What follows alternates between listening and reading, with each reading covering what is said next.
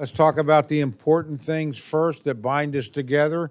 The women's softball team beat the press last night.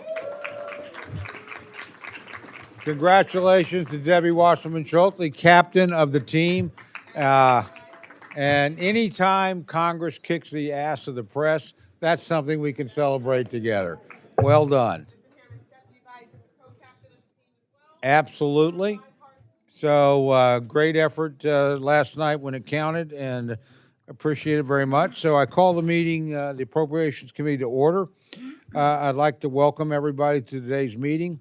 Today we'll be marking up our Transportation, Housing, and Urban Development and related agencies appropriations measure for fiscal year 2026, followed by Energy and Water Development appropriations measure for fiscal year 2026.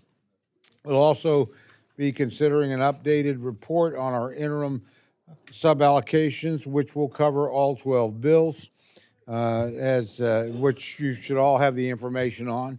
As with our previous markup, it's my intention to complete all our work on these measures today. While we'll take a recess for floor votes as needed, we'll otherwise be here today until our work is completed, both on the bills and the interim suballocations. Before we go on, look, there's going to be a lot of movement back and forth to the floor today. We want to be very respectful of all of you. I know some of you will need to be on the floor at certain points. And so, you know, if you have kind of an assigned rotation, we'll hold it. We'll make sure you have a chance to say whatever it is you need to say or make whatever point you need to make, and that's perfectly fine. But we will finish the work today. So, you know, again, I'm more than happy to stay here as late as any of you. I was here pretty late last night. And in that order, I also want to single out, and I think you guys ought to applaud Chairman Calvert and Ranking Member McCollum were here very late last night. Incredibly important bill. Half of what we do financially is in that bill. And they got us off to a good start, and we'll have a robust debate today, and we'll see where we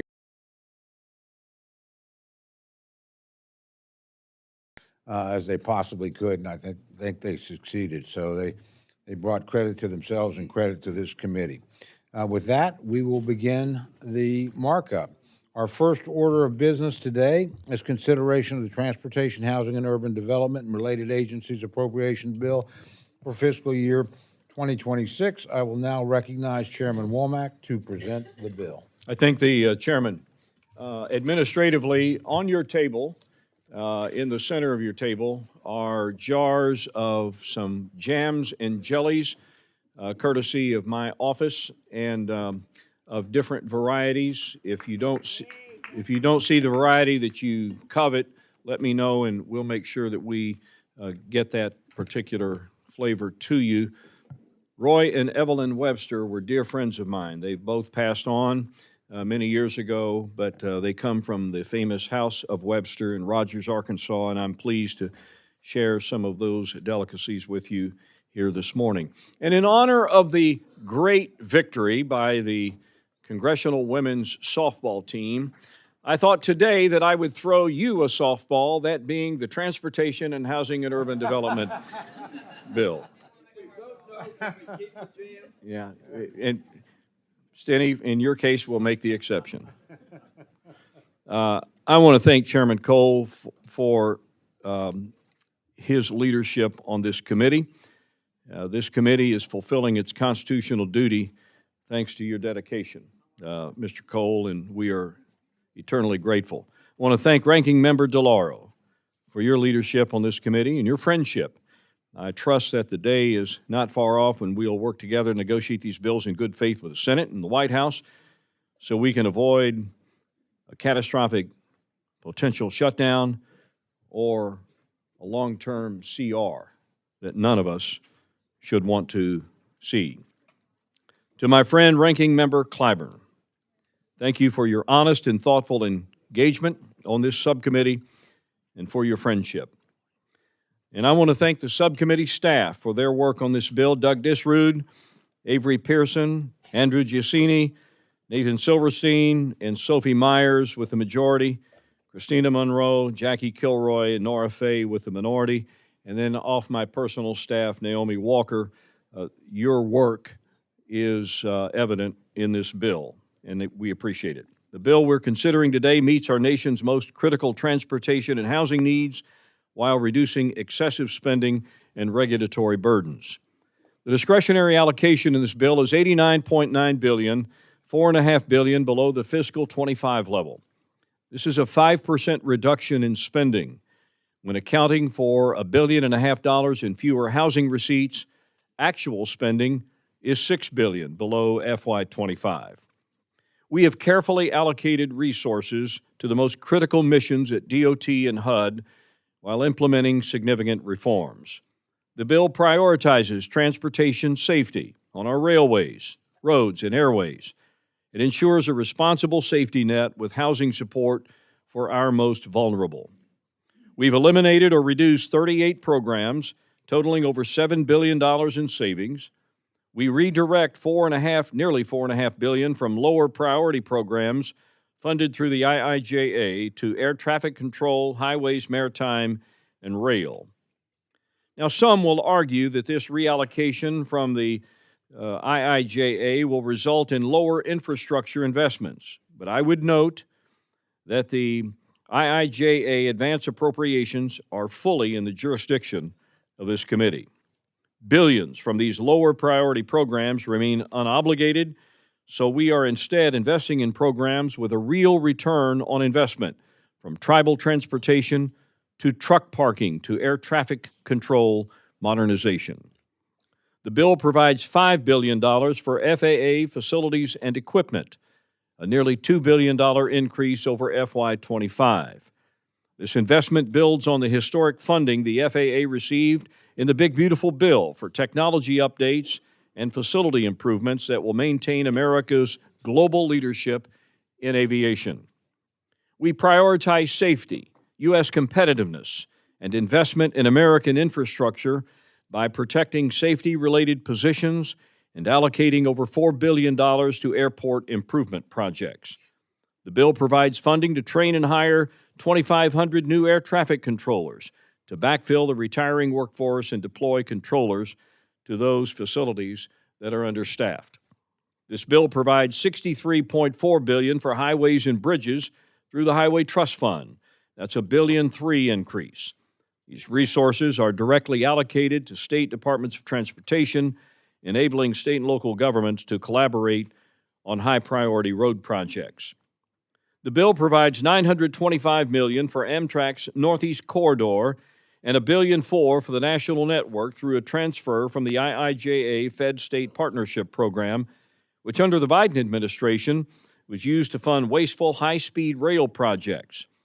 The bill also uses Fed-State balances to provide $500 million for Consolidated Rail Infrastructure Safety Improvements, CRISI, the CRISI grant program, making an important investment in rail safety. The bill supports DOT's maritime mission with $481 million for strategic sea lift, including a $62 million increase for the Maritime Security Program and $31 million for the Tanker Security Program increases. We provide $184 million for the U.S. Merchant Marine Academy and $91 million for the state maritime academies, including a $32 million mark to kickstart the 10-year capital improvement plan.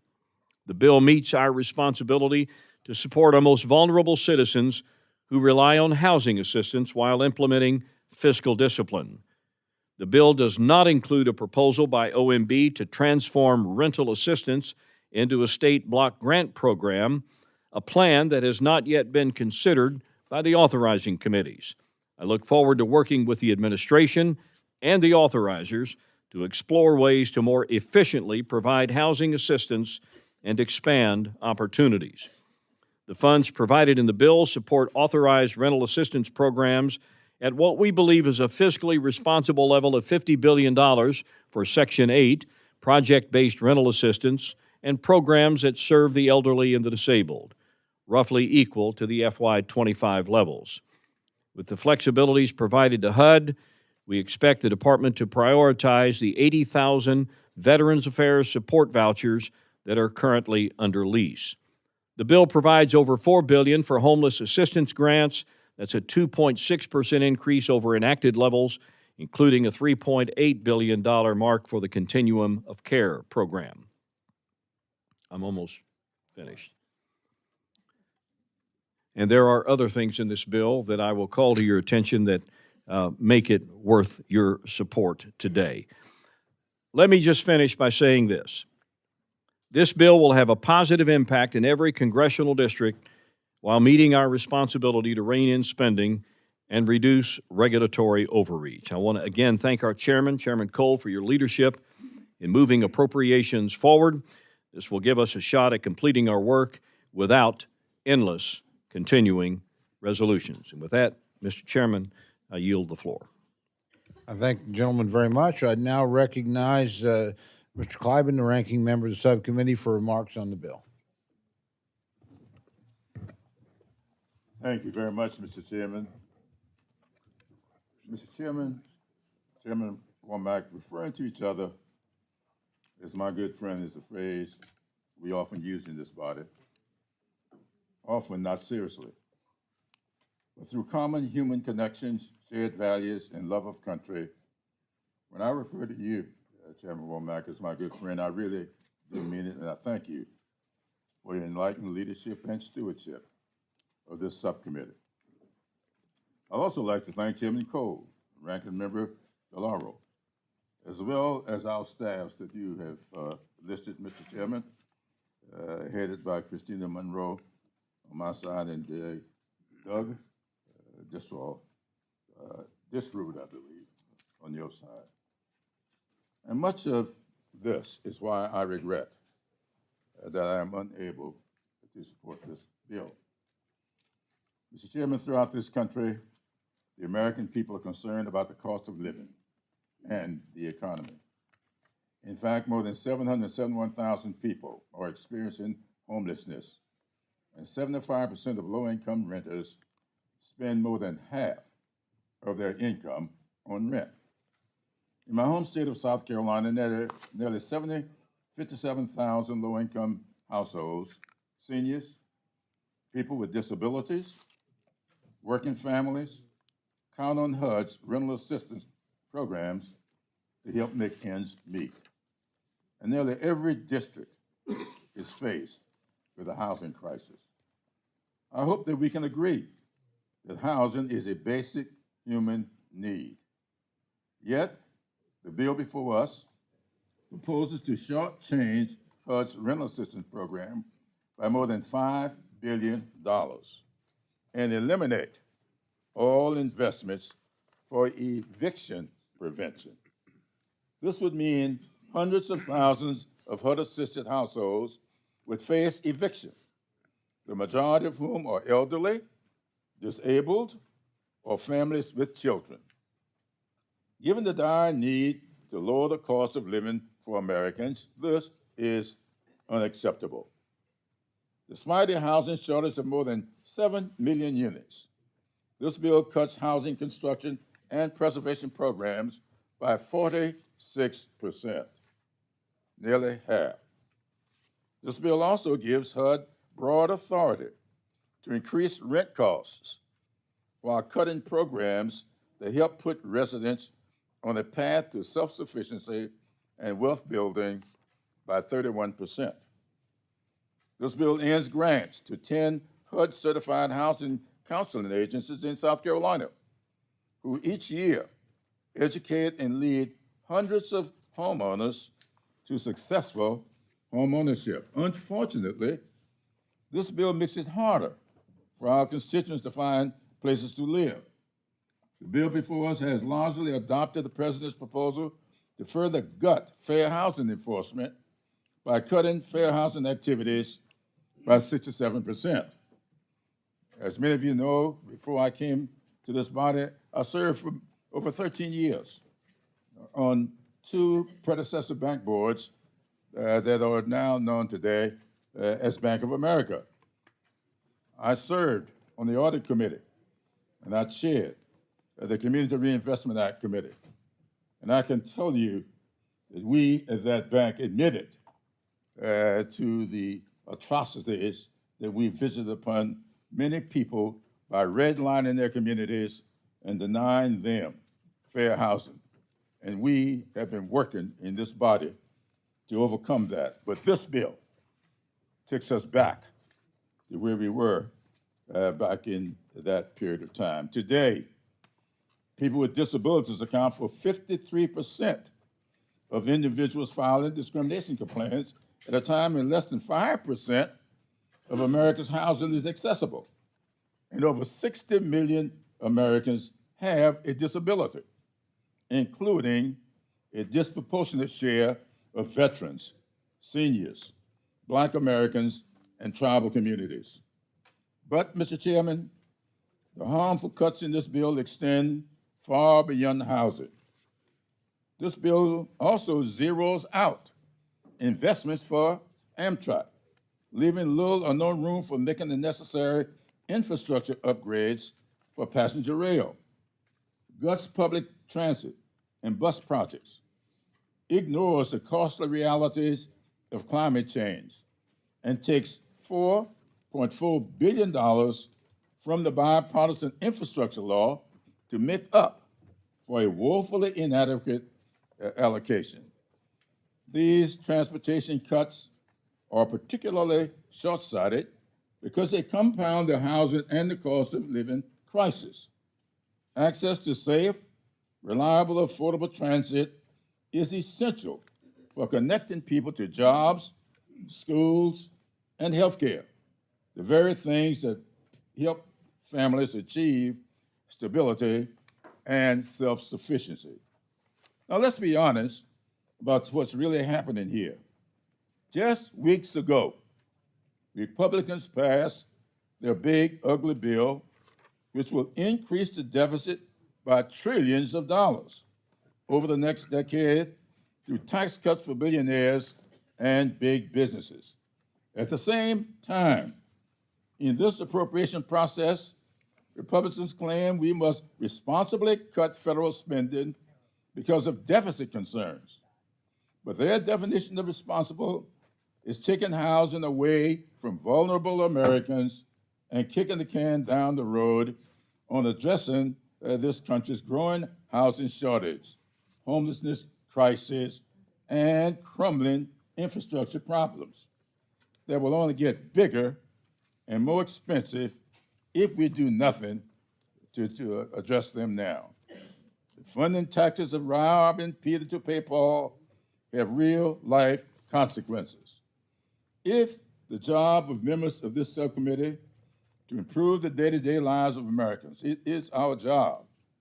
Unfortunately, this bill is full of unrealistic gimmicks and will be devastating to many communities throughout the country, especially in my home state of South Carolina. Mr. Chairman, I understand the challenges you face, but I respectfully cannot support a bill that fails to make honest investments to improve daily commutes, modernize our rail systems, and address the public housing backlogs that have plagued our nation for decades. So I plead with my Republican colleagues and friends, let's work together to develop the means and muster the courage to do that which is necessary to make America's greatness accessible and affordable for all. Unfortunately, this bill, as written, fails to meet that goal. I urge a no vote and yield back the balance of my time. Thank you, Mr. Chairman. I thank the gentleman. I thank him for his typically thoughtful and gracious remarks. Thank you, Chairman Womack, and thank you, Ranking Member Clyburn and Ranking Member DeLauro. It's always a pleasure to be with you and work together, and to all our members. The Transportation, Housing, and Urban Development measure before the subcommittee today responsibly funds our most critical transportation and housing needs while demonstrating fiscal responsibility. This measure ensures that our airways, railways, and roads are safe and improves reliability for the traveling public and freight haulers. Substantial funding allocated for highways through the Highway Trust Fund also delivers a meaningful increase that strengthens our core infrastructure. I'm particularly pleased with the investments in the Federal Aviation Administration's facilities and equipment. The significant enhancement in these areas will modernize national airspace and hire additional air traffic controllers for understaffed facilities.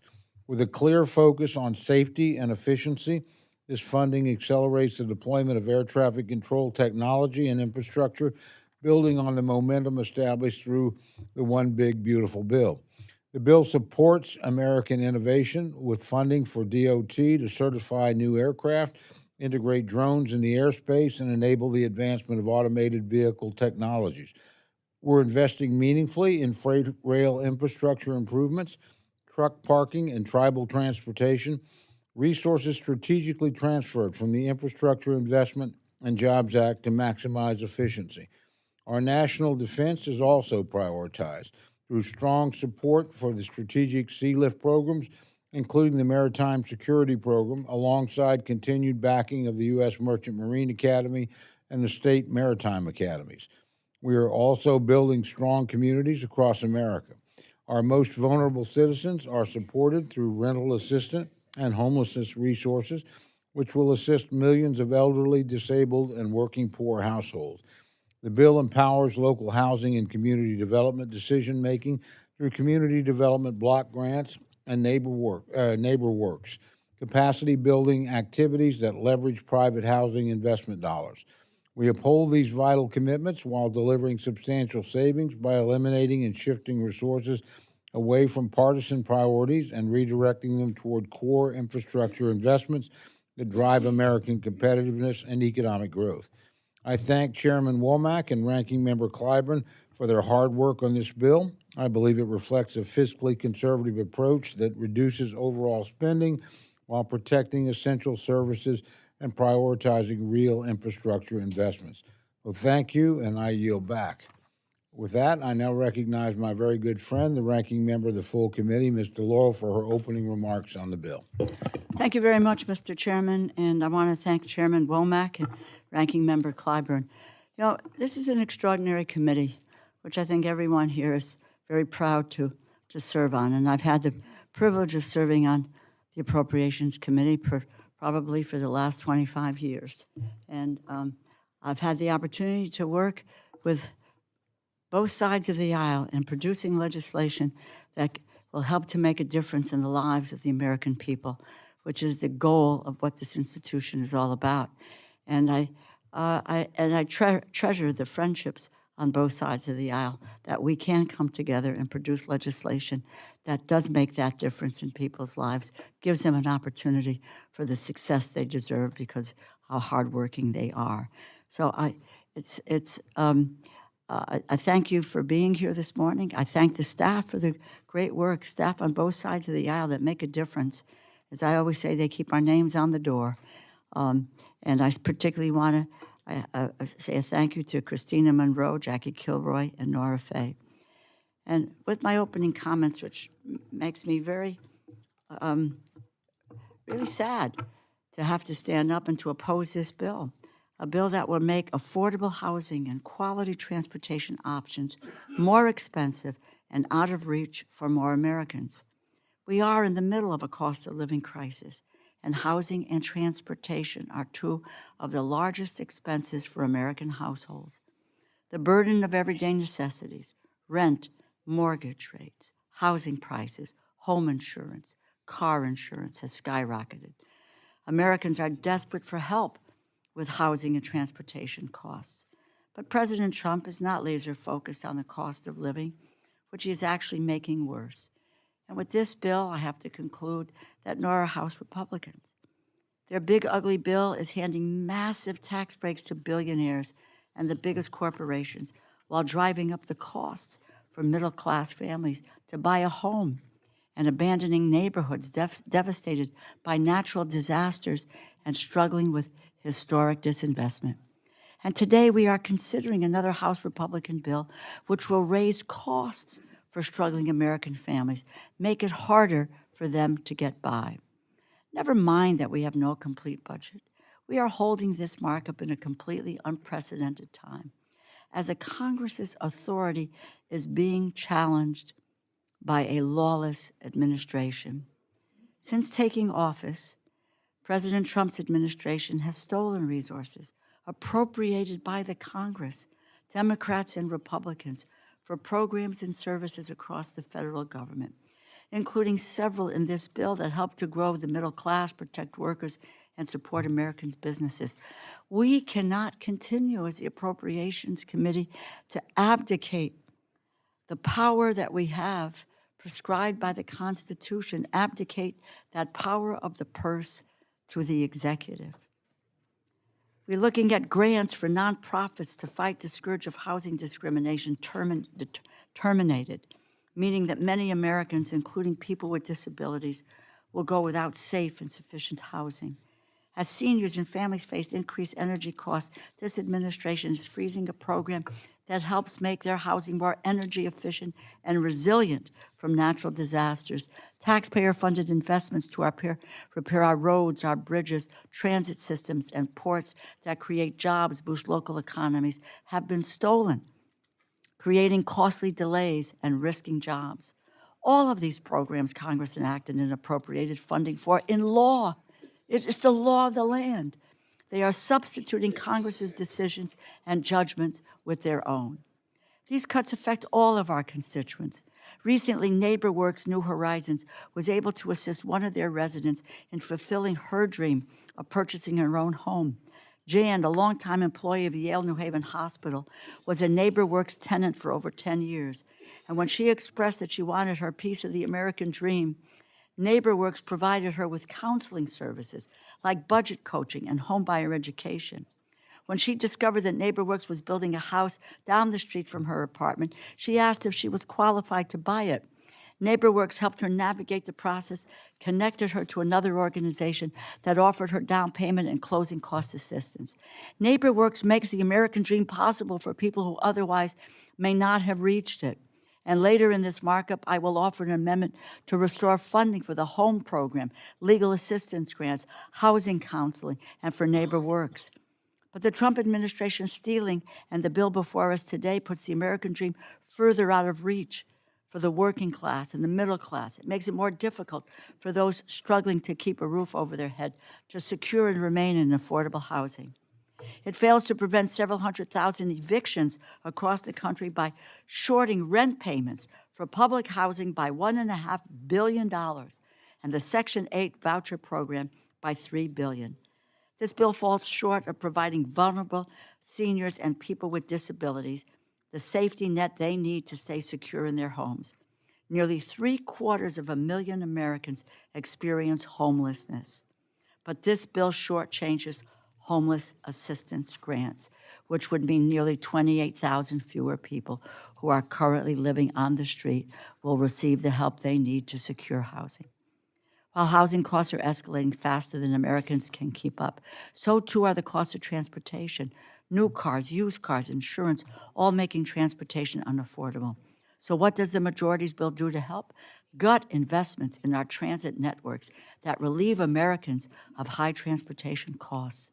The majority is zeroing out investments for Amtrak, forcing the railroad to dig into the couch cushions in hopes of finding what they need to pay their workers, maintain service, and keep their train system safe.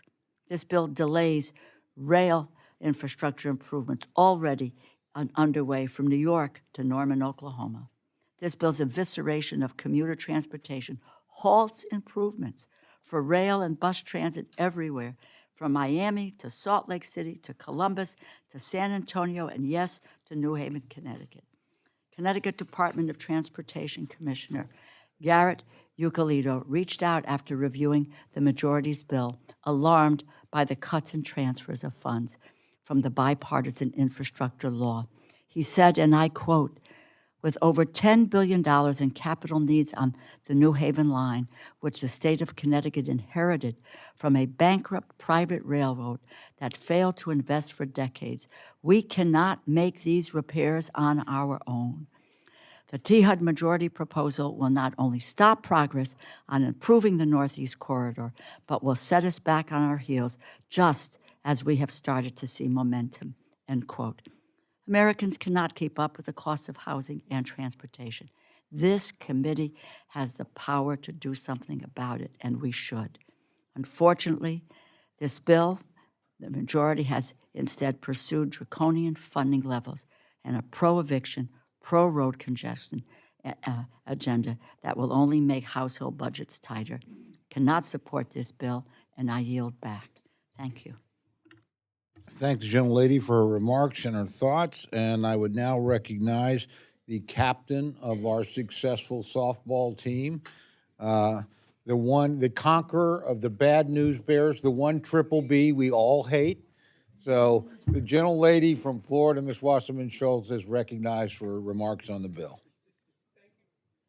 Thank you, Mr. Chairman. That's absolutely right. We found a BBB that we both all consider our adversary.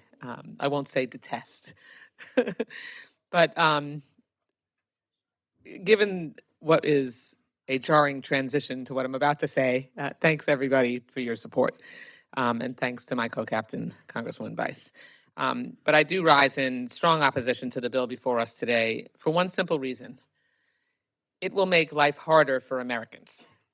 At a time when Americans already struggle with the high costs of living, from groceries to rent to gas, this bill makes it even harder for working families to get by. It cuts nearly $6 billion, almost 6% from last year's funding levels, turning its back on the very people and communities we are here to serve. This is not a serious effort to govern, and it has no chance of becoming law. It is an ideological agenda that strips away investments in affordable housing, public transportation, and infrastructure. Let's talk about what these cuts mean in real life. This bill threatens to push nearly 415,000 low-income households off of rental assistance or into eviction. Families with children, veterans, people with disabilities. These are people who have done everything right, who simply can't afford today's sky-high rents, and now you just tell them, you're on your own. This bill also slashes transit system funding that millions of Americans count on to get to work, school, or a doctor. These cuts will lead to longer commutes, more congestion, fewer routes, and higher costs. It makes life harder. These cuts will slow down our economy and hurt construction workers and small businesses. They allow America to fall farther behind while our key global competitors invest in high-speed rail and modern infrastructure. We should make our housing and transportation systems safer, more efficient, and more affordable. But this bill does the opposite. It guts housing protections, adds red tape for developers, and guts the very public-private investments that keep our economy moving and growing. We should work together to lower costs, strengthen the middle class, and ensure that every family has access to a safe home and a reliable way to get to work. This bill will raise prices, kick families out of their homes, and sabotage the progress that we've made rebuilding America's infrastructure. We can and we must do better. I urge my colleagues to reject this short-sighted bill. Let's fight for a funding plan that reflects our values, one that invests in our people, empowers our communities, and ensures that no family is left behind just so billionaires can get another tax break. Thank you, and I yield back. I thank the gentlelady for her remarks. I now recognize my good friend from Georgia, Mr. Bishop, for his remarks on the bill. Thank you very much, Mr. Chairman. Thank you, Chairman Womack and Ranking Member Clyburn, for your hard work on this bill.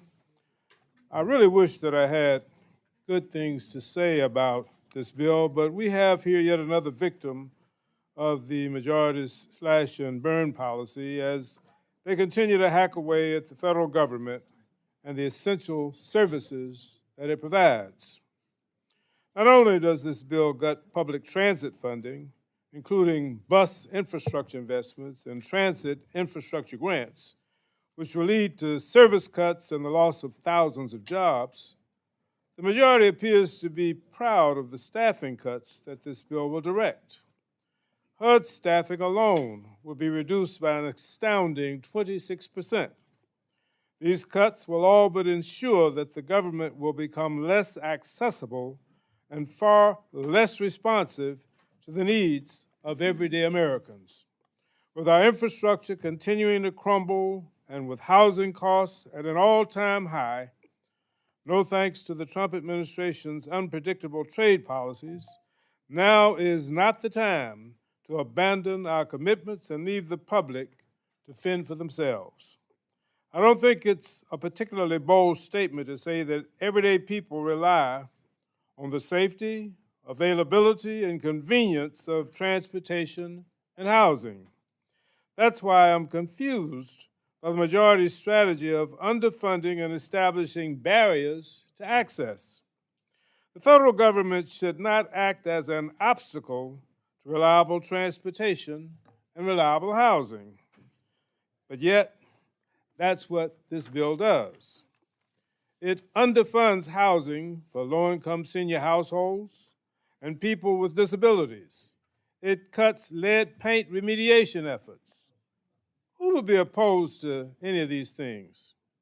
The bill eliminates housing counseling assistance for HUD certified housing counselors who provide assistance to working households to achieve the American dream of owning their own home. It also eliminates programs that spur the development of new affordable housing. Do we want to close the door for the hardworking families who want to take ownership and practice stewardship of a piece of their country?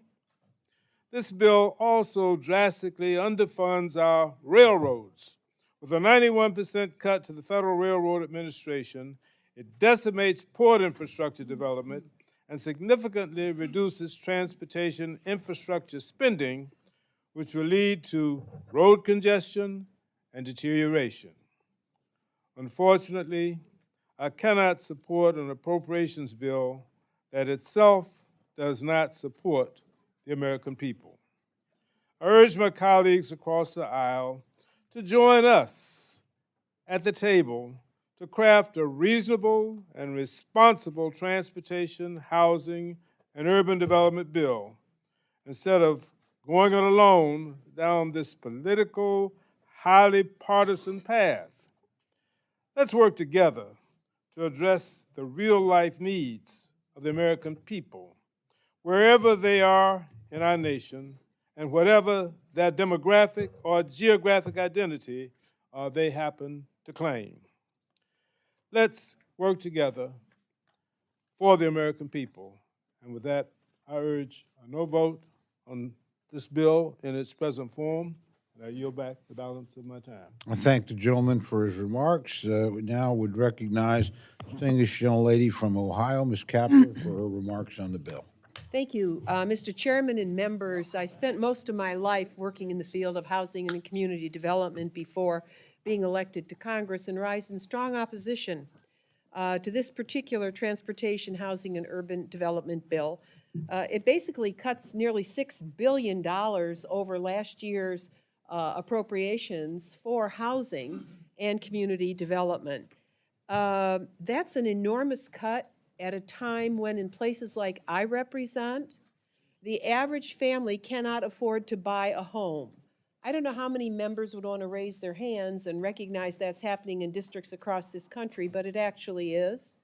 And what I'm seeing happening in districts like mine is we have more homeless, and the mobile home parks that we have are deteriorating to a point where it doesn't even look like America anymore. And so the area of housing is critical to the American people. So to cut back at this point where people can't even afford rent, I was with a gentleman the other day, and he cannot afford $800 a month for rent. He can't. What's he supposed to do? He's 75 years old, and there isn't any more room in the publicly subsidized housing, and what does exist is too expensive for him to move in. Where does he go? And he's not well. This is not just happening in my district, it's happening across the country. The cuts, I was sitting here and doing a little bit of math. If under the Republican bill, which rewarded billionaires, okay, you're adding trillions to the deficit and to the debt, the accumulated debt of the country. Every year, those billionaires are going to get $340,000 a year in a tax refund. $340,000. In my district, that would house just one billionaire's tax cut for just 1 year would allow me to house 340 more people in my district. Over 10 years, that one person who wouldn't get He'd get more tax cuts, but he wouldn't get $340,000 more. Just that one person could house 3,400 people in a district like mine. That's pretty darn good. And so I think some have too much, and others can barely survive. Barely survive. And that's happening across our country, not just where I represent, where people believe in work. They want to work.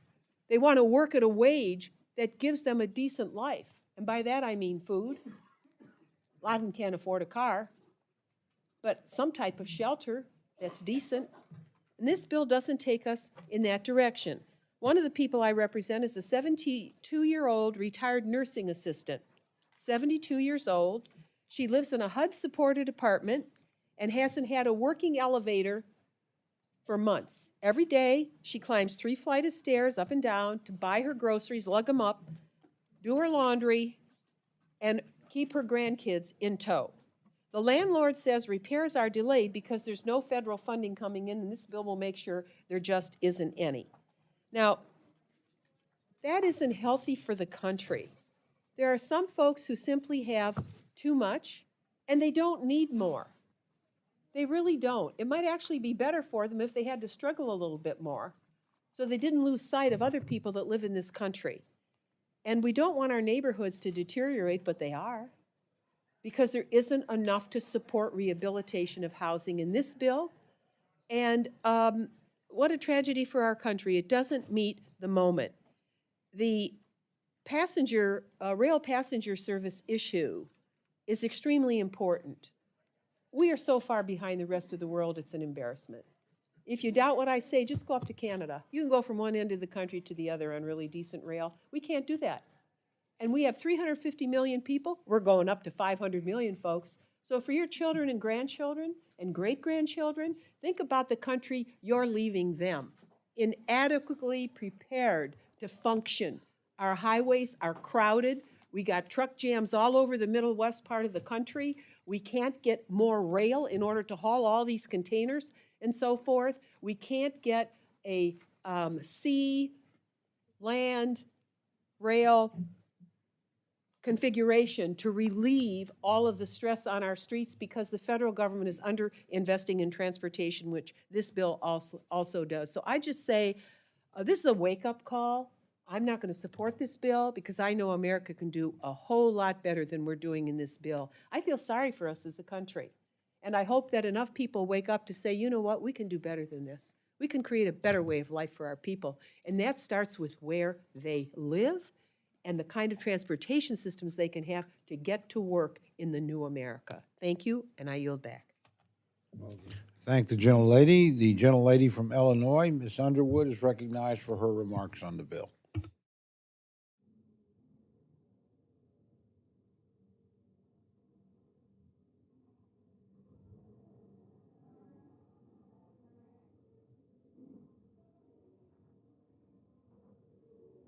Thank you, Mr. Chairman. I rise today in strong opposition to the fiscal year 2026 Transportation, Housing, and Urban Development Appropriations Bill. Families in Northern Illinois are in a cost of living crisis. The price of rent is through the roof. Actually buying a home feels more out of reach than ever. And working people are paying more and waiting longer to get work and back home every day. We heard Republicans talk endlessly about inflation and the cost of living before the election, but what have they done since? Nothing to lower costs, nothing to help families, nothing to make housing more affordable or transit more reliable. Instead, they push through their big ugly bill, which gives tax breaks to the same corporations and private equity firms that are driving up the cost of housing and construction. And now the bill before us today continues the Republican agenda of stealing from the poor to give to the rich. The bill cuts nearly $1 billion from effective data-backed housing programs. While rents skyrocket, Republicans are gutting the very programs that help the lowest income families keep a roof over their heads and pushing more families into homelessness. These policies don't just ignore the housing crisis, they're fueling it. This bill also includes more poison pills that once again do nothing to help families in Northern Illinois. This bill includes language to block HUD from building energy-efficient housing. It also strips away basic protections for tenants, making it easier for families to be evicted in violation of their rights. And the transportation cuts in this bill are just as harmful. Families in my district rely on Metra every day to get to work, pick up their kids, and get downtown without sitting in hours of traffic. Yet the bill we're debating today cuts federal funding programs that Metra uses to improve service, capacity, and reliability by 98%. This means slower trains, longer wait times, worse service, more traffic on our roads, and more pollution for everyone. Guys, this is so terrible. Republicans are also slashing Amtrak, another essential service for Illinois families, especially in rural towns like Mendota, where Amtrak is a lifeline. These communities will be hit the hardest. But once again, the Republican answer to popular government services is cut it, dismantle it, give it away to big corporations who will charge us more. Republicans will tell you this is about cutting waste, but the truth is this is about taking resources away from working families so that they can hand the reins to their billionaire friends who want to keep making money off of public services. Families in my district and across the country deserve safe, affordable housing and reliable, efficient public transportation. They deserve a government that will show up for them, not one that guts the programs that they rely on. With this bill, Republicans are once again failing to address the cost of living crisis that is crushing families in Northern Illinois. I urge my colleagues to reject this cruel, out-of-touch bill, and I yield back. Thank the gentlelady. The gentlelady from New Jersey, Ms. Watson Coleman, is recognized for her remarks on the bill.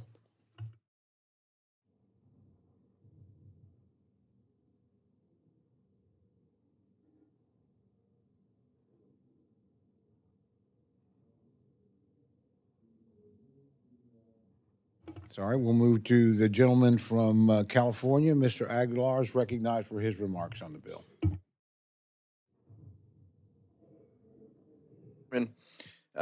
Ranking Member DeLauro, Mr. Chairman, Subcommittee Chairman, is a member of the committee. I rise today to oppose the bill. This was a missed opportunity to have a bipartisan way to address the cost of living crisis, the housing crisis, and programs that help working people live and work in the communities that they were raised in. But instead, we're making it harder for families to buy a home, harder for families to get ahead, and harder for families like the one I represent to thrive. We have already seen this administration fail to treat the housing crisis with the urgency that it requires. In fact, they're only making it worse. One of my constituents, Wendy Alvarez, came to my office when she was told her housing voucher was going to be discontinued. We learned that because of the reckless cuts from the Trump administration. The San Bernardino Housing Authority has to end its emergency housing voucher program because of lack of federal funding. This is not the only example in my community. Leslie Ann Heathcote Malloy owned a home for 20 years, fell on hard times during COVID, and ended up homeless for 6 months in the middle of the pandemic. She learned this week that her housing voucher is going to end, and she's scared at what the future holds or whether she's going to be homeless again. This is a direct result of the cuts of the Trump administration imposing, and this bill does nothing to restore important funding to help people stay in their homes. I know these stories are happening in other communities, and it's our responsibility to fight back. This bill cuts more than $1 billion of affordable housing at a time when families are struggling to pay rent and buy a home. Instead of eliminating funding for the Home Investment Partnership Program, we should be making it easier to build homes, lower costs, and give people more opportunity for affordable housing or rent. I don't think this committee wants to get rid of one of the most effective tools we have to help low-income and working-class families. This committee should be working to make sure that our federal dollars are going to lift up families in the communities they live and work in.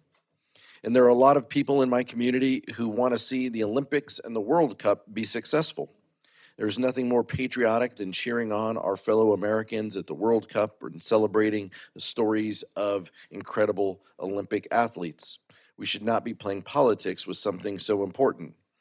Our number one focus should be showcasing American prosperity and ingenuity. And let's be clear, if we fail to make the necessary transit investments, we're going to make those events less safe. We're going to make our community members who visit those events less safe. These events are going to highlight the best of America, create thousands of jobs, and bring billions of dollars of revenue to our communities. We should do our part so we can make sure that they're successful. We can make improvements to this bill, Mr. Chairman. I know that my colleagues want to join me in offering amendments, and I hope that we can make this a better funding bill. I appreciate the chairman and the ranking member for allowing a fulsome debate on these important issues, and I urge my colleagues to roll up our sleeves and to work in a good faith manner to make this bill better. I yield back, Mr. Chairman. Thank you. I thank the gentleman for his remarks. The chair recognizes the gentlelady from New Jersey, Ms. Watson Coleman, for her remarks on the bill. I dropped a mic prematurely. Yeah. Thank you, Chairman Womack and Ranking Member Clyburn. I rise today in strong opposition to this bill. The cuts in this bill are not just about the line items, but they're about lives. This is about Americans getting to work, staying housed, and creating opportunity. Unfortunately, this bill slashes those lifelines. It cuts nearly $6 billion to these departments, while rising housing costs and infrastructure needs grow day by day. This bill threatens to push nearly 415,000 low-income households off of assistance and into eviction. It cuts Section H vouchers by over $770 million, leaving it $3 billion short of what's needed. It cuts public housing by 70%, which would endanger 230,000 households and leave Section 9 housing with a $500 million shortfall, risking an additional 45,000 households. It underfunds homelessness assistance grants by $150 million, while there are 771,000 people in this country experiencing homelessness. It eliminates legal aid for those facing eviction, despite the 18% rise in homelessness. It eliminates the home program, which will halt the construction of 45,000 new affordable homes in 2026. It eliminates the pro-housing program, which helps local governments fund locally driven solutions to expand affordable housing and transit-oriented development. It cuts fair housing enforcement by 67%. Turning our backs on civil rights laws and protecting home choice. There is also a slew of harmful policy riders, ranging from eliminating the 30-day eviction notice to granting HUD waiver powers to impose work requirements and set rent hikes. When I questioned the HUD Secretary, Scott Turner, a couple of weeks ago, I questioned him on a lot of these programs, but he could not offer many specific details on their plans. So I am skeptical of a provision in this bill that would give the Secretary expansive authority to micromanage how assistance programs are applied. I think that a responsible use of this kind of authority would require an in-depth understanding of these programs. But based on the testimony before this committee, I have a really hard time believing that the Secretary is fully read into these details. This isn't the kind of paradigm shift that I can get behind. Furthermore, this bill pulls the rug out from under renters and working families and the communities in which they live. It does nothing to lower costs. It simply shifts the burden to the most vulnerable at the benefit of the greedy and the very rich. I urge my colleagues, let's stop balancing the budget on the backs of seniors, low-income families, and the disabled on behalf of billionaires who don't need a thing from us. We can and we must do better. I thank you, Mr. Chairman, and I yield back. Thank the gentlelady for her remarks. The gentlelady from Pennsylvania, Ms. Deans, recognized for her remarks on the bill.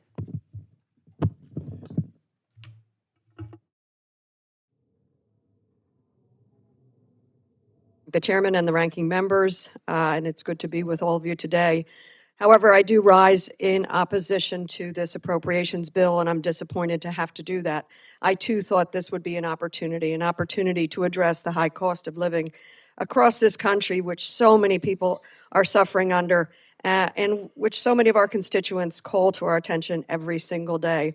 We've heard from many of my Democratic colleagues about the breadth of these cuts to housing programs. So I thought I'd take a moment just to tell you a little bit about how some of these vital funds that are under attack by this administration and sadly by our own colleagues here are used in my community. Let's talk about homelessness. My community, it's suburban Philadelphia, Montgomery County, Pennsylvania, and Berks County, Pennsylvania, like many communities across this country, has seen a devastating spike in homelessness. Homelessness among seniors in particular, over the last few years, due to the rise in rents and enduring economic impacts of the pandemic, the rising cost of living, the unaffordability of housing. Last year, the number of people suffering homelessness in my area increased by 14%. Yet we have a fantastic initiative. It's called Your Way Home, which brings together relevant stakeholders to address and prevent homelessness in Montgomery County. And the results have been extraordinary. In 2024, Your Way Home leveraged $777,000 in federal funds to serve nearly 5,000 people, including 142 veterans. Of those served by Your Way Home in the last couple of years, 83% have retained housing and have not returned to homelessness. 41% have completed programs with increased income. This year, the program was awarded $5 million, money that is clearly needed to address the continuing rise in homelessness in my area, yet the Trump administration froze that funding. Thankfully, due to legal action and lawsuits, the funds were unfrozen, but we are not out of the woods, and we fear more freezing of funds. And while this bill may preserve programs that serve those who are already homeless, it is devastating for programs that are meant to prevent homelessness from happening in the first place. As part of Your Way Home, there is an Eviction Prevention and Intervention Coalition, EPIC, a program designed to stabilize vulnerable families and people in Montgomery County who are facing eviction by providing them with free legal and social services on the day of their eviction hearing. In the second half of 2024, EPIC served 365 people, preventing 149 evictions and distributing $540,000 in rental assistance. And we know that it is far more cost-effective to prevent homelessness from happening in the first place. Yet this bill is not sufficient to keep those vital programs in place. This bill cuts Section 8 voucher programs, also known as emergency housing vouchers. This is $3 billion below what is needed to prevent the eviction of nearly 140,000 very low and extremely low income households nationwide. After taking into account funding shortfalls in the fiscal year of 2025, the rising cost of housing and inflation. In Pennsylvania, there are currently about 1,500 households that rely on this program. It would be catastrophic for them to lose these vouchers. The Center on Budget Priorities estimates that it would result in 14% increase in homelessness for the state. Further, this bill would strike all investments for legal assistance and eviction prevention. There's so much more to talk about in this bill, and I will take the time at another time. But in the meantime, I ask all of us, couldn't we rethink this? Don't we know that our voters, our constituents are concerned about homelessness and the high cost of housing? And Mr. Chairman, I yield back. Thank the gentlelady. The gentleman from California, Mr. Levin, is recognized for his remarks on the bill. Thank you, Mr. Chairman. Thank you, Ranking Member DeLauro. I am grateful that this bill includes funding for several projects in my congressional district, but I am disappointed that I still cannot support this bill as written. For one, the bill completely zeroes out funding for the federal-state partnership for intercity passenger rail grant program. For those that don't know, this grant program helps repair and replace the rail infrastructure to improve reliability for pastors who depend on these services all across the country. In my district, in Southern California, we rely heavily on the Lausanne corridor, the second busiest intercity passenger rail corridor in the country. The Lausanne corridor links the cities of Los Angeles, San Diego, and San Luis Obispo and connects my constituents to the rest of the country. The corridor moves over 4 million passengers per year, many of whom are daily commuters. And it's not just people. Over $1 billion in freight is moved each year through the Lausanne corridor. Lausanne is also essential for national security. It's part of the Defense Department's Strategic Rail Corridor Network, better known as STRACNet. Marine Corps Base Camp Pendleton in my district relies on the Lausanne Rail Corridor for essential shipments and military readiness. If an emergency strikes, the Lausanne corridor is required to be able to move our troops and military equipment at a moment's notice. But between erosion, eating away at the ground beneath miles of tracks, and landslides closing down segments of the service entirely at times, the reliability of Lausanne is in jeopardy without the funding options it needs. Despite all those that rely on intercity rail service, this bill completely eliminates funding for this program. Without this funding, the Lausanne corridor and rail corridors all across the country will struggle to be able to serve the needs of all who rely on them. I'm also concerned that this bill fails to address one of the biggest issues facing our communities, and that's homelessness. This bill fails to increase voucher funding to keep up with the rising cost of housing and inflation. This will mean that communities like San Diego and Orange County, where I represent, won't have the funding they need to keep families with vouchers in their homes, and families with vouchers won't be able to find the housing that they can afford. I was especially shocked to see insufficient increases in elder and disabled housing voucher funding. In San Diego, the elderly are the fastest growing homeless population, and this bill will impact who we are able to serve. It's just unacceptable. On top of that, the bill codifies this administration's DOGE cuts to HUD staff, making it harder to administer the programs that so many rely on. Does nothing to honor the department's commitment to 2-year funding for our continuums of care, which give our local agencies time to focus on ending homelessness rather than reapplying for funding every single year. And this bill gives broad authority to the secretary to make any changes he wants to program requirements, including voucher time limits, paperwork requirements, and increased rent for low-income families. You know, in markup after markup, I and others have called out how our committee is giving up its power to the administration and specifically to the Office of Management and Budget. And I know we all agree, because I see it on a plaque up there, Article 1, Section 9, Clause 7, no money shall be drawn from the Treasury, but in consequence of appropriations made by law. Happy to see that plaque back up there, Mr. Chairman. I know we all agree that we have a constitutional responsibility, not an option, but a responsibility to protect Congress's spending authority as a co-equal branch of government. As written, this legislation does not live up to that responsibility. Thank you, and I yield back. I thank the gentleman. I can't take credit for the plaque, but whoever did it, thank you very much. It's a very appropriate thing to do. With that, the gentleman from New York, Mr. Espiat, is recognized for his remarks on the bill. Thank you, Mr. Chairman, ranking member. I rise in strong opposition to this bill. It will make housing less accessible.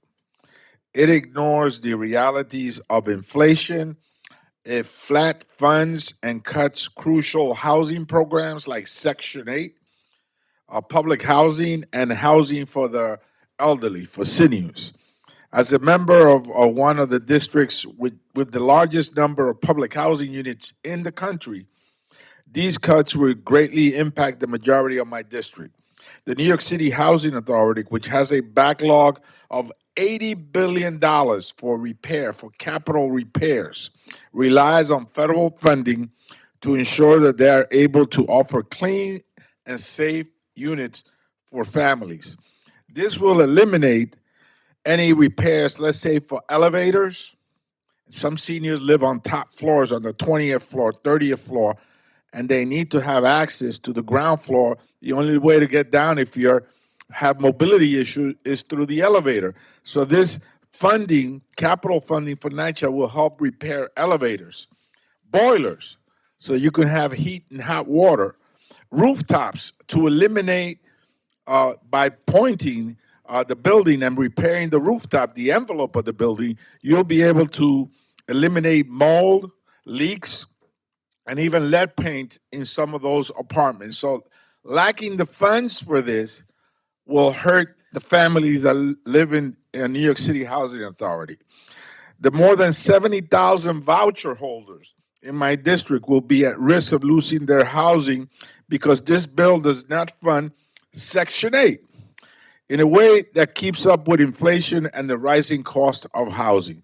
So in addition to the capital repairs that are critical to the quality of life of these families, particularly seniors, you now have cuts to Section 8 and families that are the neediest. Now, we spoke to the Secretary of HUD, and he agreed and he admitted that we are facing an unprecedented homelessness crisis, and that in fact we also have an affordable housing emergency. And he agreed that the rent is too damn high. And yet, what the White House is proposing is to cut HUD by over 50%. And here we go again, applying additional cuts that will further hurt a working family. This bill comes at a time when homelessness is at an all-time high. In New York City, 1 out of 8 kids, 146,000 kids in the New York City public school system are homeless. Many are in shelters and even doubling up and are living with friends and extended family. Mr. Chairman, I ask you unanimous consent to submit the article entitled 1 in 8 New York City students experienced homelessness last year, a record high, into the record. Without objection. Thank you, Mr. Chairman. I will go on and say that this is a bill that should be opposed as it puts the homelessness crisis, the affordable housing emergency, and the high rents in steroids. Instead of funding ways to address this issue, this bill will eliminate funding for the Interagency Commission on Homelessness and underfund the McKinney-Vento program. This bill is not serious, as it's not a serious attempt at addressing America's housing crisis. While House Republicans continue to introduce bills that contain irrelevant riders and harm their own communities, the Senate Republicans just passed a recession bill that greatly diminishes Congress' power of the purse. They have proved that time and time again that they are unserious about this process, and I urge my colleagues to vote against this horrible bill. And I yield back. Thank the gentleman. The gentleman from Indiana, Mr. Mervan, is recognized for his remarks on the bill. All Ranking Member DeLauro, Chairman Womack, and Ranking Member Clyburn for the opportunity to speak on the fiscal year 26 Transportation, Housing, and Urban Development Appropriations Bill. I proudly stand with my colleagues in strong opposition to this bill. These reckless cuts threaten affordable housing opportunities at a time when hardworking American families need them most. Instead of easing the burdens of rising housing costs, the bill strips vital resources from seniors, veterans, and working families, making the American dream harder to reach in Northwest Indiana and across the nation. Eliminating home funding directly harms Indiana's 1st District, where it has helped build housing for working families and veterans. Cutting this essential program only deepens the housing crisis rather than solving it. We owe it to our communities and our country to protect these investments and uphold the promise of the opportunity for all. This bill puts vulnerable neighbors in greater risk. Cutting $770 million from the Section 8 housing vouchers would increase evictions in Indiana and across the nation at a time when rising rent and limited housing options. Slashing legal aid and fair housing funds only makes it harder for working families to keep a roof over their heads. Further, this legislation would make housing less accessible and less safe for most vulnerable communities by cutting public housing funding by 17%. The bill would severely impact the ability of public housing agencies, including those in Gary, Hammond, and Michigan City, to ensure safe and affordable housing. On the transportation side, I am grateful that the bill continues to fund important grant programs like BUILD, which provides critical dollars for local and regional infrastructure, and CRISI, which supports improvements on freight and intercity rail. However, I am concerned about the practice of using bipartisan infrastructure law money as replacement for annual appropriations. Advanced fundings through the bipartisan infrastructure law was meant to provide certainty for long-term projects and put people to work and improve our roads, bridges, rail networks. Undercutting these dollars will only elongate project timelines and increase costs, especially as we approach the next cycle in surface transportation reauthorization. We must maintain a healthy pipeline of funding to ensure that our ongoing projects to modernize our transportation networks continue. I came to Congress to help improve the lives of my constituents, to bring down the cost of living for hardworking families, and to provide assistance to the most vulnerable populations among us, and to improve the standard of life in our communities. This bill will not make these lives better, but will rather exacerbate challenges for those already experiencing hardship. I encourage my colleagues to oppose this bill as written, and I work in a bipartisan basis to make the needed improvements. I yield back. I thank the gentleman for his comments. Are there any other members wishing to make general comments about the bill? The gentlelady from Washington is recognized for her remarks on the bill. Thank you, Chairman. I'm going to take a page out of the esteemed James Clyburn playbook here and explain why I care so much about roads and bridges.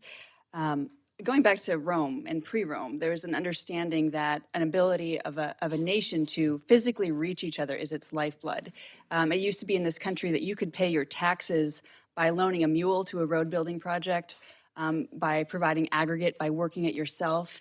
And this manifest relationship of the things that we own and a respect for the skill it takes to do that is good for our country. It's good for an exercise to say that the way that we build things matters. It is a reflection of who we are as a people.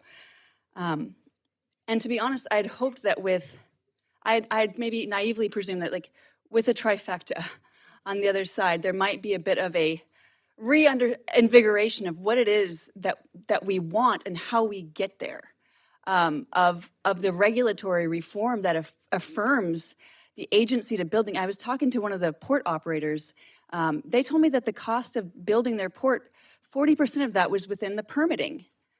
And addressing the reasons that we have been divorced from agency in making the things that we rely on are difficult. My community, we have a bridge that's 107 years old, the I-5 bridge. And when you cross that bridge, you'll see a quote from John Ruskin. John Ruskin said, "When we build, let us think that we build forever. Let it not be for present delight nor for present use alone. Let us make such work as our descendants will thank us for. Let us think as we lay stone on stone, that a time is to come when those stones will be held sacred because our hands have touched them, and that men will see, as they look upon the labor and wrought substance of them, see, this our fathers did for us." And a material respect for our infrastructure, for the skill and the cultural knowledge it takes to build things that last, a correct ordering. I bet that I could get about 20% of my constituents to say that housing itself is a human right. I bet I could get 80, 90% to say that the right to build a house is a human right, the right to have those skills, the right to be able to to exercise the permits. You look at the cost and the timeline to get a permit to build a home in one county. My home county, it might be $3,000 and maybe 6 weeks. The neighboring county, you're looking at $30,000 and 6 months. That divorce from agency, the regulatory and permitting reform, the procedural reform, I hope that we can work together to address why it's gotten so difficult to agree on what we consider to be the good life, to have a discussion of what the good life is, to pursue it, and start to unwind the red tape and the layers of clipboards that divorce us from building what we commonly hold as the good life in this nation. And with that, I will yield back. I thank the gentlelady. Are there any other members wishing to make general comments about the bill? Oh, Gentleman from New York, Mr. Morelli is recognized for general remarks about the bill. Thanks so much, Mr. Chairman, and to all my colleagues. 2 weeks after this House has passed a bill that will add $4 trillion to the national debt so we can give tax breaks to billionaires, we're now considering a bill that not only cuts entire programs dedicated to housing affordability, but also pulls the rug out from under working families trying to stay afloat. We're at a critical moment for working families across the country. The cost of living continues to rise, rent is out of reach, and homeownership feels like an impossible dream. Instead of investing in homes, transit, and opportunity, my friends across the aisle and the president continue to pull resources away from working class individuals to further consolidate more wealth and more power into the hands of the wealthiest Americans.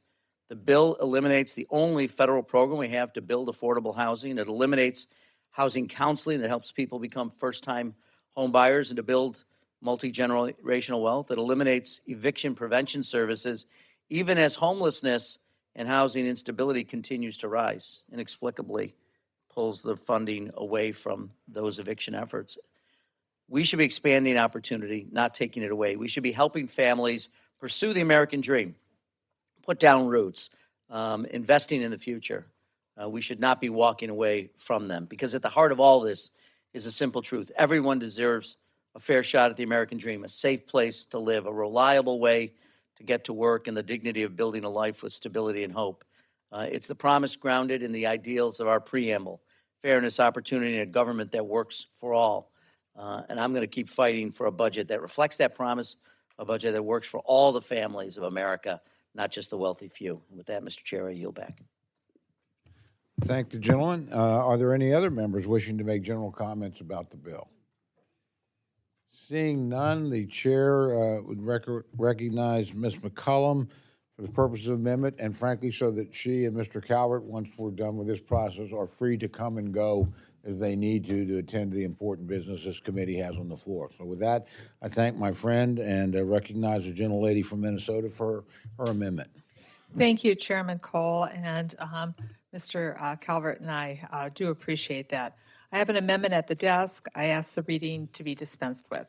Without objection, the reading of the amendment is dispensed with. The gentlelady is recognized for remarks on her amendment. And to any suspense that people might be waiting for, I'm going to be offering and withdrawing this amendment because I want to use it as a point of discussion. I've already talked to the chair a little bit about this. The men and women who work as air traffic controllers, well, they're dedicated to protect the flying public. On a daily basis, their work requires quick and skilled reactions to complex and dangerous situations. Safety of our airspace is required all day, every day of the year, including holidays. FAA currently has over 14,000 air traffic controllers who work hard to allow the American public to travel with the assurance of safety and the speed of travel. These individuals, I want to just say, and I think you'll agree with me, we all fly, are quiet heroes deserving of our recognition, and we need more of them. I'm sure you've heard from the air traffic controllers in your district and area.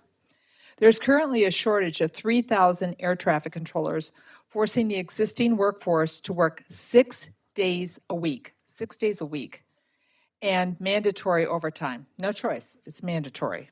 In fact, last year, air traffic controller workforce logged over 2 million overtime hours. Now, I've heard from the air traffic controllers in my district and in my state who are feeling the impact of the staffing shortage. Mandatory overtime is forcing controllers to spend less time with their families and miss very important events. Controllers are not being given, in my opinion, enough time to rest and recover. I want to commend Chairman Cole, Chairman Womack, Ranking Member Clyburn, and others for their attention to air traffic controller shortage, and providing funding to train and hire 2,500 new air traffic controllers, and providing support to the FAA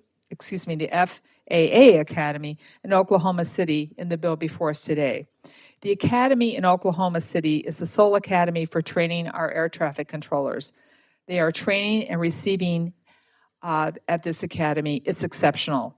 I want to be clear. This is the gold standard we need to strive for. But we must do more to solve the air traffic control shortage. The FAA and the FAA Academy should continue to build relationships with other schools, like the University of North Dakota and my adjoining state. They, working with standard bearers, can help with college preparatory air traffic controller for more classes, more class space, and more graduates. And that's why I'm offering this amendment as a discussion today. It's born out of a conversation I had with Chris and Kelly last fall, 2 air traffic controllers who keep our skies safe in Minnesota. Chris attended the University of North Dakota, where he studied to be an air traffic controller. Kelly received a liberal arts degree and later felt a call to serve her community as an air traffic controller. They both attended the Seoul FAA Academy in Oklahoma City, where they received exceptional training that has allowed them to excel as air traffic controllers and keep our skies safe. Having graduated from the Collegiate Training Initiative program, Chris was not required to attend the first 5 weeks of training in the academy that was mandatory for people like Kelly, who had no background in air traffic control. Now, I want to just state that it's a way in which I think we can work together to speed up this pipeline. Those who receive their air traffic controlling in advanced FAA Academy often have to wait 1 or 2 years to get hired as a controller. So they've graduated, and then they have to wait some more. In the spring of 2024, the FAA announced the creation of the Enhanced Collegiate Training Initiative to address air traffic control shortage and further accelerate the hiring and train new controllers. This enhanced program will allow graduates of approved colleges and universities to bypass the FAA Academy and begin on-the-job training at the facility, as the school will have provided them with the training equivalent that the academy needed. We also have to look at the training that's within our military armed services for accelerated enhancement in getting people in the pipeline to become air traffic controllers. So I just want to, I've had a conversation with the chairman to work on this. We need a high-level gold standard. There's no fooling around with the type of training, the acuity, the mental and physical well-being that these people have to have going into the jobs. But we have a shortage, and with the mandatory overtime and talking to air traffic controllers with what's happening, some of them are looking at retiring early. And so I look to working with the chairman and once again, congratulate the 14,000 air traffic controllers who ensure the safety of the 2.9 million daily passengers, 2.9 million daily passengers who travel through our airspace. We can do better staying with a gold standard like's been developed at the University of Oklahoma, but we have to do better faster. With that, Mr. Chair, I look forward to working with you, and I yield back. The chair recognizes himself to respond to the gentlelady's amendment. Number one, I appreciate the gentlelady. She certainly has my commitment to work with her on this. Number two, I just note for the record, we've done that before for advanced funding for Indian Health. We'll be fighting that battle together again later. So nobody in this body I enjoy working with more than my friend.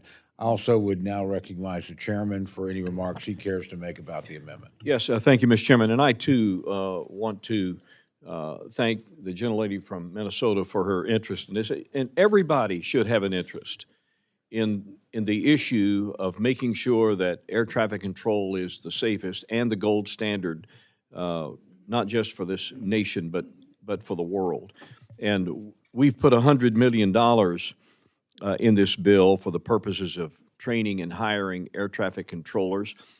And I think it would behoove everybody to understand a little bit more, and we'll be able to help you understand a little bit more about that sequence of training from the basic level of training for air traffic control and what I would commonly refer to as a residency program, where they train in order to be able certified in given airports, because not all airports are the same. So it's a complicated process that deserves everyone's attention, and I will be delighted to work with the gentlelady to ensure that we're doing the very best we can to make sure that the pipeline remains full of people interested in serving from an air traffic capacity, and that the funds flow for those specific purposes. And with that, I yield. Thank you, gentlemen. Gentleman from South Carolina is recognized for remarks on the amendment.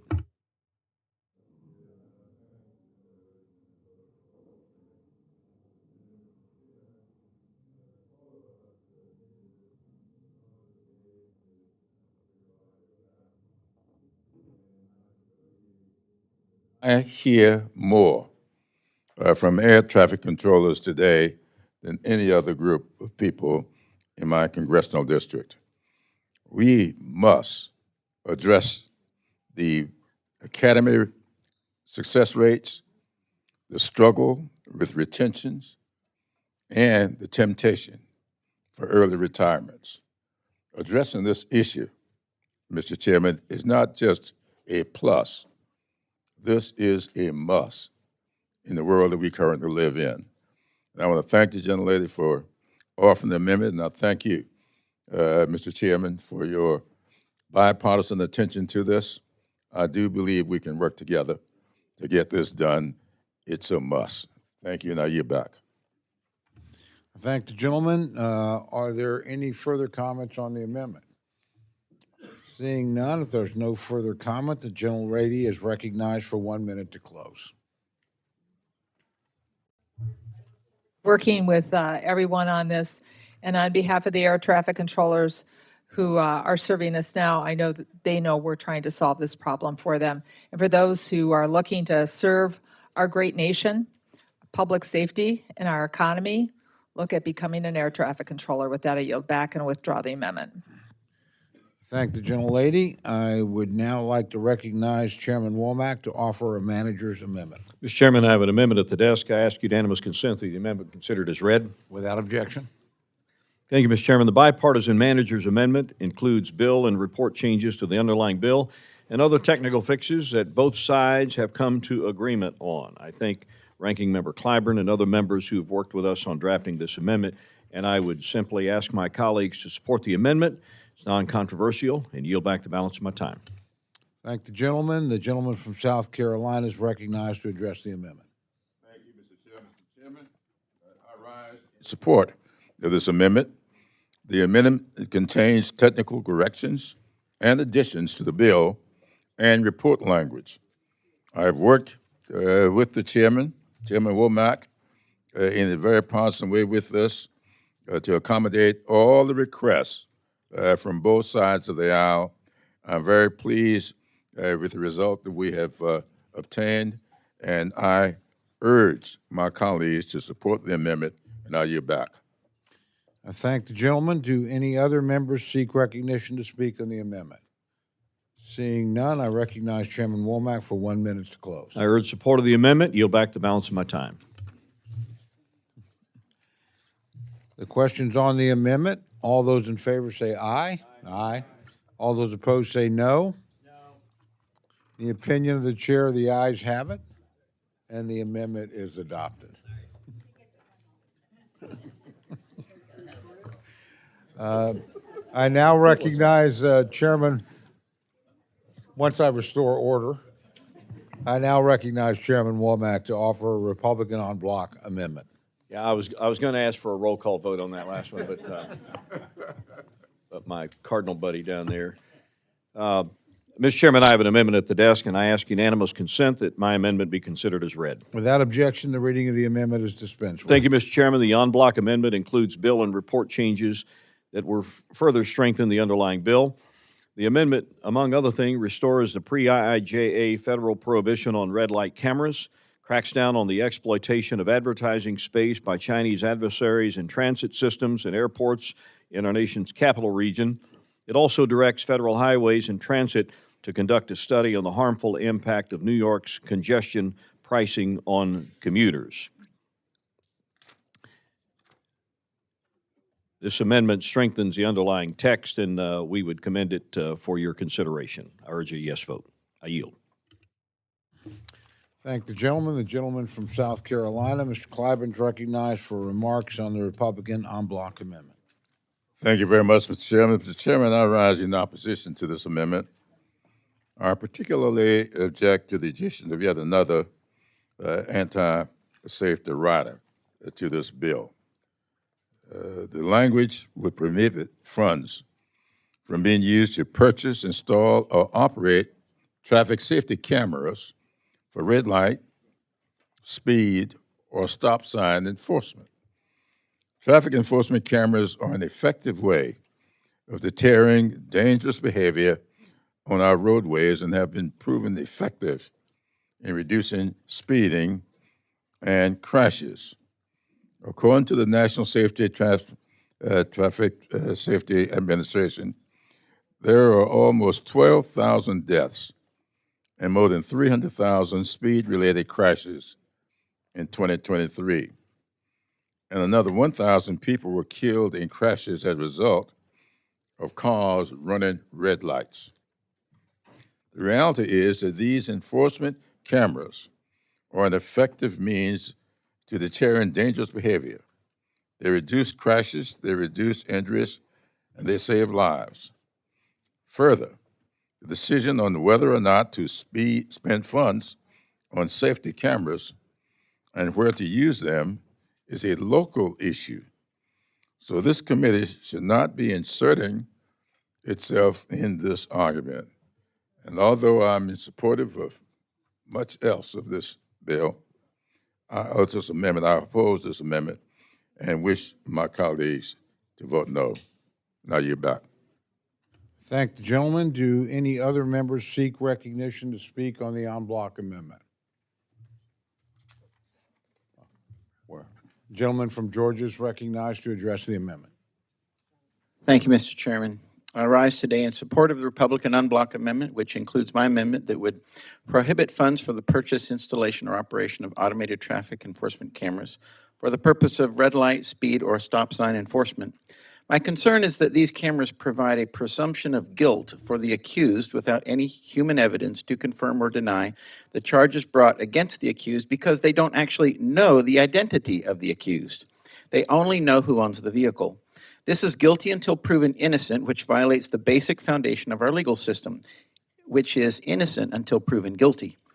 Currently, 18 states have banned automatic traffic enforcement cameras, with many being banned by their state's high courts for lack of due process protections.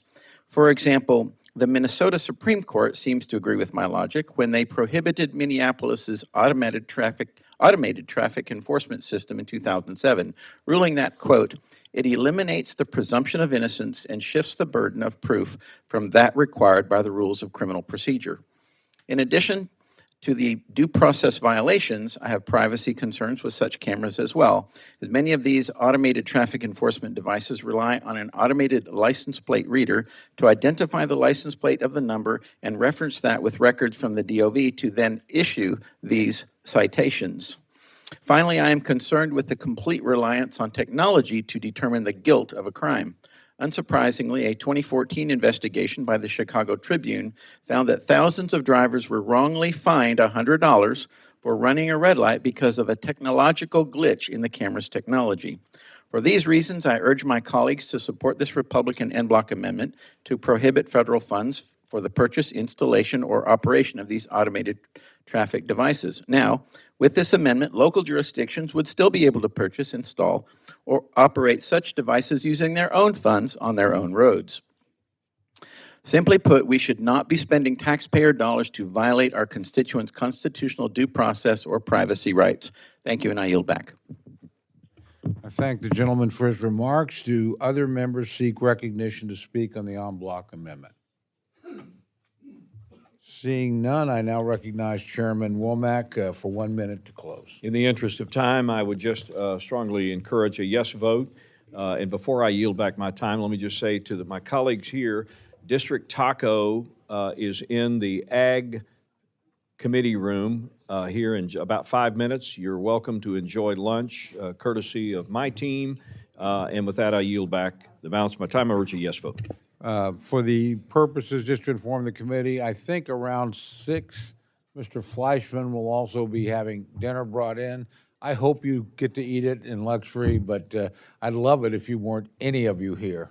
And the staff could enjoy the feast, but I don't expect that. But again, let's just work together, and please come and go as you need to do that. The question's now on the amendment. All those in favor say aye. Those opposed say no. The opinion of the chair of the ayes have it, and the amendment is adopted. Well, we've already adopted, if you want to do it, I mean, but we adopted the amendment. It's just up to you guys. I mean, I'll go back and do a roll call if you want it. Okay. A gentleman, or gentlelady, excuse me, ranking member of the full committee, Ms. DeLauro, is recognized for the purpose of an amendment.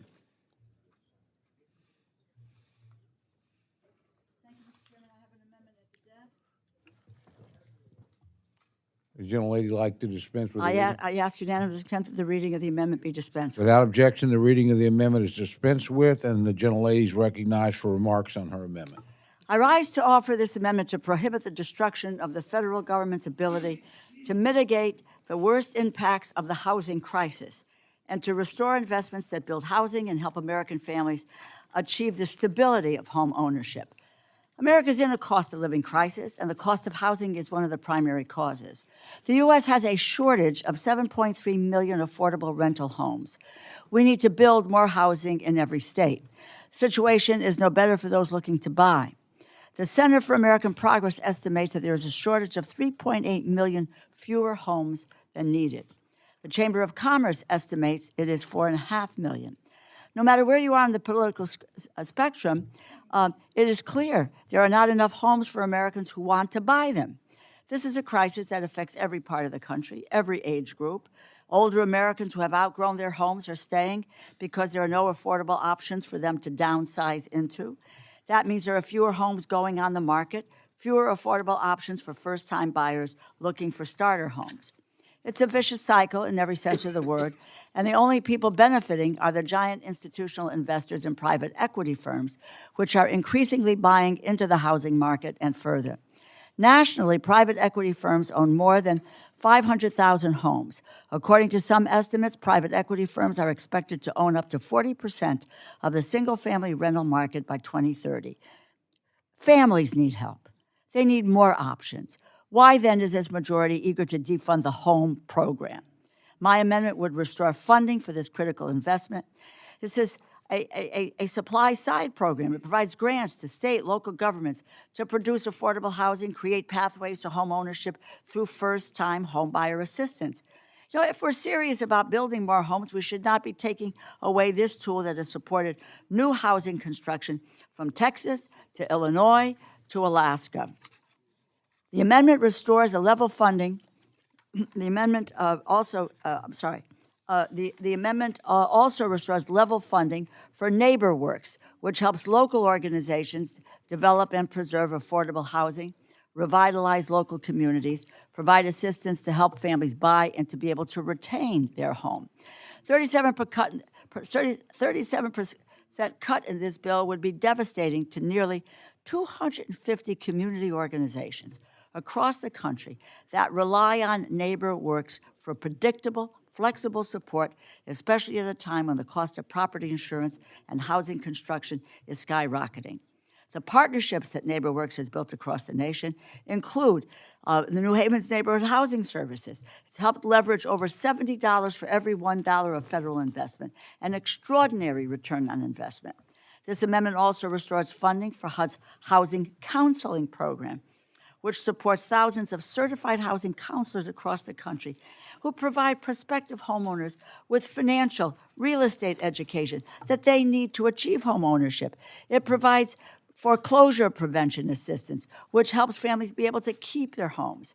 NeighborWorks organizations like New Horizons in New Haven and even run something called Ready to Rent classes to help potential renters become successful renters, showing how these programs work together to support housing stability at every level. In 2024, New Horizons Housing Counseling Program assisted almost 13,000 families in their eviction prevention program, meaning these families were not evicted and not at risk of homelessness. You know, when I was very young, I was 9 years old, my family and I were evicted, and that moment turned our world upside down.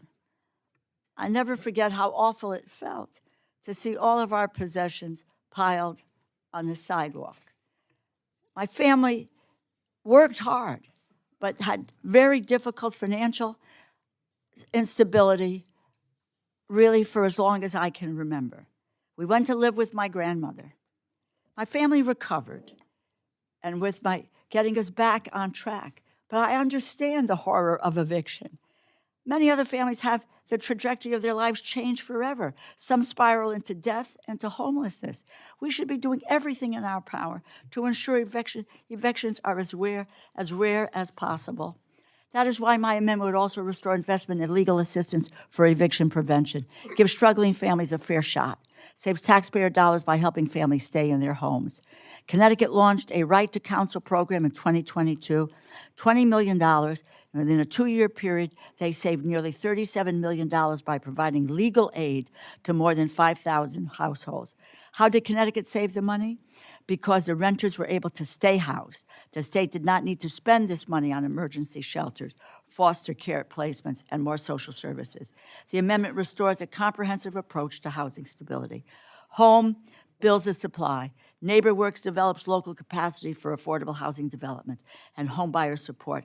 Housing counseling provides a pathway to sustainable home ownership, and legal assistance reduces costly evictions. We need to use every tool to address the national housing crisis. If we do not do this, we can't tackle the cost of living crisis that is holding back working families from reaching their potential.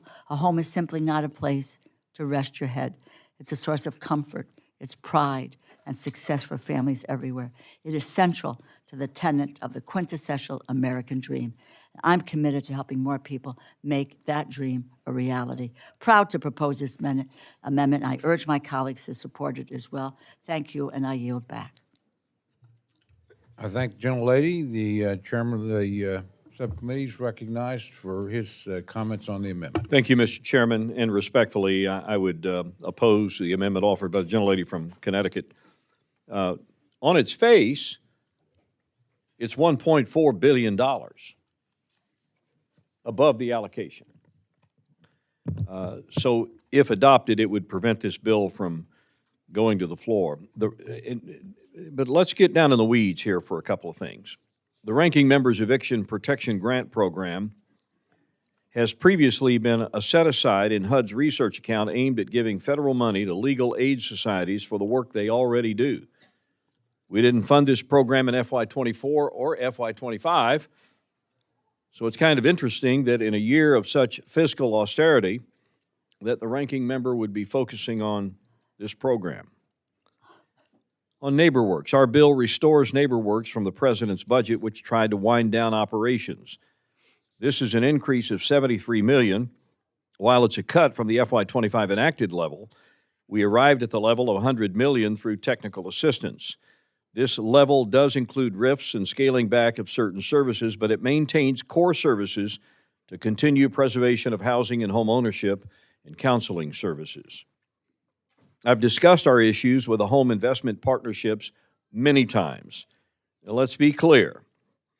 HUD has sat on $5 billion from the American Rescue Plan in 4 years, and these are current numbers as of today, as a matter of fact. Only 17% of those funds have been expended in 4 years. So I'd urge my Democrat colleagues to be forthright on just how much home ARP funding is currently available to assist in several home activities, including tenant-based rental assistance, production or preservation of affordable housing, and supportive services. Lastly, on housing counseling, the program has $57 million in carryover into this fiscal year, and this administration is encouraging these sorts of services to be provided by the private sector, not the taxpayer. So we've got a tight allocation. There's no question about that. But I maintain this bill is the right approach on funding safety and essential HUD services necessary to care for our nation's most vulnerable. So I would urge a no vote on the amendment. I yield back. Thank the gentleman. The gentleman from South Carolina, Mr. Clyburn, is recognized for his remarks on the amendment. Thank you very much, Mr. Chairman. Mr. Chairman, I rise in strong support of this amendment to restore critical housing investments that represent lifelines for families who are struggling with the worst housing affordability crisis in generations. In South Carolina and nationwide, working families are being priced out of home ownership and even basic rental housing. When teachers, nurses, and first responders can't afford to live in the communities they serve, we have a fundamental problem that demands federal action, not retreat. The home program has been the backbone of affordable housing production for over 3 decades. In South Carolina alone, home funds have helped create and preserve tens of thousands of homes. In the report and past debate on this issue, my Republican colleagues have suggested that unexpended home ARP dollars are a justification to cut the annual home investment partnerships. But we need to be honest about the fact that these programs are not interchangeable. These programs are targeted to different populations and different eligible activities, despite sharing similar names. Home ARP's focus on homelessness is distinct from the annual home program's focus on affordable housing development. Local communities rely on this predictable source of federal funding to close the gap and leverage other resources for housing production. Eliminating the annual home program creates a gap from home ARP that home ARP cannot fill. Without providing funding for the annual home program, South Carolina and Arkansas, Connecticut, and Oklahoma, any other state will have significant issues. So we need to be honest about this, and I hope we can work together to restore home funding.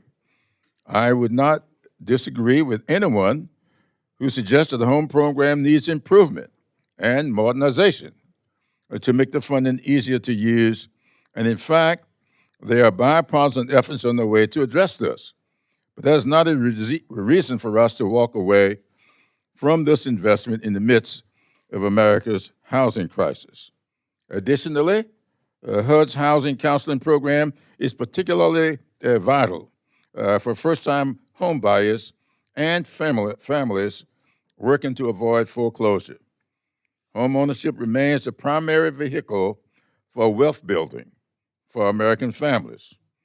For Black families especially, who have faced decades of discriminatory lending practices and exclusion from home ownership opportunities, these programs represent a pathway to closing the racial wealth gap. When we invest in home ownership, we're investing in economic mobility and self-sufficiency and the American dream. NeighborWorks has been a trusted partner in communities across South Carolina and the nation for nearly 50 years and is critical for supporting local capacity from housing development and home buyer assistance. Mr. Chairman, at a time when families in all of our districts are struggling to keep up with rising housing costs, this body should be expanding housing opportunities, not eliminating them. This amendment restores programs that work, that have bipartisan support, and that represent the federal government's commitment to ensuring every American has access to safe, affordable housing and the opportunity to build wealth through home ownership. I urge my colleagues to support this amendment and reject the forced choice between fiscal responsibility and housing opportunity. We can and we must do both. I support this amendment and yield back the balance of my time. I thank the gentleman. The gentleman from Illinois, Mr. Quigley, is recognized for remarks on the amendment. Thank you, Mr. Chairman. I support the amendment. Look, housing costs are too high because we haven't built enough housing. And the home program directly addresses this shortage as the sole federal program dedicated to construction of affordable housing. In Chicago, in my district, here's some example. Home funds make up half the Department of Housing's budget, providing affordable housing. One project in my district in Lincoln Square will provide 65 new affordable homes in a very desirable neighborhood. That's 65 families who can send their kids to good schools, shop at healthy grocery stores, and feel safe. Without home, those families would not have those opportunities. One individual in that group, Rosemary Dugal, who is 62, living with multiple sclerosis on a fixed income. She struggled to stay in Lincoln Square, her, quote, happy place. Home changed that. It's not just about low income, it's about people aging, people with disabilities. This gave me back my stability and peace.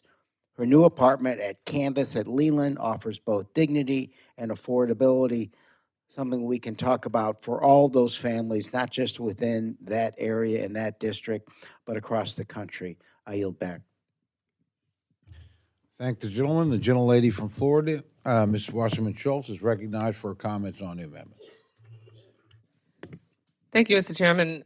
I rise in strong support of Ranking Member DeLauro's amendment that keeps our promise to lower costs for hardworking Americans. This amendment does that by ensuring critical funding for the home program, housing counseling, eviction prevention, and neighbor works.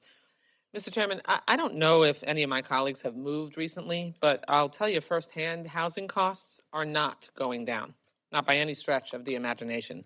In my district, the average price for a one-bedroom apartment is between $2,300 and $3,000 a month, depending on location and timing.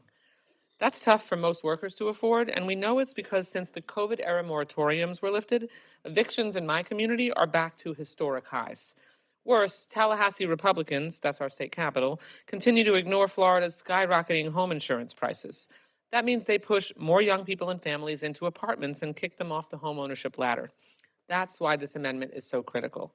For instance, the HOME program provides critical funds to our state and local governments to build affordable housing. In communities that I represent, this is crucial because we face high construction costs due to storm resiliency requirements, and that keeps lower cost housing options out of the market or drives costs so high that rents have to be inflated just to break even. This amendment also includes funding for neighbor works, which curbs foreclosures, and in the last fiscal year delivered $71 of impact for every dollar we gave them. Its programs helped repair over 83,000 homes, created over 16,000 new homeowners, and kept hundreds of thousands of rental homes on the market across the nation. Defunding neighbor works cuts off our nose to spite our face. We need more investment in community development, not less. We should all want more Americans in affordable homes and apartments, not less. For all the Republican talk about making communities more affordable, fostering growth, and giving people more options, this bill does the exact opposite. So I urge my colleagues to support these common sense programs and adopt this amendment, and I yield back. I thank the gentlelady. The gentlelady from Nevada, Ms. Lee, is recognized for comments on the amendment. Thank you, Mr. Chairman. Can I get a show of hands in here? How many people have a housing crisis in their district? I guess only Democrats do. Apparently, across the rest of the country, only in blue districts, or well, I'm not even in a blue district, so I don't know what that means. But you know, I rise in support of this amendment because I was very deeply disappointed that this bill, at a time when housing affordability is the #1 issue in many communities, apparently not Republican communities across the country, at this time where it's eliminating the Home Investment Partnership Program, which was previously funded at $1.25 billion. This home program has invested $264 million in my home state of Nevada, which has helped build 8,900 homes, provide rental assistance for close to 1,500 families, support close to 16,000 jobs, and generate roughly $1 billion in local income. Yet despite its success, this bill zeroes out this program. And Republicans are saying that there are billions of dollars of unused American Rescue Plan funds that were meant for the home program. Well, let's clear a few things up. First of all, 99% of these unused funds are actually already obligated, and most of these are expected to be spent on specific projects in the near future. So they're not sitting there wasted as the claim is made. Second of all, it is true that the home program, which has existed for decades to help Americans afford first-time home buyers afford affordable housing. It received a one-time infusion of $4.9 billion. That is true. But these billions of funds from ARP were intended specifically for shelter, housing, and services for people who are homeless or near homeless. To be clear, this money cannot be used for broader affordable housing construction, rehab, or first-time home buyer assistance. And this is specifically what the home program has been geared towards. So I find it extremely misleading to say that there's billions of dollars sitting there ready for affordable housing in the home program. Affordable housing construction is an ongoing need in every state that requires a stable, predictable funding stream every year. This year in Nevada, we have 78,000 units, a shortage of that. With Las Vegas area accounting for 60,000, we are 60,000 units short in my hometown. We have only about 14 units for every 100 homes needed. So a program like this would be essential to helping fill that gap.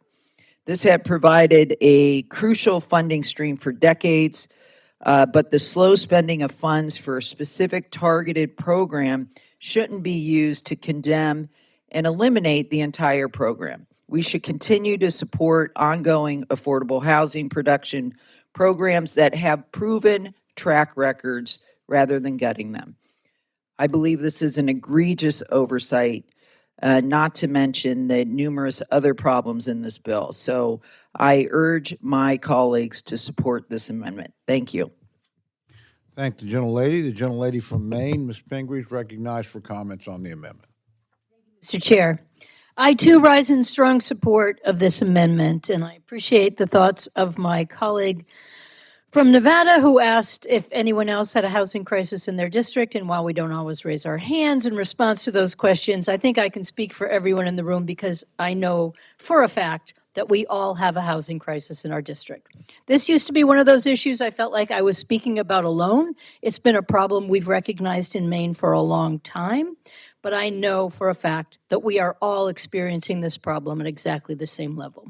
So we can give all kinds of reasons or excuses why this appropriations bill does not include this money, but the fact is we are all in desperate need of this funding in our home districts. And I'll just speak a little bit about my state of Maine. Now, we have done some studies and know that our need is to build about 84,000 new homes since 2030. Now, for many of you in much bigger states, that may not sound like a lot, but we only have 1.3 million people, and that is a tremendous amount of new houses that need to be built in our state. And we're not quite sure where that money is going to come from if these vital programs, Home, Section 8, NeighborWorks, and also in my state, the PRICE program, are eliminated or underfunding because there is just not enough money to create enough affordable housing. Our state is unique in some ways. We have the oldest housing stock in the nation. And some of this funding, like the NeighborWorks program, goes to upgrading and repairing houses and has been extremely beneficial to bring housing stock up to the level it needs to be. We also have the oldest citizens in the nation. We are the oldest state in the nation. And that means many people are unable to afford their current situation because they're living on Social Security or a fixed income. And many of them can't afford to move because the price of housing has gone up so much. So even though they could sell their house and go to another place and put that house on the market for a family, many of them can't find affordable housing to move them. We're 38th in per capita income, so we don't have a lot of people with a lot of extra money to afford housing, and many of them are at risk of not having housing, being homeless, or having to move in with a family member. So the very idea that one of the biggest crises going on in our country, the lack of affordable housing, is going to go unfunded or underfunded in this bill is a travesty. And I know you all are going to experience this same level of concern back in your home district. If any of you were holding a town meeting, as many of us on the Democratic side have had, and you tried to say to them, oh, there's plenty of money for affordable housing, there's nothing to worry about, we didn't need to fund it, I know you would hear a huge outcry from your constituents who'd say, that's not true. We cannot afford housing. We can barely afford the cost of food. We're not making enough money in our jobs. And one of our biggest crises is not being able to have stable housing. I would venture to guess that every single person in this room owns their own house or their own condominium or can afford their rent every month. So many of us haven't had that level of experience. But the idea for a young family that you can't afford a house, you can't plan for the future, you may not even decide to have children because you say, you know what, I'm living in a one-bedroom apartment and there's no option here, is a story I hear quite frequently. So I think these cuts are unthinkable, I think they're immoral, and I think everybody deserves the basic rights of having a home. We have an opportunity at the federal level to help our states to fund the affordable housing needs in our state, and we should support this amendment and make sure that funding is contained within this bill, and I yield back. Thank the gentlelady. The gentleman from Indiana, Mr. Mavan, is recognized for his comments on the amendment.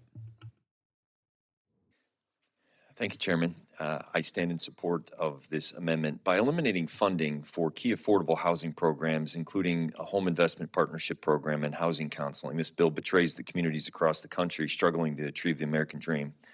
In Northwest Indiana, funding helps build working families, construct new affordable apartments units, and supports first-time homebuyers purchasing homes. For example, in Lake County, the Lake County Community Economic Development Department used home funds to help finance a veterans apartment building in Hobart, Indiana, and use the program to help low-income families in Lake County purchase homes. Co-Action, a community action agency in my district, also uses home to support 10 new units for affordable housing a year. Without home funding, agencies and nonprofits across Northwest Indiana would not be able to invest in these transformational affordable housing projects. Just last year, the program helped organizations provide housing counseling services to nearly 600 households in Indiana's 1st Congressional District. For example, this program allows Northwest Indiana Reinvestment Alliance to provide first-time homebuyer courses, mortgage counseling, and rental counseling.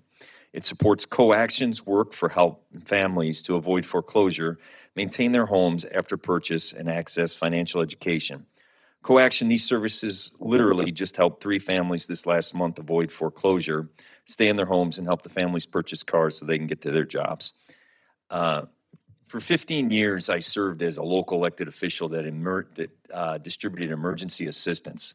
And one of the great things that happened was I was on the other end of a table or a desk that saw people who were going foreclosure or who were becoming evicted. And it was through social services and it was through these agencies that kept the stability of their homes. And what this means is that there are economic conditions that provide this. So in my district of manufacturing and steel, when there are trade policies that are beyond the control of individuals who are working in the steel mills, or there are trade policies on manufacturing that create unemployment, how that happens is the first thing that they try to preserve is their home and the stability for their children.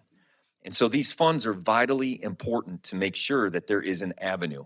And to the suggestion, respectfully, of the northern of $50 million, that the private sector will pick that up, the newsflash is they will not. The private sector will not pick up those services and will leave these families in the dark with no options. So I respectfully support this amendment, and I yield back my time. I thank the gentleman. If there are any other members wishing to address the amendment? Seeing none, if there's no further debate, the gentlelady is recognized for 1 minute to close. Say homelessness by state. Texas, nearly 28,000. Montana, 2,000. Arkansas, nearly 3,000. I think we're going to see a public list of the states and their level of homelessness. I think that would be enlightening for the public to know about. A couple of corrections. In fact, we did support eviction legislation in 2024 and in 2025, but this bill rescinds those funds. And further, it goes back on rescinding all of the balances on legal aid going back before 2024. And I might add that Commerce Justice Science has just cut legal service by 50%, eliminating those services. So we know where that's going. Let me remind everyone, the American people demand help with the cost of living. We hear about it. My colleagues have cited the home ARP dollars as justification to cut the annual home program. Despite similar names, programs are not interchangeable. A home ARP funding does not replace missing funding for the annual home program. Programs are targeted to different populations. Affordable housing is where economic potential begins. If you can't find a home, as Mr. Mervan said, then you don't have a stable place to be, to raise your kids, and to succeed. This impacts a kid's ability to succeed in school, a parent's ability to keep a job. Home ownership is not only critical for the formation of wealth for families, but the foundation of safe and stable neighborhoods. I don't believe we can count on the private sector to pick up the slack. Addressing the cost of housing will require deliberate, strategic effort, including federal investment. That's what this amendment does. I urge your support for the amendment, and I yield back. Thank you, gentlelady. The question is now on the amendment offered by the gentlelady from Connecticut. All those in favor say aye. Aye. All those opposed say no. No. The opinion of the chair, the noes have it. Recorded vote. Recorded vote has been requested. A sufficient number of hands have been raised, so the clerk will call the roll. Mr. Adderholt. Mr. Aguilar. Mr. Aguilar, aye. Mr. Alford. Mr. Alford, no. Mr. Amidei. Mrs. Bice. Mr. Bishop. Mr. Calvert. Mr. Carter. Mr. Carter, no. Mr. Case. Mr. Case, aye. Mr. Siscamani. Mr. Klein. Mr. Klein, no. Mr. Cloud. Mr. Clyburn. Mr. Clyde. Mr. Clyde, no. Mr. Cole. No. Mr. Cole, no. Mr. Cuellar. Ms. Dean. Ms. Dean, aye. Ms. DeLauro. Aye. Ms. DeLauro, aye. Mr. Diaz-Balart. No. Mr. Diaz-Balart, no. Mr. Edwards. Mr. Elzey. Mr. Elzey, no. Ms. Escobar. Ms. Escobar, aye. Mr. Espaillat. Mr. Fleischman. No. Mr. Fleischman, no. Ms. Frankel. Mr. Franklin. Mr. Franklin, no. Mr. Gonzalez. Mr. Gonzalez, no. Mr. Guest. Mr. Harder. Mr. Harder. Mr. Harder. Dr. Harris. Dr. Harris, no. Mrs. Hinson. Mrs. Hinson, no. Mr. Hoyer. Mr. Hoyer, aye. Mr. Ivy. Mr. Joyce. Mr. Joyce, no. Ms. Capter. Ms. Capter, aye. Mr. Lolota. Mr. Lolota, no. Ms. Lee. Miss Lee, aye. Ms. Sletlow. Sletlow, no. Mr. Levin. Mr. Levin, aye. Ms. Malloy. Ms. Malloy, no. Ms. McCullum. Ms. Ming. Ms. Ming, aye. Mr. Molinar. Mr. Molinar, no. Mr. Moore. Mr. Moore, no. Mr. Morelli. Mr. Morelli, aye. Mr. Mervan. Mr. Mervan, aye. Mr. Newhouse. Mr. Newhouse, no. Ms. Perez. Ms. Perez, aye. Ms. Pingree. Ms. Pingree, aye. Mr. Pocan. Mr. Pocan, aye. Mr. Quigley. Mr. Quigley, aye. Mr. Raschenthaler. Mr. Rogers. Mr. Rogers, no. Mr. Rutherford. Mr. Rutherford, no. Mr. Simpson. Mr. Simpson, no. Mr. Strong. Mr. Strong, no. Mrs. Torres. Mrs. Torres, aye. Miss Underwood. Miss Underwood, aye. Mr. Valadeo. Miss Wasserman Schultz. Mrs. Watson Coleman. Mrs. Watson Coleman, aye. Mr. Womack. Mr. Womack? No. Mr. Zinke. Mr. Zinke, no. Mr. Womack, I think the availability of Capital Tacos has devastated this vote. So with that, I would ask, are there any members wishing to record or change their vote? We start over here with the gentleman from Nevada. Gentleman Mr. from New Amidei, York. no. Gentleman from New York. Mr. Lalota, no. Gentlelady from Oklahoma. Mrs. Bice, no. Gentleman from North Carolina. Mr. Edwards, no. Gentleman from Texas. Mr. Cloud, no. Gentleman from Arizona. Mr. Siskamani, no. Gentlelady from Florida. Wasserman Schultz, aye. Gentleman from Alabama. Mr. Adderholt, no. Gentlelady from Florida. Ms. Frankel, aye. Gentleman from Maryland. Mr. Ivy, aye. Gentleman from New York. Mr. Espaillat, aye. Gentleman from Georgia. Mr. Bishop, aye. Gentleman from Texas. Mr. No, I know where. Yeah, I just want to make sure she got him down. Did you get Mr. Cuellar? I did. Did you No, get Cuellar? Mr. Cuellar, aye. Now, Mr. Gentleman Harder. from California. Mr. Harder. Gentleman from South Carolina. Mr. Clyburn, aye. Are there any gentlemen from California? Mr. Valadeo, aye. Are there any other members wishing to record or change their vote? I think we got them all. With that, the clerk will tally.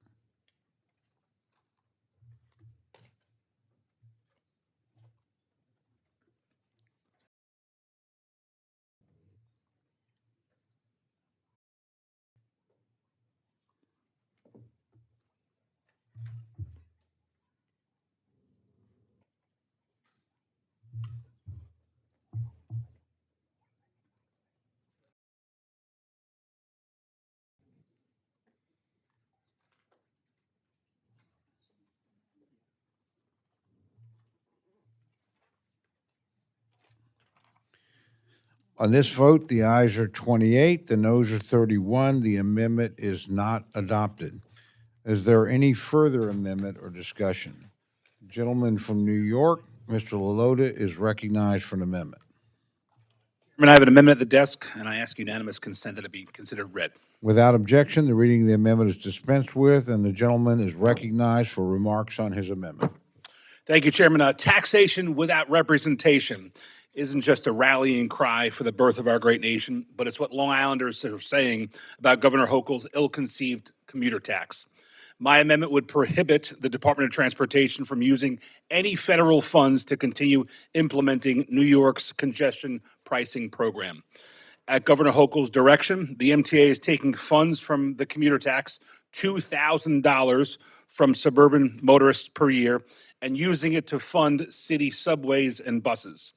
That's taxation without representation, and it's a penalty on hardworking electricians, carpenters, cops, teachers, union workers, all who have committed no crime other than simply driving to work.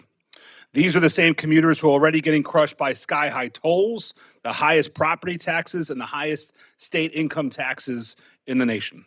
My constituents are fed up with being treated like an ATM for the MTA, a bloated, unaccountable agency that has wasted billions of dollars and still can't get its finances in order. Hundreds of MTA employees are pulling in six-figure salaries, some even making more than our state's governor, while service continues to decline and commuters are asked to foot the bill. It's outrageous, and it's no wonder public trust in this agency is at an all-time low. And let's talk about the subway system they want more of my constituents to use. It's not safe, violent crime is up, fare evasion is rampant. Riders are being shoved in front of trains, assaulted, and in some horrific cases, even lit on fire. And the MTA wants to act like everything is just fine. If the MTA is serious about addressing its financial mess, maybe the folks sitting in offices collecting bloated six-figure salaries should be the first place they look to cut costs instead of reaching into the pockets of my hardworking constituents. My amendment prevents the federal government from subsidizing Governor Hochul's anti-suburban commuter tax. I urge my colleagues to support the amendment and send a message that working people should not be punished simply for going to work.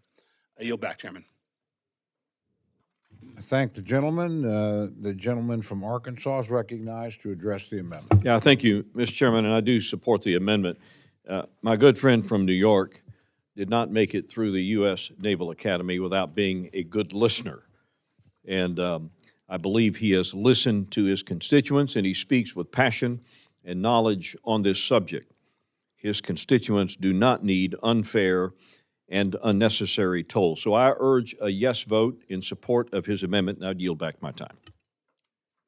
Thank the gentleman. The gentleman from South Carolina is recognized to address the amendment. Thank you, Mr. Chairman. Mr. Chairman, I rise in opposition to this amendment.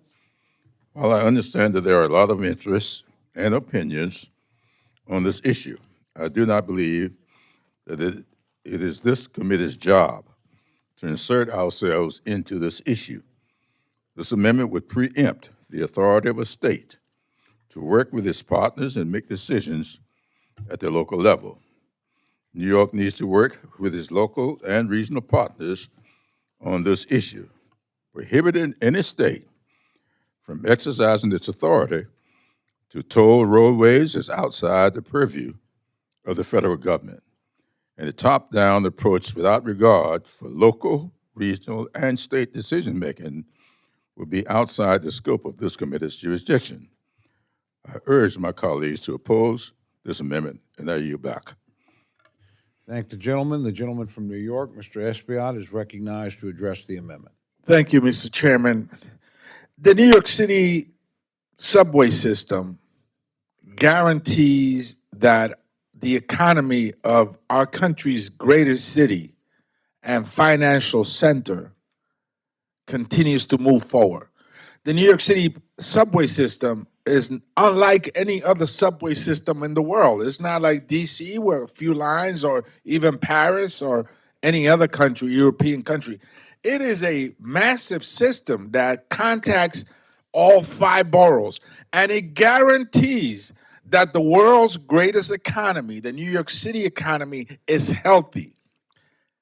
And if the New York City economy is healthy, so goes the country, and I may add, so goes the world. The New York City subway system is joined at the hip with the success of our economy, our world economy. And as such, it should be funded. It's like your brake pads. You cannot go 100 miles, 100,000 miles in your car and think that you're not going to change your brake pads.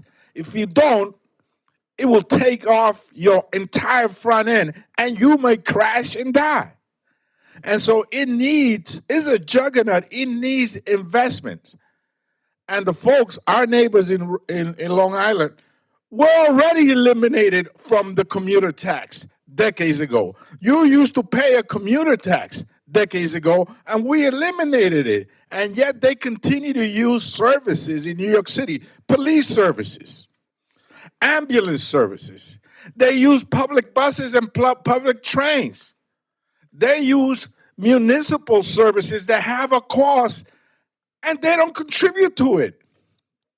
They should be contributing to the services that they use on a daily basis. But most importantly, the New York City subway system needs upkeep and repair so that our economy is safe and healthy, so that workers, emergency workers that showed up during the pandemic, could get to work on time. And in order for us to do this, we have to make capital investments. And yes, this congestion pricing model has witnessed great success. You cannot disagree that there is no longer the gridlock that held the city back. You cannot disagree that it hasn't been successful for the environment.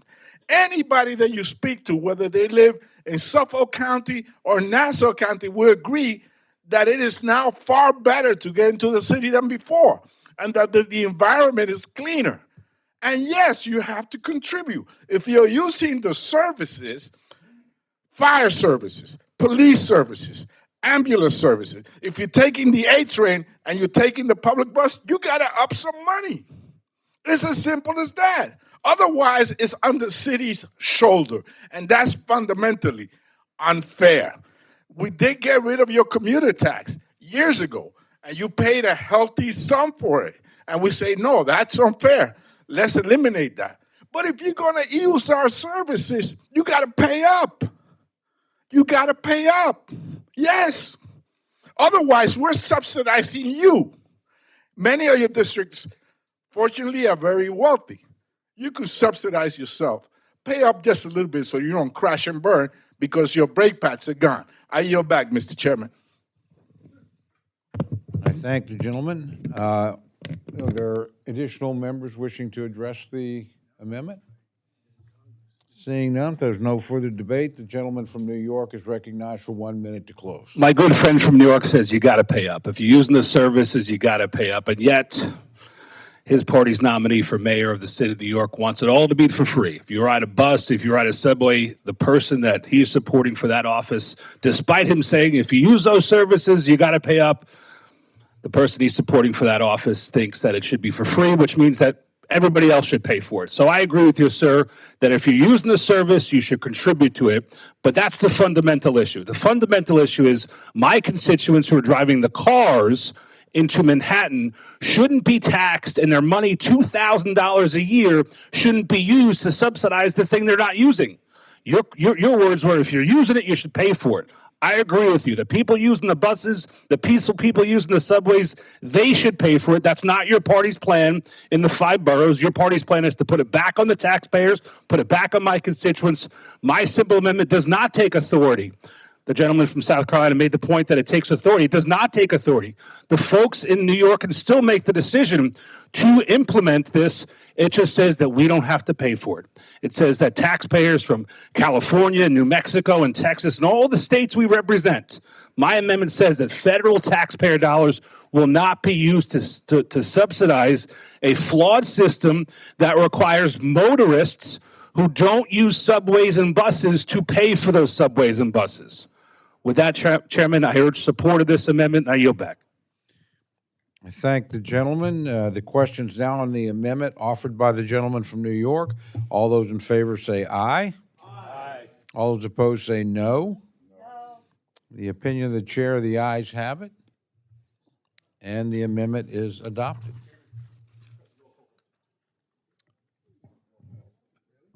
Gentleman's amendment's already adopted, but again, we'll ask, are there sufficient number of hands for the vote?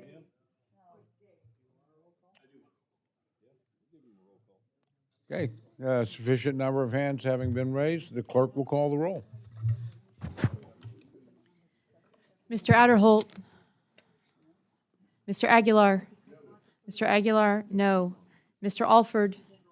Mr. Alford, aye. Mr. Amade. Mr. Amade, aye. Mrs. Bice. Mr. Bishop. Mr. Bishop, no. Mr. Calvert. Mr. Carter. Mr. Case. Mr. Siscomani. Mr. Klein. Mr. Cloud. Mr. Cloud, aye. Mr. Clyburn. No. Mr. Clyburn, no. Mr. Clyde. Mr. Cole. Aye. Mr. Cole, aye. Mr. Cuellar. Ms. Steen. Ms. DeLauro. No. Mr. Lauro, no. Mr. Diaz-Balart. Aye. Mr. Diaz-Balart, aye. Mr. Edwards. Mr. Elzey. Mr. Elzey, aye. Ms. Escobar. Ms. Escobar, no. Mr. Espaillat. No. Mr. Espaillat, no. Mr. Fleischman. Aye. Mr. Fleischman, aye. Ms. Frankel. Ms. Frankel, no. Mr. Franklin. Mr. Franklin, aye. Mr. Gonzalez. Mr. Guest. Mr. Harder. No. Mr. Harder, no. Dr. Harris. Dr. Harris, aye. Mrs. Henson. Mrs. Henson, aye. Mr. Hoyer. Mr. Hoyer. No. Mr. Hoyer, no. Mr. Ivy. Mr. Joyce. Mr. Joyce, aye. Ms. Capter. Mr. Loloda. Aye. Mr. Loloda, aye. Ms. Lee. Ms. Letlow. Ms. Letlow, aye. Mr. Levin. No. Mr. Levin, no. Ms. Malloy. Ms. Malloy, aye. Ms. McCollum. Ms. Ming. Ms. Ming, no. Mr. Molinar. Mr. Molinar, aye. Mr. Moore. Mr. Moore, aye. Mr. Morelli. Mr. Morelli, no. Mr. Mervan. Mr. Newhouse. Mr. Newhouse, aye. Ms. Perez. Ms. Pingree. Ms. Pingree, no. Mr. Pocan. Mr. Quigley. Mr. Quigley, no. Mr. Reschenthaler. Mr. Reschenthaler, aye. Mr. Rogers. Mr. Rogers, aye. Mr. Rutherford. Mr. Rutherford. Mr. Rutherford, aye. Mr. Simpson. Mr. Simpson, aye. Mr. Strong. Mr. Strong, aye. Mrs. Torres. Mrs. Torres, no. Mr. Underwood. Mr. Valadeo. Mr. Valadeo, aye. Ms. Wasserman Schultz. Mrs. Watson Coleman. Mrs. Watson Coleman, no. Mr. Womack. Mr. Womack, aye. Mr. Zinke. Mr. Zinke, aye. Are there any other members wishing to record or change their vote? Gentlelady from Oklahoma. Mrs. Bice, aye. Gentleman from Arizona. Mr. Siscomani, aye. Gentleman from Alabama. Mr. Adderholt, aye. Gentleman from Virginia. Mr. Klein, aye. Gentleman from Georgia. Mr. Clyde, aye. Gentlelady from Florida. Ms. Wasserman Schultz, no. Gentlelady from Pennsylvania. Ms. Dean, no. Gentleman from North Carolina. Mr. Edwards, aye. Gentleman from Hawaii. Mr. Case, no. Gentlelady from Illinois. Ms. Underwood, no. Gentleman from Wisconsin. Mr. Pocan, no. Gentleman from Texas. Mr. Carter, aye. Gentleman from Maryland. Mr. Ivy, no. Gentleman from Indiana. Mr. Mervan, no. Are there other members wishing to record or change their vote? Seeing none, the clerk will tally.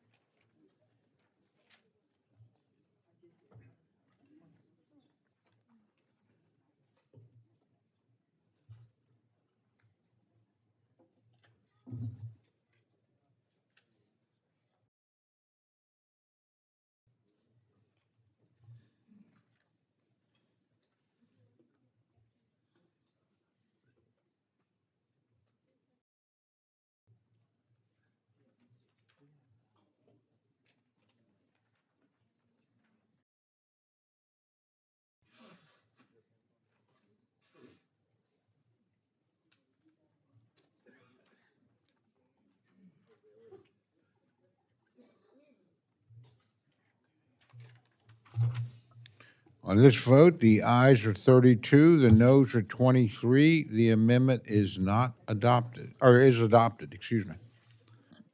Sorry. Just wanted to see if you were listening, Nick. I now recognize the distinguished gentleman from South Carolina, Mr. Clyburn, to offer a Democratic en bloc amendment.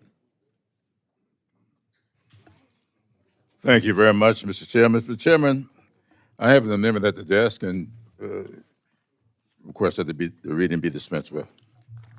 The gentleman is, without objection, the amendment is dispensed with, and the gentleman's recognized to explain his amendment.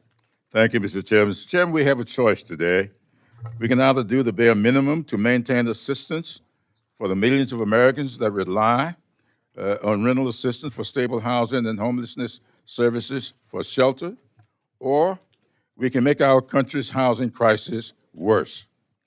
The Republicans' bill before us threatens to push over 400,000 households off assistance or out of stable housing, where they will be faced with evictions and homelessness, not because they did anything wrong, but because Congress chose to pretend to balance the budget on the backs of our most vulnerable neighbors. my amendment would help forge a different path for this bill. Now, let's be clear about what we are talking about. When we cut $770 million from Section 8 vouchers and fall $3 billion short of what is needed just to renew existing assistance, we're not just cutting numbers on a spreadsheet. We're cutting the lifeline for 140,000 families who will face eviction. When we slash public housing by 17%, we are falling short of what is needed to prevent the eviction of 230,000 low-income households and putting resident health and safety at risk at PHAs to forego necessary repairs. The Republican majority claims this bill promotes fiscal responsibility, but there's nothing fiscally responsible about worsening the homelessness crisis. The bill falls short of the renewal need for the continuum of care programs that provide shelter and services to people experiencing homelessness in every district, meaning 28,000 fewer people will get off the streets.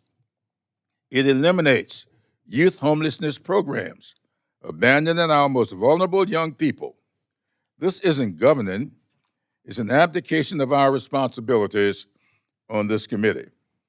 This bill fails to meet the needs of those who have no other options.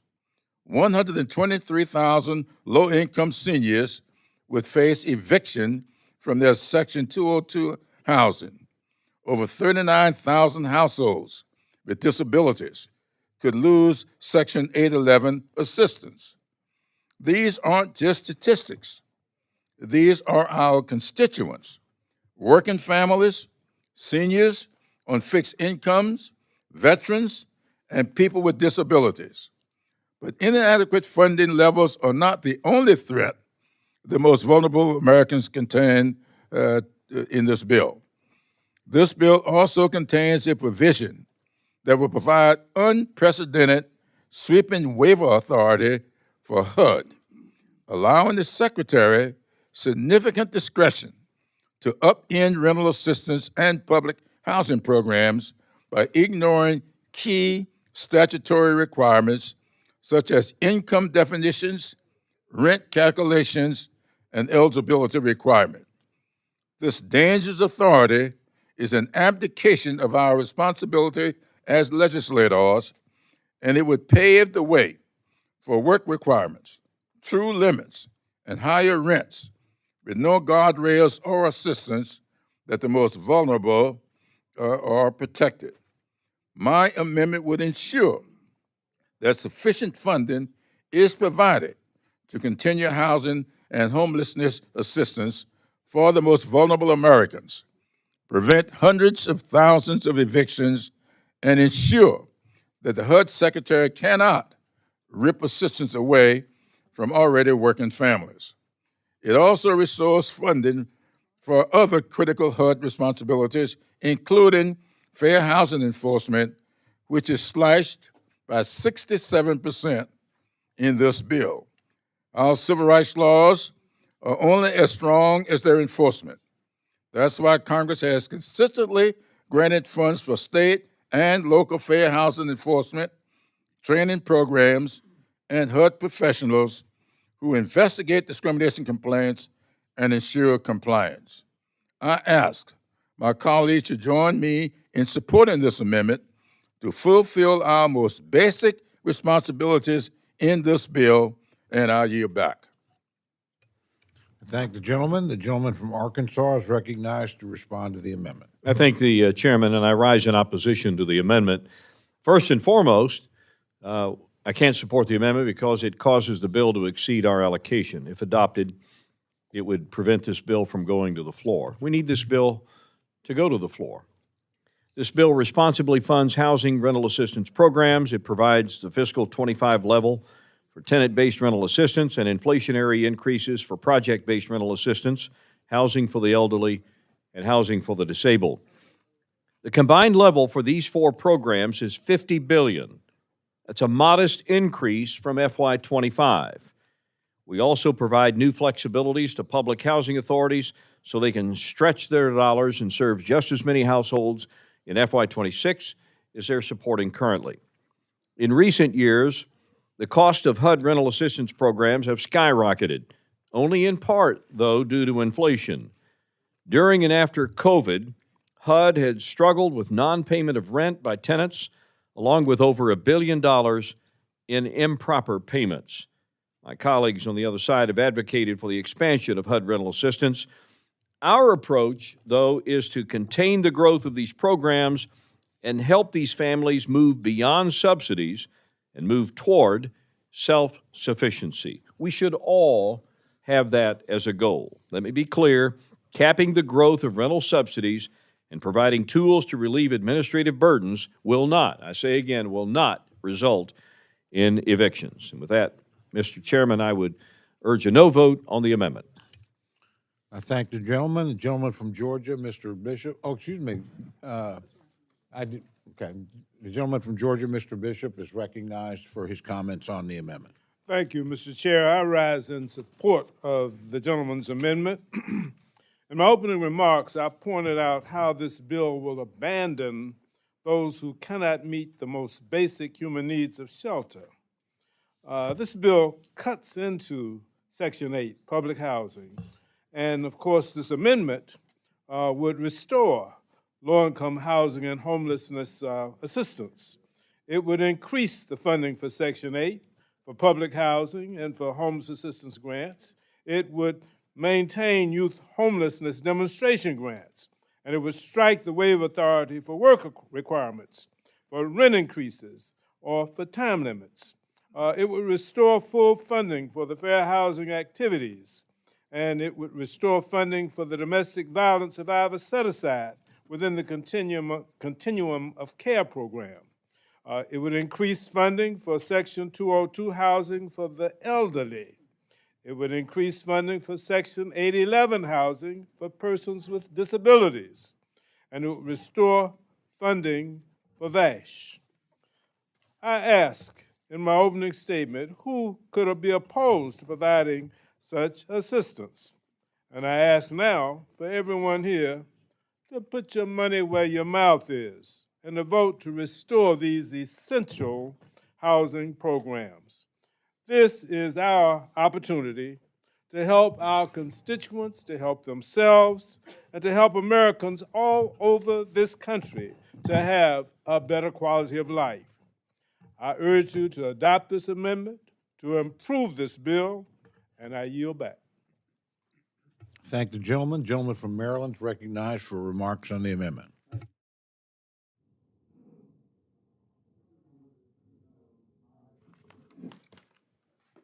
I usually forget to turn on the mic. I know. I have it on now. What I said was, they told us to turn on the mic, and I said, what everybody knows, I usually forget to turn on the mic. I strongly support this amendment. As everybody knows, I think that Mr. Womack is one of the most responsible and highest integrity members of this committee. And he is doing what he needs to do given the constraints that confront him. But I strongly support this amendment from Representative Clyburn and others to reverse this bill's cut to fair housing programs and other vital government services. Life's a series of trade-offs. And if you cut your incoming revenue by $5 trillion, you got to find that somewhere, because that's an expenditure. And we are finding it by looking to cutting programs for the most vulnerable in America. When I helped pass the Americans with Disabilities Act back in 1990, which was voted upon by the House 403 to 20, one of the most bipartisan votes we've had on any substantial issue that I remember. And the Senate passed it 91 to 6. My colleagues and I focused a lot on housing discrimination because we knew it was one of the most significant obstacles the disability community faced to living with greater dignity, independence, and equality. On July 26th of this month, it will be 35 years since that act was signed. Housing continues to be a major problem for those with disabilities. Housing discrimination remains a problem today generally, considering that less than 5% of America's housing is accessible. Think of that. Less than 5% of housing today is accessible to those with disabilities. Predictably, that's why 53% of all housing discrimination complaints were filed by people with disabilities. This bill would make it even harder for these Americans to find a home by cutting the local fair housing activities by 67%. That includes severe reductions to the Fair Housing Initiatives Program, which funds nonprofits across the country that together process 75% of all fair housing complaints nationwide. The program dates back to the Reagan administration. We shouldn't be politicizing it. We certainly shouldn't be cutting it. This amendment will reverse this cut, ensuring that the voices of Americans with disabilities and others who face discrimination in housing won't be ignored, won't be silent, won't be heard. I ask my colleagues to support this amendment. I yield back. Thank the gentleman. The gentlelady from Florida, Ms. Wasserman Schultz, is recognized for comments on the amendment.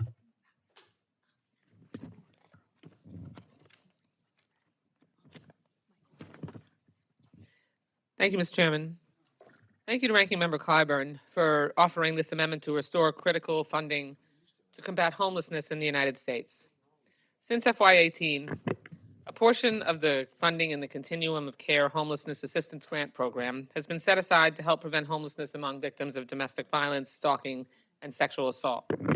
This funding has helped victim service organizations provide even more survivors with the assurance they need to leave their abusers, knowing they have a safe place to lay their head at night. Despite immense progress, there remains a critical need to expand these life-saving housing programs for survivors and their children. According to the National Network to End Domestic Violence, during just one day in 2024, over 8,000 women across the country who requested emergency shelter, transitional housing, or rapid rehousing programs were denied housing due to lack of resources. To put this into perspective, around 15% of survivors who were seeking housing within a 24-hour period were left without a secure place for them and their children. But instead of expanding this initiative, this bill cruelly cuts its dedicated funding altogether. It is unthinkable that we would strip thousands of survivors of the services they count on to rebuild their lives. For victims of domestic violence in particular, not having their own place to live can be a matter of life and death. We know that a victim of domestic violence is often forced to return to an abuser if leaving means homelessness. When a survivor makes the brave decision to leave their abuser, it is our job to ensure that they have the support and the resources they need to break abusive cycles. This means funding comprehensive, long-term solutions to ensure their safety and the safety of their families. Mr. Clyburn's amendment would do just that by restoring dedicated funding for the Domestic Violence Sexual Assault Bonus Program. We can continue to provide hope and care for victims who might otherwise face a lifetime of danger and insecurity. I urge my colleagues to vote in favor of this amendment, and I yield back. Thank the gentlelady. The gentlelady from New Jersey, Ms. Watson Coleman, is recognized for remarks on the amendment.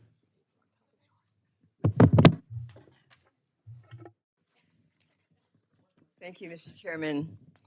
I rise in support of this amendment that would restore funding to fair housing activities, specifically to the Fair Housing Initiatives Program. Fair housing is not merely something we ought to enforce, it's the law, and it's the civil right. This bill slashes funding for fair housing activities by 67%, gutting our ability to investigate discrimination and educate communities about their rights. That includes eliminating the Fair Housing Initiatives Program, which provides grants to local nonprofits that investigate and resolve housing discrimination complaints.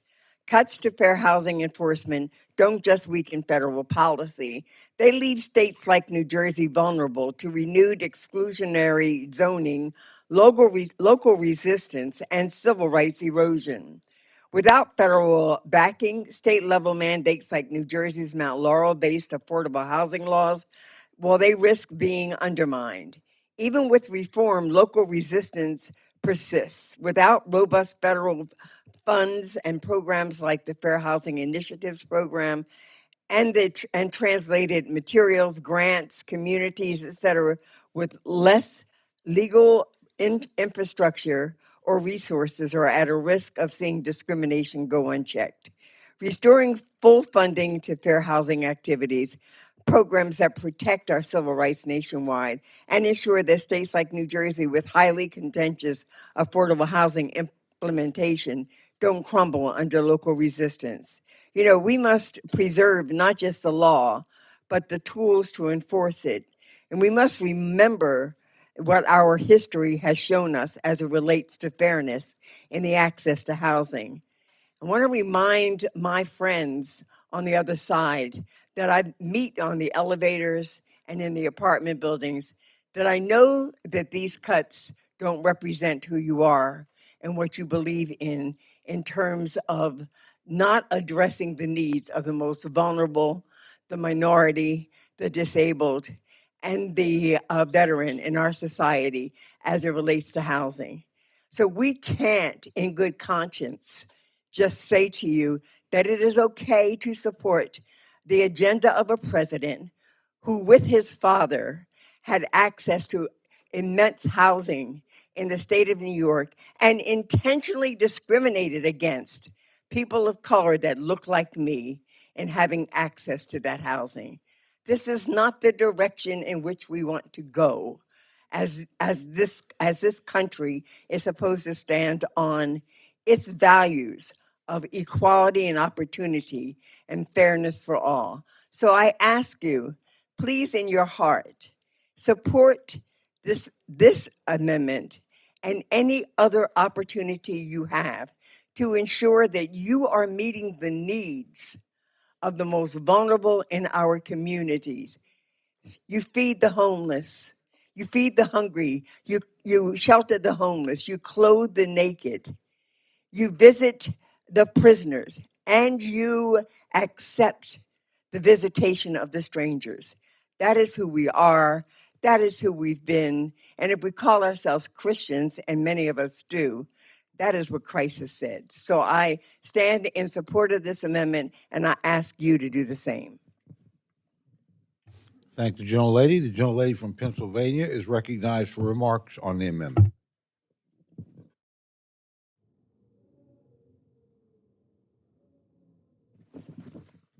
I thank the chairman.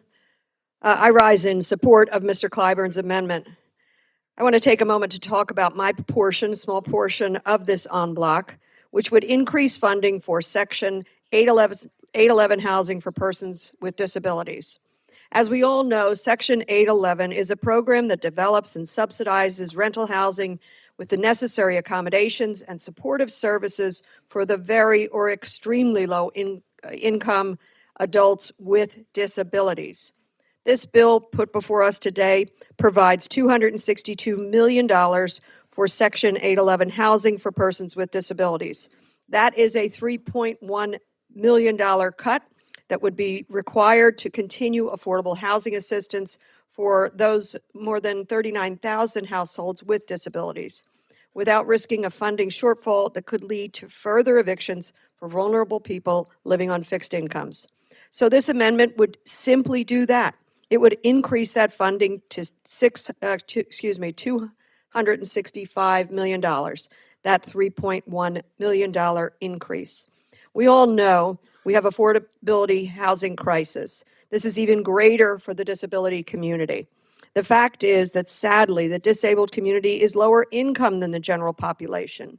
The Urban Institute estimates, and these are 2021 numbers, about 1 in 5 disabled people had extremely low incomes, compared to about 1 in 12 non-disabled people.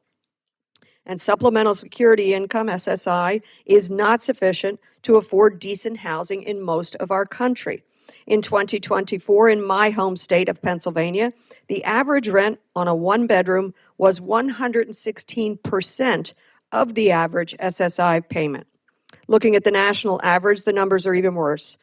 Rent was 142% of the average SSI payment. Further, people with disabilities disproportionately encounter housing discrimination. According to the Fair Housing Alliance, over half of housing discrimination complaints are related to discrimination against people with disabilities. I have seen this in my community and in talking with our local Fair Housing Rights Center in southeastern Pennsylvania. The Urban Institute estimates that 18 million disabled Americans are eligible for federal housing assistance and are not receiving it. We cannot afford to underfund this program. If anything, we need to be investing more, much more. And so I'll close by thanking the gentleman, Mr. Clyburn, for this amendment that includes the 811 support, and I urge my colleagues to join me in supporting the entire amendment. I yield back. Thank the gentlelady. Gentleman from California, Mr. Levin, is recognized for remarks on the bill, or the amendment. Thank you, Mr. Chairman. Colleagues, I hope we can all agree that no veteran should go homeless. I spent the past 6 years before serving on appropriations as the lead Democrat on the House Veterans Affairs Subcommittee on Economic Opportunity that has jurisdiction over veteran homelessness, and working with my Republican colleagues there has been some of the most rewarding work I've done as a member of the House. That's why I was so disappointed to see the underfunding of HUD-BASH voucher renewals, and perhaps more alarmingly, no funding, none whatsoever, for any new HUD-BASH vouchers. As of April, there were over 90,000 families in housing thanks to a HUD-BASH voucher, but there are still over 32,000 homeless veterans in the United States. And that means two things. One is we need more funding in this bill to support the existing vouchers, and two, we don't have enough vouchers to support the veteran population. That's why I'm proud to rise in support of this Democratic en bloc, which includes my amendment to include $15 million for new HUD-BASH vouchers. I know this amendment doesn't include an offset. That's because there are too many other important programs that are underfunded in this bill, also, some of which I discussed before. I personally find it inconceivable that anybody would have set the allocation for this subcommittee so low that we are not even trying to house our homeless veterans. We haven't even debated the full subcommittee allocation, so it's absurd to think that we just don't have the money for any new HUD-BASH vouchers. And I just want to remind everybody, the decisions we make here impact the lives of veterans in every one of our districts. I want to share the story of one of my constituents named John. He received an honorable discharge, and then he built an incredible 40-year career in aerospace manufacturing.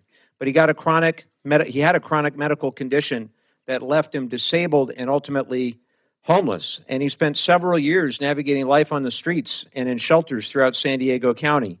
He connected with an outreach team from one of our amazing service providers in San Diego. He used grant and per diem funding to stay in a variety of shelters, and he finally secured a HUD-BASH voucher in January of 2025, and he's doing great. Without the new funding that I'm proposing here, that I hope everybody would support, veterans like John will suffer. Look, we're either serious about ending veteran homelessness or we're not. We shouldn't hide behind an arbitrary limit set for this subcommittee, which I remind everyone we have not voted on. A no on this amendment means that you're okay with 32,000 homeless veterans. And frankly, it also means, to my point during the opening, that everybody is okay with abdicating their responsibility under a very nice plaque, again, Mr. Chairman, Article 1, Section 9, Clause 7, that no money shall be drawn from the Treasury but in consequence of appropriations made by law. Along those lines, Mr. Chairman, I'd ask unanimous consent to enter into the record a Politico article from earlier this morning. Without objection. The title is Russ Vote, Appropriations Process, quote, has to be less partisan. My colleagues, I hope you read this article. Less bipartisan, excuse me, I buried the punchline. Russ Vote, Appropriations Process, quote, has to be less bipartisan. The OMB director said more rescissions packages could soon be headed to the Hill. Look, I know that if we had a Democrat in the White House and we had a Democratic OMB chair that said this to us, I would tell him to take a walk That's ridiculous. We're the Congress of the United States. And one of the things he says in here is, and I quote, "There is no voter in the country that went to the polls and said, 'I'm voting for a bipartisan appropriations process,'" Vote said. "That may be the view of something that appropriators want to maintain." Well, Mr. Vote, you're damn right. This appropriator wants to maintain. My colleagues, we were sent here to do the people's business. I was sent here by Republicans and Democrats and independents alike. And I'm going to do the work to work with all of you in a good faith bipartisan way. And I'm not going to let the Office of Management and Budget tell me what to do, and I hope you won't allow them to tell you what to do. And with that, Mr. Chairman, I'll yield back. I thank the gentleman. Are there other members wishing to? Our gentleman from New York is recognized to address the amendment. Thank you, Mr. Chairman. I rise in support of this amendment by restoring Section 8 and public housing funding levels. The amendment ensures that there are no shortfalls in the programs that help thousands upon thousands of families. The demand for housing vouchers is only growing in the city of New York, with historically low vacancy rates and skyrocketing rents. If we were to allow this shortfall, it would devastate communities across the country. There is, again, a homelessness crisis unprecedented and a lack of affordable housing in the market. In fact, many families are paying 50% of their income towards rent. Most experts seem to feel that they should not pay above 30% of their income towards rent so that they could not have financial issues. But the fact of the matter is that housing costs and rents continue to rise, and people are just being priced out. I bet that in every one of our districts, there are communities and neighborhoods where people are being priced out. And so the way to help people is to provide for restoration of Section 8 and public housing funding, as well as investments for affordable housing and future home ownership. Many of our districts also have low levels of home ownership, and young families are really strapped, Mr. Chairman. They cannot move forward with the kind of cost for housing. In fact, daycare and housing, the cost of housing are the two great impediments for a young family to move forward. And we all know that also healthcare is a major problem, but young people sometimes go by without having health insurance. They feel they are immortal until they get sick, of course. But to have them pay excessive rent and then have them meet the cost of daycare, in which case many mothers and fathers decide to stay home and not work because it's so expensive, is holding our country back. We got the foot on the brake.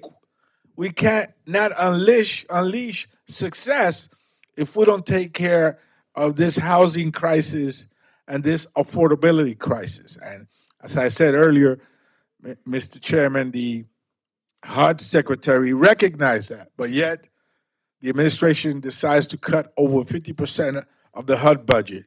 And here we are also proposing additional cuts that will devastate American families. And I ask for everybody to be mindful of that, and I support Mr. Clyburn's en bloc amendment. I think it's a wise one and one that is in support of the best interest for all Americans. I yield back. I thank the gentleman. The gentleman from Maryland is recognized for remarks on the amendment. Thank you, Mr. Chairman. I want to speak on two provisions briefly here. The first is Ms. Wasserman Schultz provision with respect to domestic violence. I was a young prosecutor, and one of the cases I got pretty early in my career was a domestic violence case. And the interesting thing about it was we never went to trial because the woman who was the victim of the domestic violence and was pretty knowledgeable about how the legal system was working was like, well, he didn't beat me that badly. I wasn't even hospitalized this time.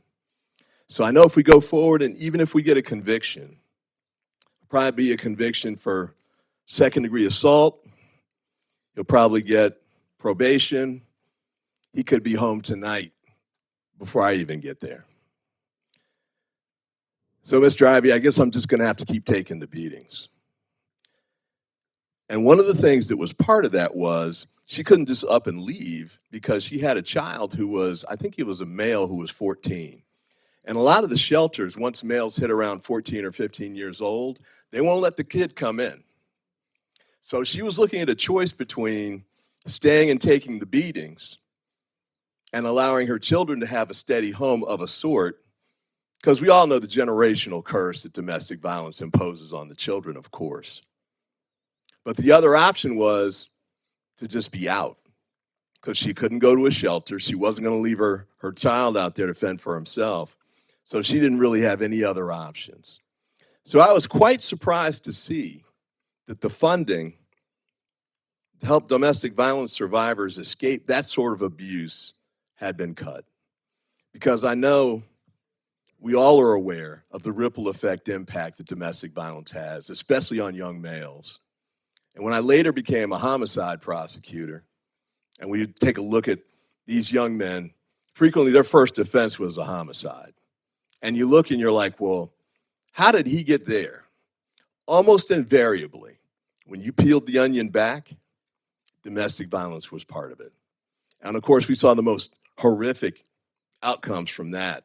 The one I remember the best was when the guy went back and set his ex on fire, almost burned her to death. Why would we stand in the way of helping survivors get away from that? I know these are tight times financially. I know there's a lot of budgetary concerns. We disagree on some of the choices that have been made. But I'm surprised that there'd be a disagreement on this one. So I hope you all will reconsider that. The fair housing issue, that provision as well. You know, I'm a young man. I was a kid, actually, in Rocky Mount, North Carolina in the 60s. Civil rights movement was in motion. It was going, but the city was still racially divided, literally almost exactly along the railroad tracks lines. And I can remember when that legislation passed because it opened things up from a housing standpoint and from a job standpoint, too. My father was able to get a better job. We were able to move into a better house. Lives were transformed by that. But the only way it works, because I know a lot of hearts and minds have changed, but a lot have not. And if you don't have an enforcement provision to make it work, it's not going to work. So I'd urge my colleagues to reconsider on these two provisions. These are important provisions that have helped to make America a better place. We still have a lot of work to do. We still have a long ways to go. We've got a great track record of things that we have accomplished in the past. But let's keep moving it forward. And let's make sure we don't leave people behind, like domestic violence survivors and their children. Let's not leave people behind, like the people who are victims of discrimination.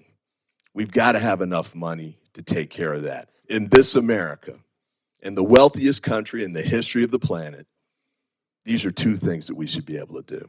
So I urge my colleagues to support this amendment, and with that, I yield back. Thank the gentleman. Are there others wishing to address the amendment? If not, the gentleman from South Carolina is recognized for 1 minute to close. Thank you, Mr. Chairman. I thank my colleagues for supporting this amendment, Mr. Chairman. Many of my Republican colleagues have argued that the flexibilities provided HUD in this bill will allow housing providers to absorb these insufficient funding levels without reducing the number of people assisted. But that could mean increasing the rent burden on assisted households, imposing work requirements, or setting time limits for assistance, which also put families at risk of eviction.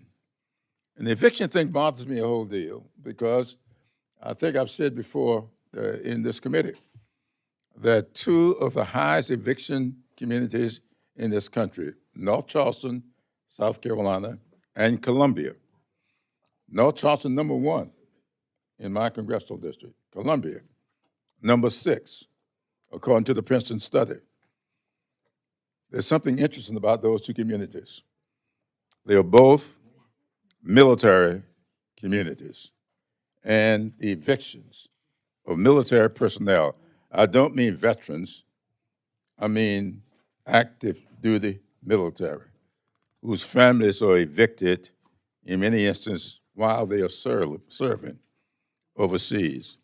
So I urge my colleagues to do the right thing for the most vulnerable and, I might say it, most patriotic people in our country and support my amendment, and I yield back. I thank the gentleman. The question is now, excuse me. I request a roll call vote. Well, I hadn't actually put it to the voice vote yet, so. Oh, I thought you were asking. I'm sorry, Mr. Oh, no, Well, we better wait with bated breath to see what it is. okay. You never know. You may win. Yeah. Okay, the question is now on the gentleman's amendment. All those say in favor say aye. Aye. All those opposed say no. No. In the opinion of the chair, the noes have it. Roll call has been requested. A sufficient number of hands have been raised, and the clerk will call the roll. Mr. Adderholt. Mr. Aguilar. Mr. Aguilar, aye. Mr. Alford. Mr. Alford, no. Mr. Amade. Mr. Amade, no. Mrs. Bice.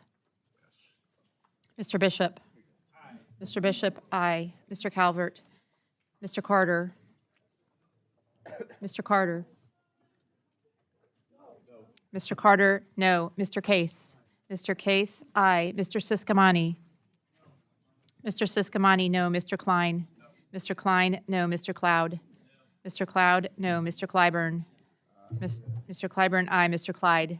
Mr. Clyde, no. Mr. Cole. No. Mr. Cole, no. Mr. Cuellar. Ms. Dean. Ms. Dean, aye. Ms. DeLauro. Ms. DeLauro, aye. Mr. Diaz-Balart. Mr. Diaz-Balart, no. Mr. Edwards. Mr. Edwards, no. Mr. Elzey. Mr. Elzey, no. Ms. Escobar. Ms. Escobar, aye. Mr. Espaillat. Mr. Espaillat, aye. Mr. Fleischman. Ms. Frankel. Ms. Frankel, aye. Mr. Franklin.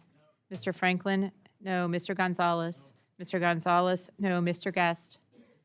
Mr. Guest, no. Mr. Harder. Dr. Harris. Mrs. Henson. Mrs. Henson, no. Mr. Hoyer.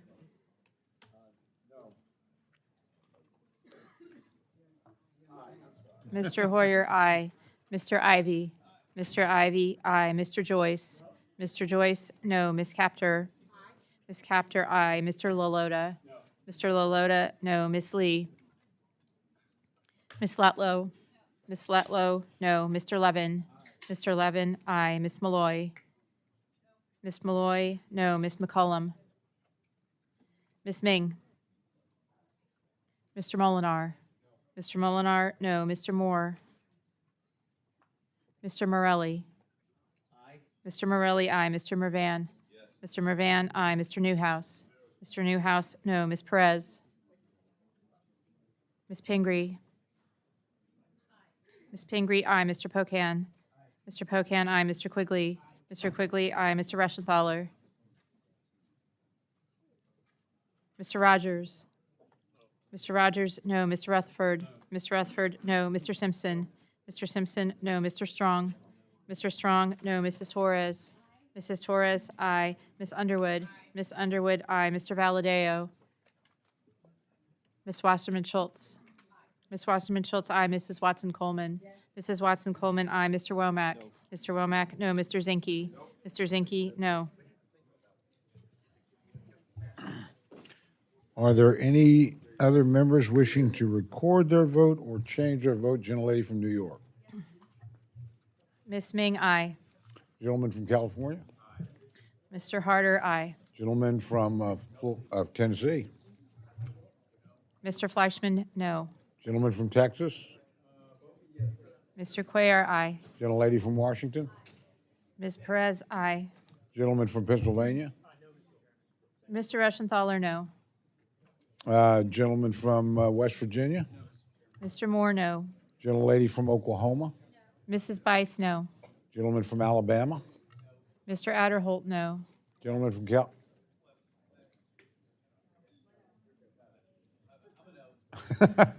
gentleman from California, Mr. Valadeo, aye. are there any other members? Dr. Harris, I don't believe I got Dr. Gentleman is not recorded. No. Dr. Harris, no. Okay. Are there any other members wishing to record or change their vote? Seeing none, the clerk will tally.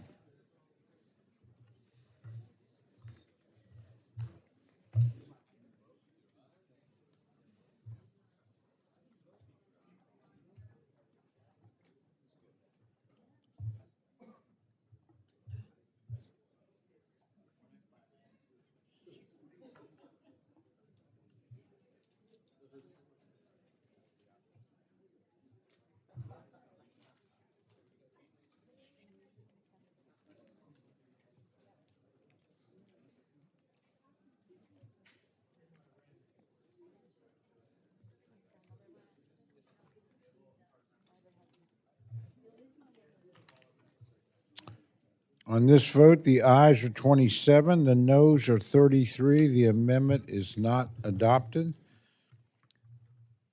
Gentleman from South Carolina, Mr. Clyburn, is recognized for an amendment. Thank you very much, Mr. Chairman. I'm not offering an amendment dispensed with. Without objection, the reading of the amendment is dispensed with, and the gentleman is recognized for remarks on his amendment.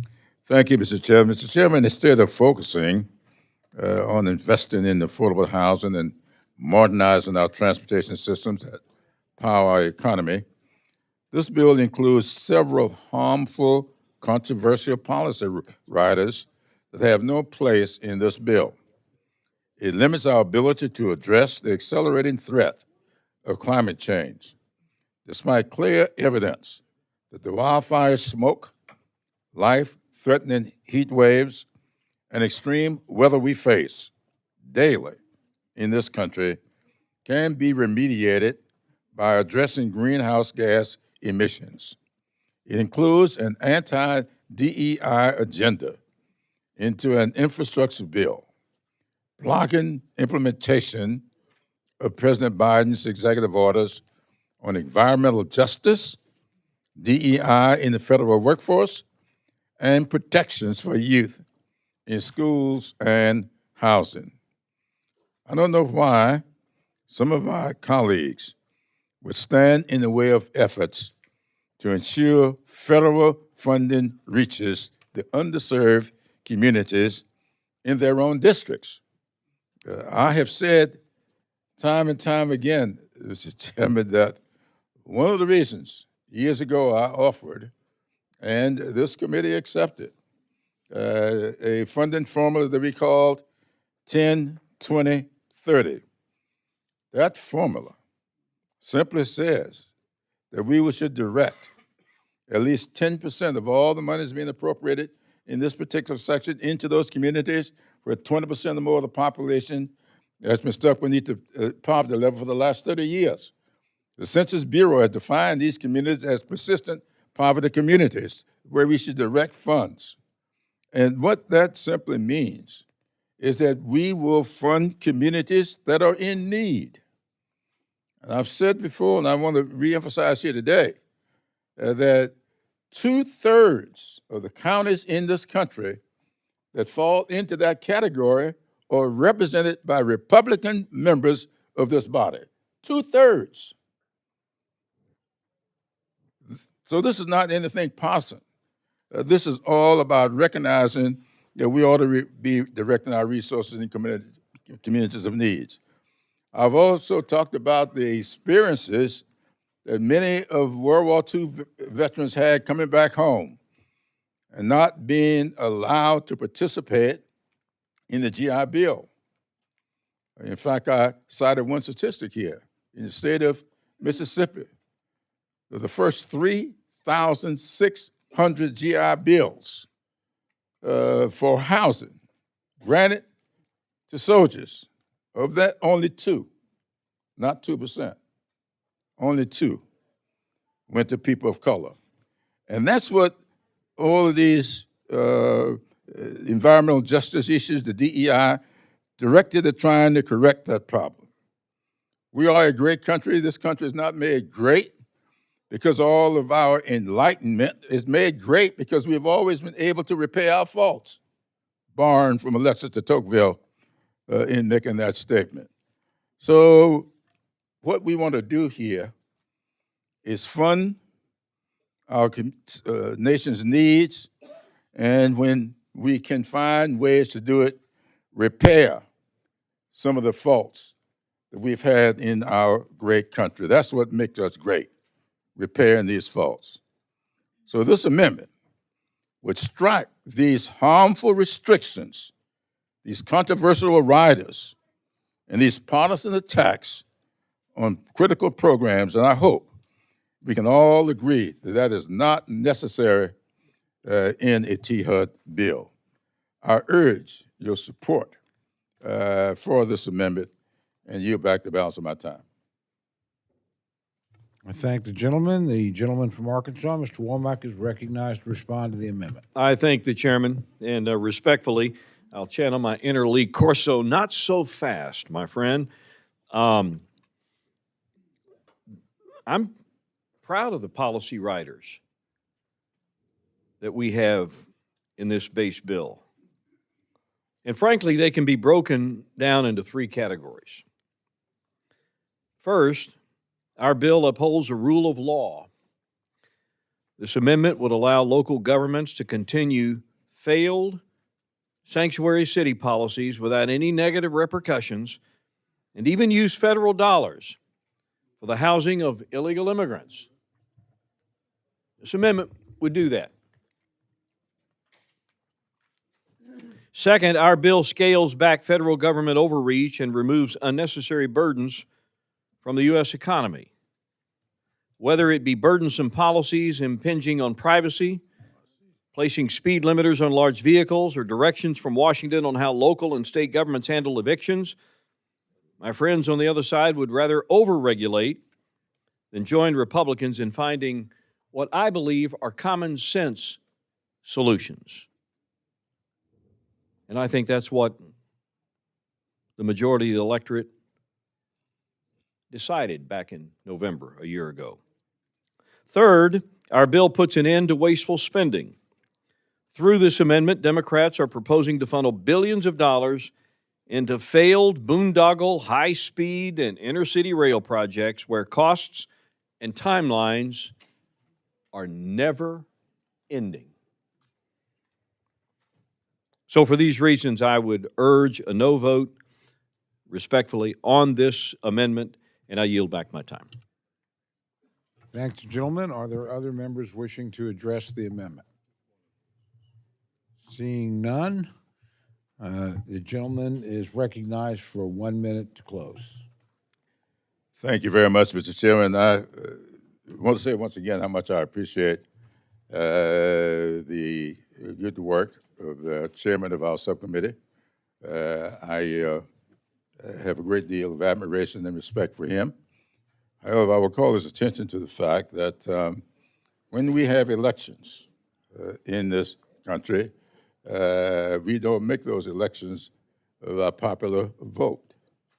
We may participate in the popular way, but there's something called the Electoral College that allows for the election of a president without a majority of the vote. And that's happened very often in this country. So it all depends on where you get the votes from. That depends whether or not you get a majority in the Electoral College. And remember, the Electoral College was a compromise based on race. Are you back? Thank the gentleman. The question is now on the amendment offered by the gentleman from South Carolina. All those in favor say aye. Aye. All those opposed say no. No. The opinion of the chair, the noes have it. And the amendment is not adopted.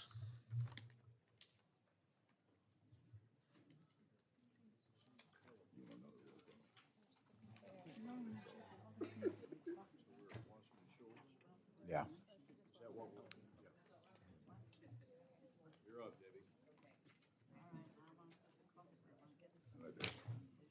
Perfect timing, as it was last night for the gentleman from, or gentlelady from Florida.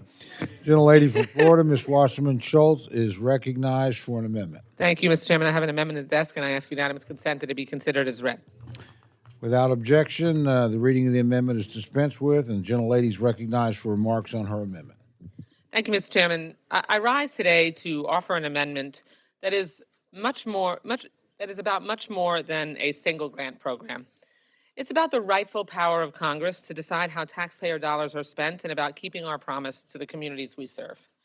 My amendment would unfreeze the federal dollars awarded in round 2 of the Charging and Fueling Infrastructure Grant Program by directing the Secretary of Transportation to obligate any remaining balances within 90 days. I'm offering this amendment because the administration is currently blocking funds that Congress appropriated and that DOT already awarded, including nearly $5 million for the city of Hollywood, Florida, and my district. Hollywood's residents were thrilled to receive this investment. Our city has already started planning and preparing to install badly needed EV charging stations.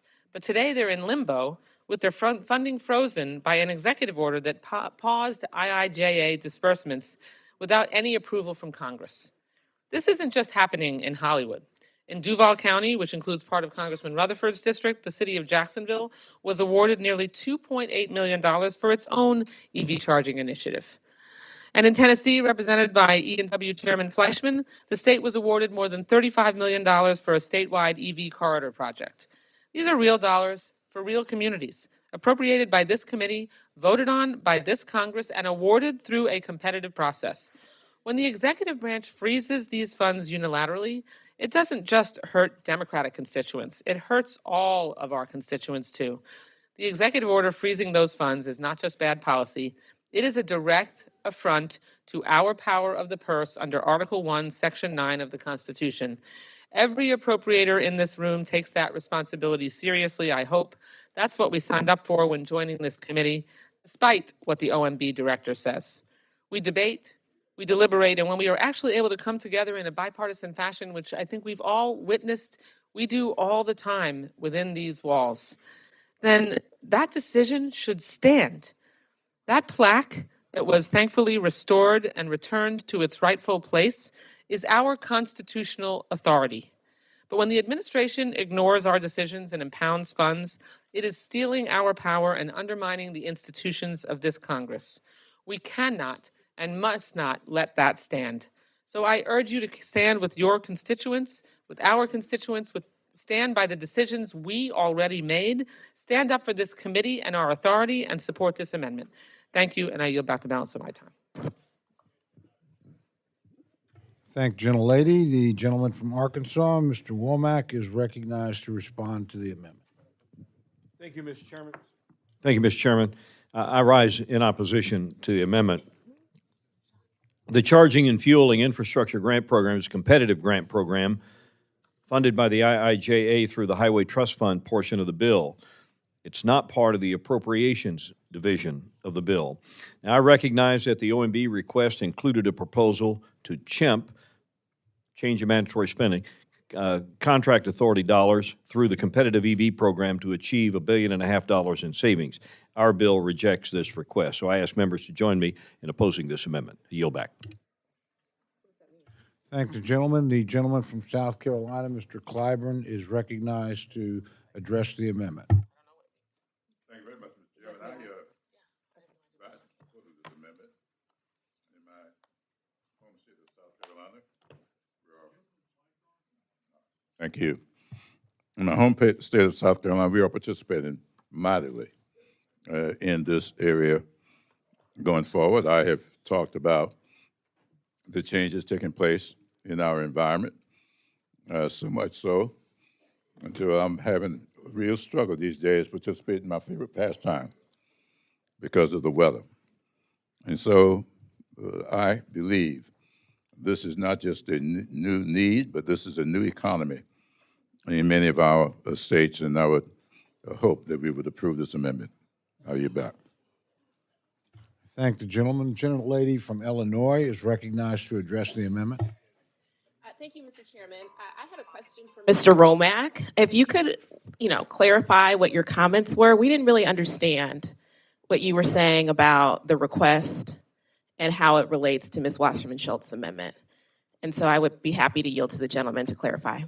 I'll be happy to also call on some of my team, some of my staff members in the event that I can't articulate an adequate answer to your question.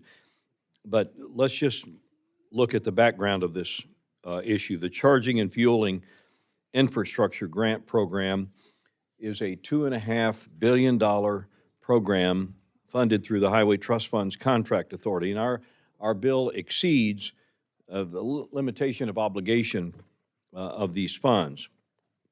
The OMB requested a cancellation of prior year balances and a rescission of the FY26 amounts in this program, resulting in a total change in the mandatory program, or the CHIMP as it's referred to, of over $1.5 billion. Our bill doesn't carry any CHIMPs, and we would not want to cancel Highway Trust Fund amounts because that would be a breach of the T&I jurisdiction. So now, if there is additional information you need, I've got a professional staff here that can probably dig down a little bit further in the weeds on it, but in answer to your question, I yield. So to summarize, are you saying that you don't have rescissions in this bill, but the rescissions are happening someplace else? Or are you saying that we're trying to add to the top line?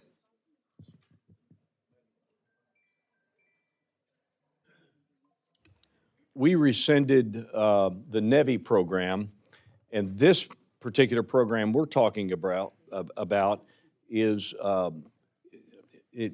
what's the correct terminology? The contract authority. So that's the difference. And so this is contract authority, and we don't do that. We don't change the contract authority. So are you saying then that the $2 billion for these EV charging stations remain in your base bill? Precisely. Okay. And so the money is in the base bill that would be funded for fiscal 26, even though you know that the Trump administration is refusing to spend those funds.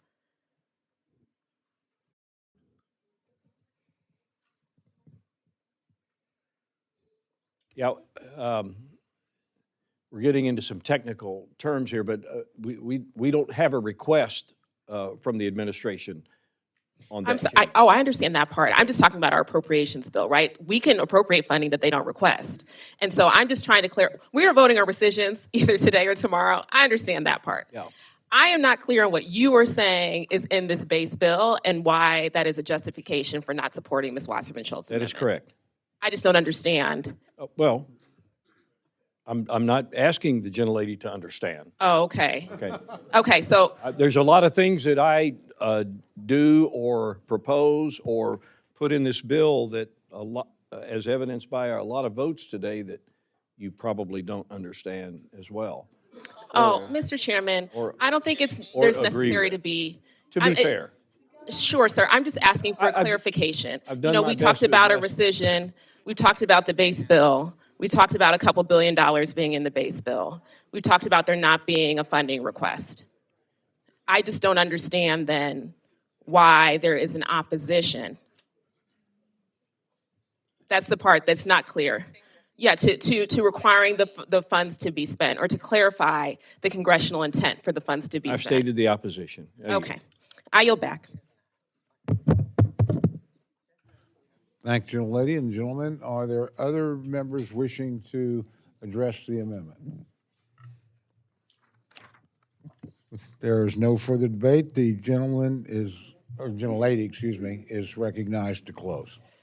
Thank you, Mr. Chairman. The chairman has clearly stated that these funds are not removed from this bill. This program is still a part of the jurisdiction of this bill. We have appropriated these funds. They are lawful, and the administration does not have the authority to decide not to spend them. They've frozen all the funds for a program that is inbounds in this bill. And respectfully, the chairman's explanation does not prohibit or prevent us, and there's no addition to the top line here. There's nothing in this bill barring us from adopting my amendment except political will. And the political will we need to have is to stand up for our co-equal branch of government and for our own constituents who are being denied funds that were already approved, that were about to be distributed, and that they froze and still haven't unfrozen. Even if you buy the argument that they are trying to align program funding with the administration's policy, it's been months already, and they had plenty of time. This is good old-fashioned impoundment and refusal to abide by federal law and also by our Constitution.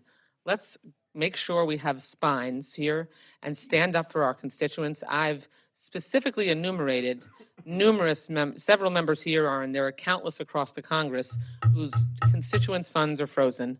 I urge you to vote for the adoption of this amendment so we can make sure that our constitutional authority and our lawful right to appropriate these funds is respected and our constituents get the resources we provided to them. And I yield back.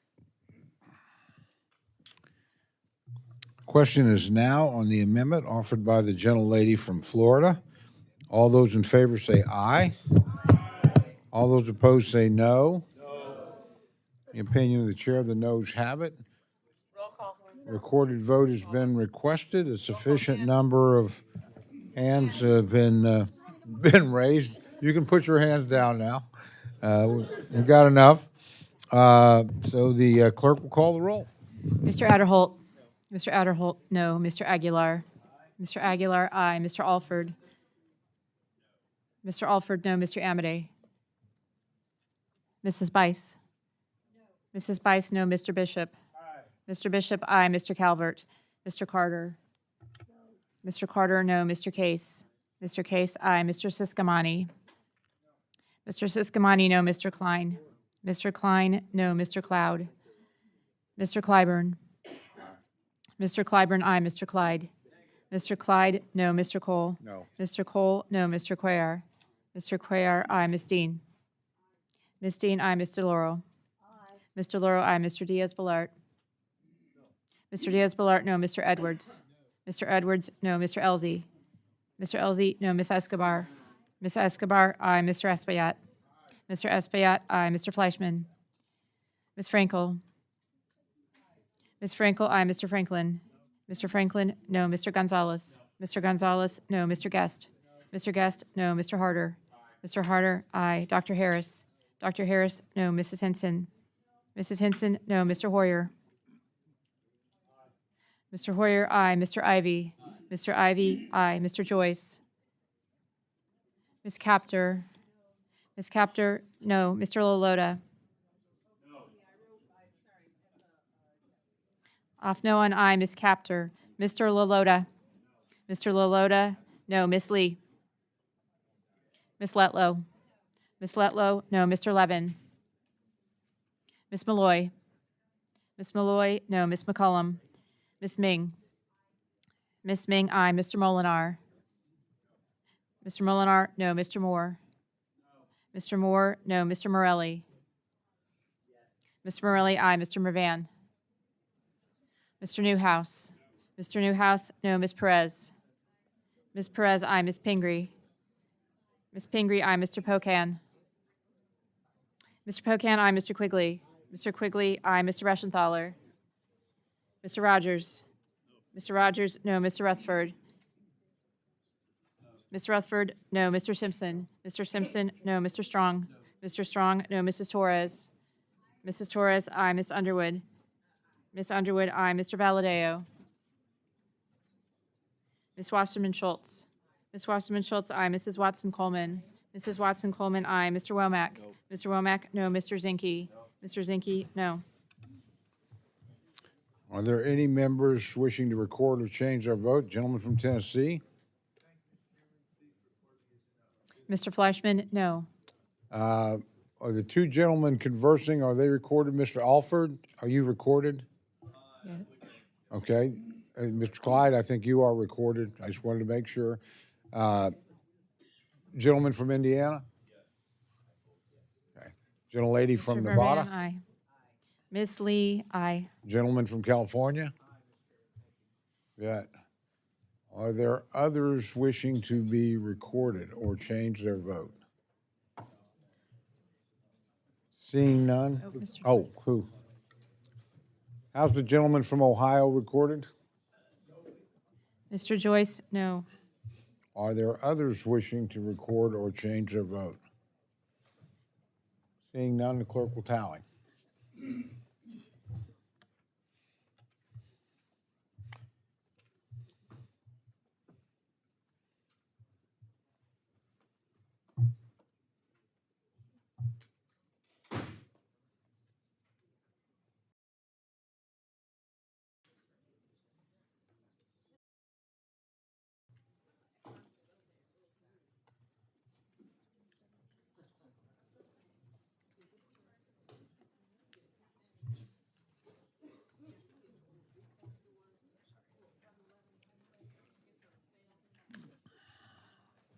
On this vote, the ayes are 27, the noes are 30. The amendment is not adopted. The gentlelady from Maine is recognized for an amendment. Here, I have an amendment at the desk, and I would like to see the reading dispensed with. Without objection, the reading of the amendment is dispensed with, and the gentlelady is recognized for remarks on her amendment. Thank you, Mr. Chair. My simple amendment that I think you will all be very sympathetic to and want to support restores funding for ferries.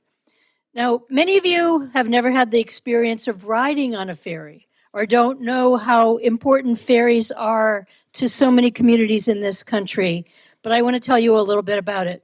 I'm quite sure, and you've probably heard me say this before, I'm the only member of Congress currently serving who has to take a ferry to get home to my home.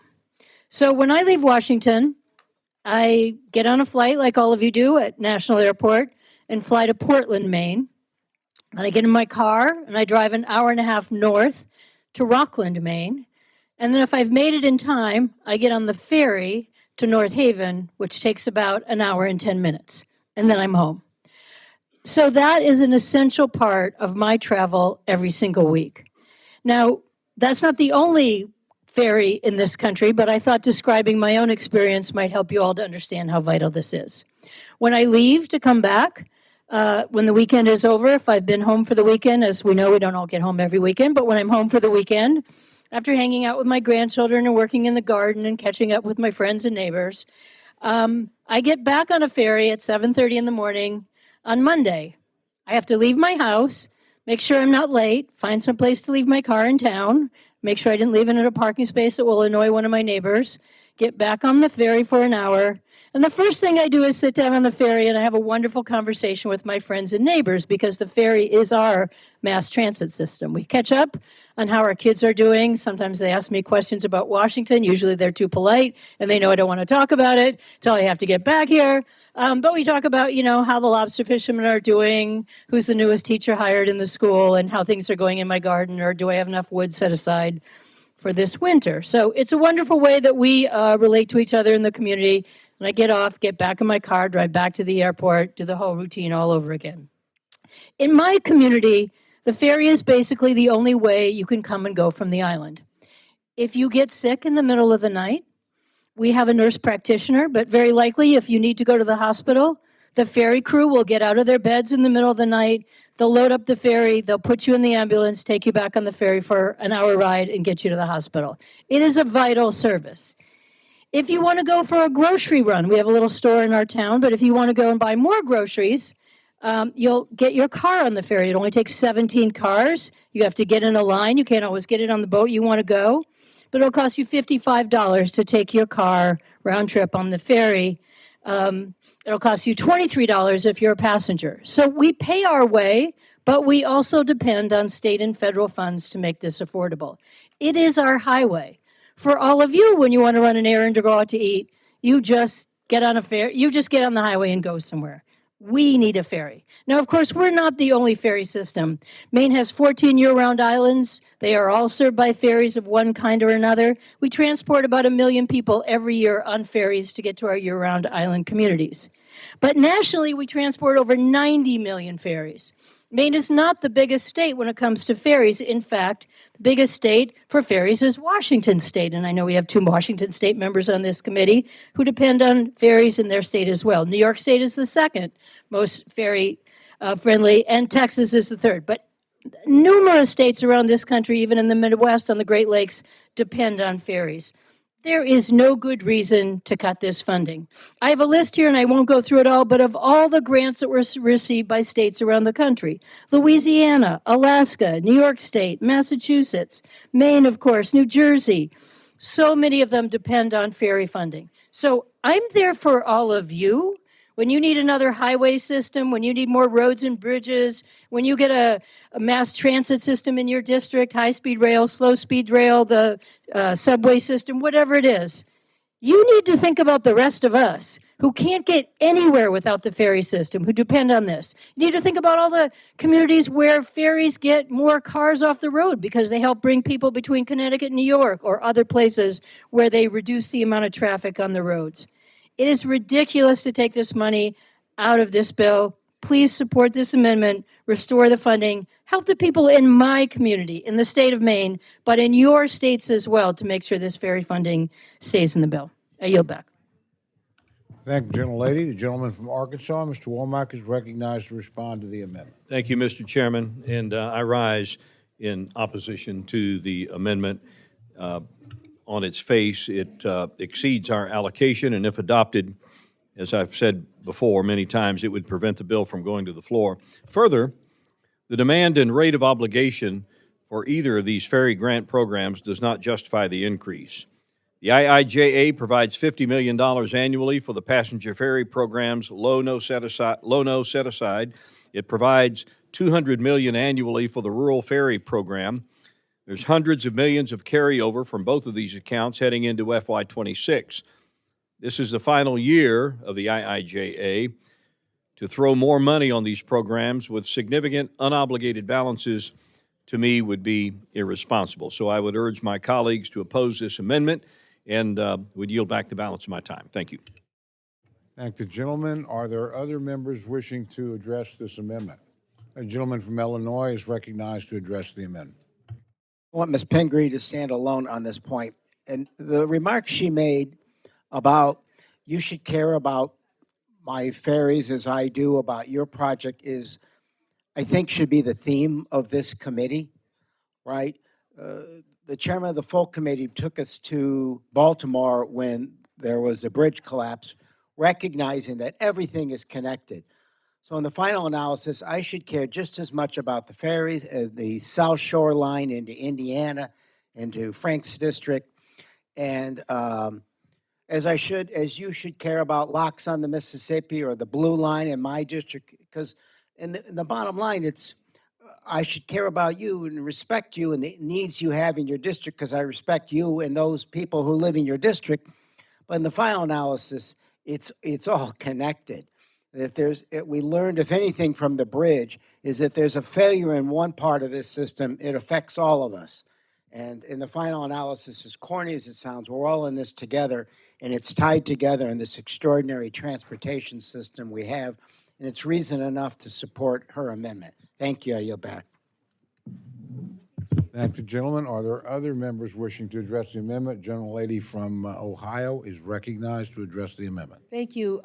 Mr. Chairman, and I rise in strong support of the Pingree Amendment. Now, I stand here as a Great Laker, and I'm not going to point the finger at any other Great Lakers that are on this committee. There aren't that many, but we share our lakes with Canada, and we have literally thousands of islands as you go along the Great Lakes St. Lawrence Seaway. And I support the Pingree Amendment to restore ferry service grant funding under the Federal Transit Administration. It's a just amendment, it's a sustainable one, and it provides access. And everything she said is absolutely true. I want to add emergency services. When you can't get the airplanes fired up in the wintertime sometimes, the Great Lakes don't freeze over anymore, at least in my part of the Great Lakes. those ferry boats are essential to life. So whether it's in Alaska, whether it's in New York City, or whether it's on the Great Lakes, these systems that are running, if you come out our way, they are outdated. And there are polluting engines that still exist, and one of the most important occupations along the region is actually someone who can repair and transform the systems for powering these boats. Too many of the ferry boats are running on outdated, polluting engines, and this amendment changes that. It dedicates funding, real dollars, to low and zero emission ferries, including those that could be powered by electric batteries and hydrogen fuel cells. And that means cleaner air, quieter waters, and fewer carbon emissions in places that already feel the brunt of climate change. And on the lake that I represent, it's the lowest, most southernmost lake of the Great Lakes. It used to freeze over. It doesn't do that anymore. But we're the largest fishery on the Great Lakes, and we have a lot of ferry boats that participate in that business, a lot of seafaring vessels. I just want to say, for the record, I represent places that I invite you all to: Kelly's Island, Middle Bass Island, Put-in Bay, and hardworking port cities along our shores like Port Clinton, Sandusky, Toledo, Lorain, Avon Lake. My gosh, the list is very long, even Cleveland, Ohio. So our communities deserve modern, efficient systems that protect the water and air we all depend upon. This is really an SMART, a smart investment, one that supports good-paying jobs, by the way, in shipbuilding, and we need more shipbuilders in this country and more places that can move our Defense Department forward in shipbuilding faster, and this is where it starts, at ports like our own and lakes communities connected to the islands that are out there. Let's meet the moment and support the Pingree Amendment. Thank you so much for offering it, and I yield back. Thank you, gentlelady. Gentleman from California is recognized to address the amendment. Thank you, Mr. Chairman. I'm less familiar, I'm on the subcommittee. I'm less familiar with this plan. There aren't a lot of ferries in my district. But this is smart policy for the reasons that Ms. Pingree and Ms. Capter mentioned. But I'm particularly struck by what Mr. Quigley mentioned, which is this only works if all of us understand and trust one another and trust that our constituencies are different and that we're speaking for our constituencies, but there isn't a program in here that affects every single district all of the time.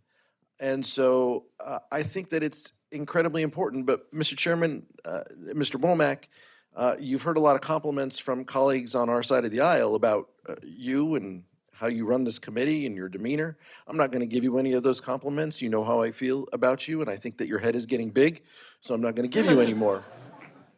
But I would like to engage you in a question, because I've heard this, I think, 4 times now. You have talked about the top line allocation. I'm buried in paperwork over here, and so forgive me. So what's your there's question? a lot of material in front of me. Where's the approved top line number that we have for transportation housing?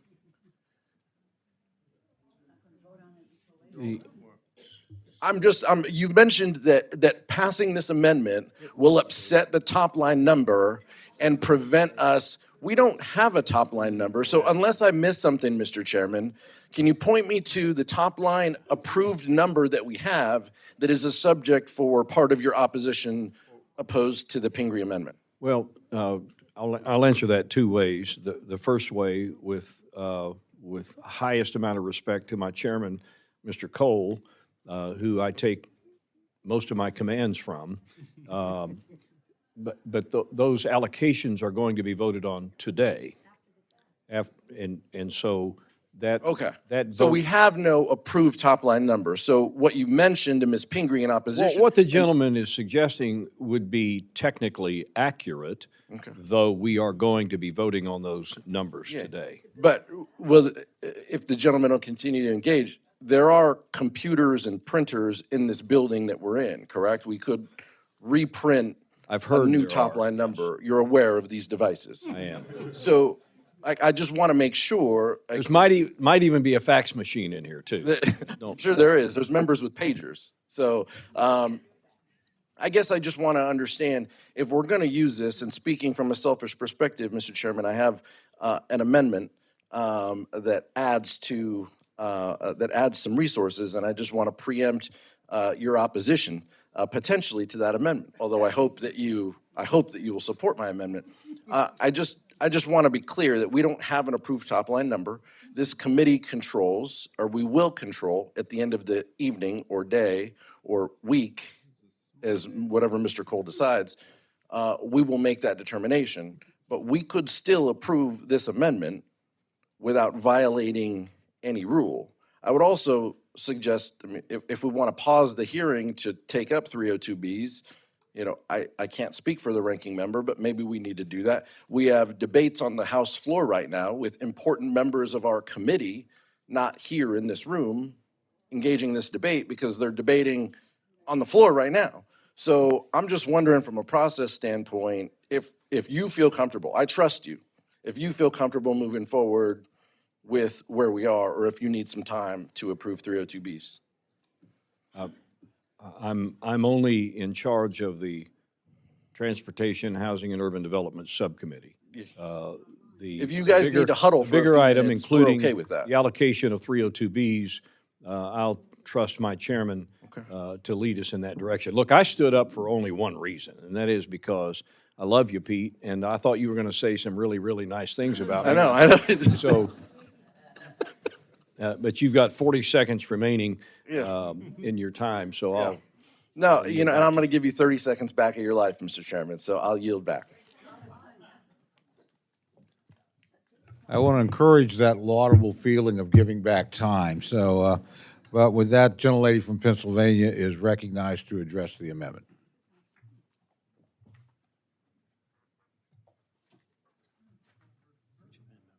I rise in support of this amendment and in support for ferries. I just had the opportunity to ride on the Cape May Lewes ferry, which I have not done in years. It's an economic engine. It's also good for its transportation, but it's good for the summer visitors in the Jersey Shore and Delaware Beaches area. And I just wanted to add to what Mr. Quigley said. And I was reminded of what John Lewis said to us so many times, Ms. Pingree. We all got here on different ships, but we're in the same boat, dare I say, ferry now. We are all in the same boat, folks. In the spirit of that, let's work together to support things that matter in Ms. Pingree's district and many others as we want to support things that work in your district. I yield back. Thank the gentlelady. Are there other members wishing to address the amendment? Seeing none, the gentlelady from Maine is recognized for 1 minute to close. Mr. Chair, and I thank my colleagues who have supported this and who understand that we are all in this together. And while I'm happy to support the roads and bridges and issues that people have around the country, mass transit, so many other things, would love to see that same level of support. And concur that we don't have allocations, so using that as an argument, as well as using the IIJA and so many other sources of funds, which we are rapidly seeing slip through our fingers as this administration does not spend the funds that we already allocated for the purposes that we allocated. So there is no way to determine that funding will still be there. But I think this is our opportunity to continue to modernize our ferries, as Ms. Capter had said. If you travel to a country like Norway or many of the European countries, they already have electric or hybrid ferries. They're already using low emissions engines, and they are already using the best efficient system possible. So I hope you will all support this amendment and understand how important this is to my state and to many states around the country. And one last thing. I may have misspoken. Representative Maliatakis may take the Staten Island ferry to get home, and I will clarify that. So there could be two of us. This could be a bipartisan need, as you see. I yield back. Colorful debate. The question is now on the amendment offered by the gentlelady from Maine. All those in favor say aye. Aye. All those opposed say no. The opinion of the chair of the noes have it, but roll call has been requested and sufficient number of hands have been raised. The clerk will call the roll. Mr. Adderholt. Mr. Adderholt, no. Mr. Aguilar. Mr. Aguilar, aye. Mr. Alford. Mr. Amadei. Mrs. Bice. Mrs. Bice, no. Mr. Bishop. Mr. Bishop, aye. Mr. Calvert. Mr. Carter. Mr. Carter, no. Mr. Case.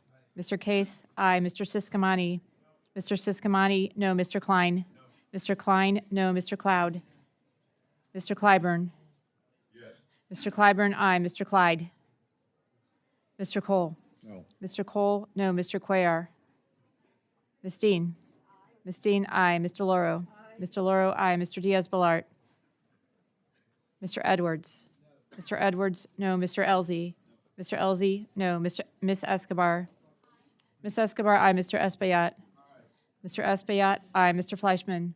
Mr. Fleischman, no. Miss Frankel. Aye. Ms. Frankel, aye. Mr. Franklin. Mr. Franklin, no. Mr. Gonzalez. Mr. Guest. Mr. Guest, no. Mr. Harder. Mr. Harder, aye. Dr. Harris. Dr. Harris, no. Mrs. Henson. Mrs. Henson, no. Mr. Hoyer. A Nantucket, aye. Mr. Hoyer, aye. Mr. Ivy. Aye. Mr. Ivy, aye. Mr. Joyce. Ms. Capter. Aye. Ms. Capter, aye. Mr. Loloda. No. Mr. Loloda, no. Ms. Lee. Ms. Lee, aye. Ms. Letlow. Ms. Letlow, no. Mr. Levin. Mr. Levin, aye. Ms. Malloy. Ms. Malloy, no. Ms. McCollum. Ms. Ming. Ms. Ming, aye. Mr. Molinar. Mr. Molinar, no. Mr. Moore. Mr. Morelli. Mr. Morelli, aye. Mr. Mervan. Mr. Mervan, aye. Mr. Newhouse. Mr. Newhouse, no. Ms. Perez. Ms. Perez, aye. Ms. Pingree. Ms. Pingree, aye. Mr. Pocan. Mr. Pocan, aye. Mr. Quigley. Mr. Quigley, aye. Mr. Rushenthaler. Mr. Rogers. Mr. Rogers, no. Mr. Rutherford. Mr. Rutherford, no. Mr. Simpson. Mr. Simpson, no. Mr. Strong. Mr. Strong, no. Ms. Torres. Aye. Mrs. Torres, aye. Ms. Underwood. Mr. Valadeo. Mr. Valadeo, no. Ms. Wasserman Schultz. Ms. Wasserman Schultz, aye. Mrs. Watson Coleman. Mrs. Watson Coleman, aye. Mr. Womack. Mr. Womack, no. Mr. Zinke. Mr. Zinke, no. Are there any members wishing to record or change their vote? The gentleman from Texas? I do not believe the gentleman is recorded. Mr. Gonzalez, no. Gentleman from Missouri? Mr. Alford, no. Gentleman from Florida? Mr. Gentleman from Diaz-Balart, no. Texas? Mr. The other Cloud, gentleman no. from Texas? Mr. Cuellar, aye. A gentleman from Georgia? Mr. Clyde, no. A gentleman from Ohio? Mr. Joyce, no. Gentleman from West Virginia? Mr. Moore, no. Gentlelady from Illinois? Ms. Underwood, aye. Gentleman from Pennsylvania? Mr. Reschenthaler, no. Are there others wishing to record or change their vote? Seeing none, the clerk will tally. Mr. Chairman, can I have the floor a minute? Yes, the gentleman's recognized. If it please the chairman, I see Miss Underwood has come back in the hall. She has been recorded. I know she has. Earlier today, in response to a Wasserman Schultz amendment, she asked me a question, and it's on my heart to say to her, I apologize if I sounded condescending, snarky, or smart-alecky. That was certainly not my intent. I was simply trying to convey that I knew you didn't agree with a lot of the votes that we had already taken place, and the word came out, understand, which might have sounded like an insult to your intelligence, and that was not my intent. So I could have said that to you personally, but I made that comment in front of this entire committee, and I felt like an apology was in order for the entire committee. So thank you. I yield. Thank you. Just so my friends on the other side of the aisle know, to us, it sounded just like he always sounds. So we didn't even recognize it.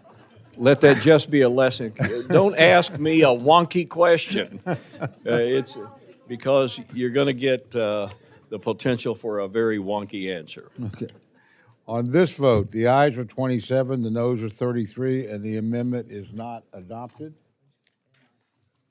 The gentleman from Illinois, Mr. Quigley, is recognized for the purposes of an amendment. Thank you, Mr. Chairman. I have amendment to desk. I ask the reading be dispensed with. Without objection, the reading of the amendment is dispensed with, and the gentleman is recognized for remarks on his amendment. Mr. Chairman, I do want to recognize Chairman Womack's remarks, and as co-chair of the SNARC caucus, I do appreciate what he had to say. But this amendment would restore funding for the pro-housing, also known as Pathways to Removing Obstacles program. I'm offering this amendment because we all know the cost of housing is too high. It's the American dream, but for too many of our constituents, the dream's out of reach.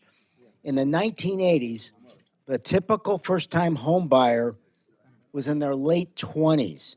Today, the median age for first-time buyers is 38 and rising.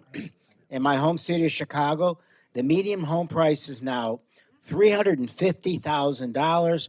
That requires an income of roughly $90,000 a year, and the median income is $75,000. Make no mistake, high mortgages and rents increase homelessness too. But as the cost of housing goes up, fewer people can afford their rent, landing them on the street and further reliant on government help.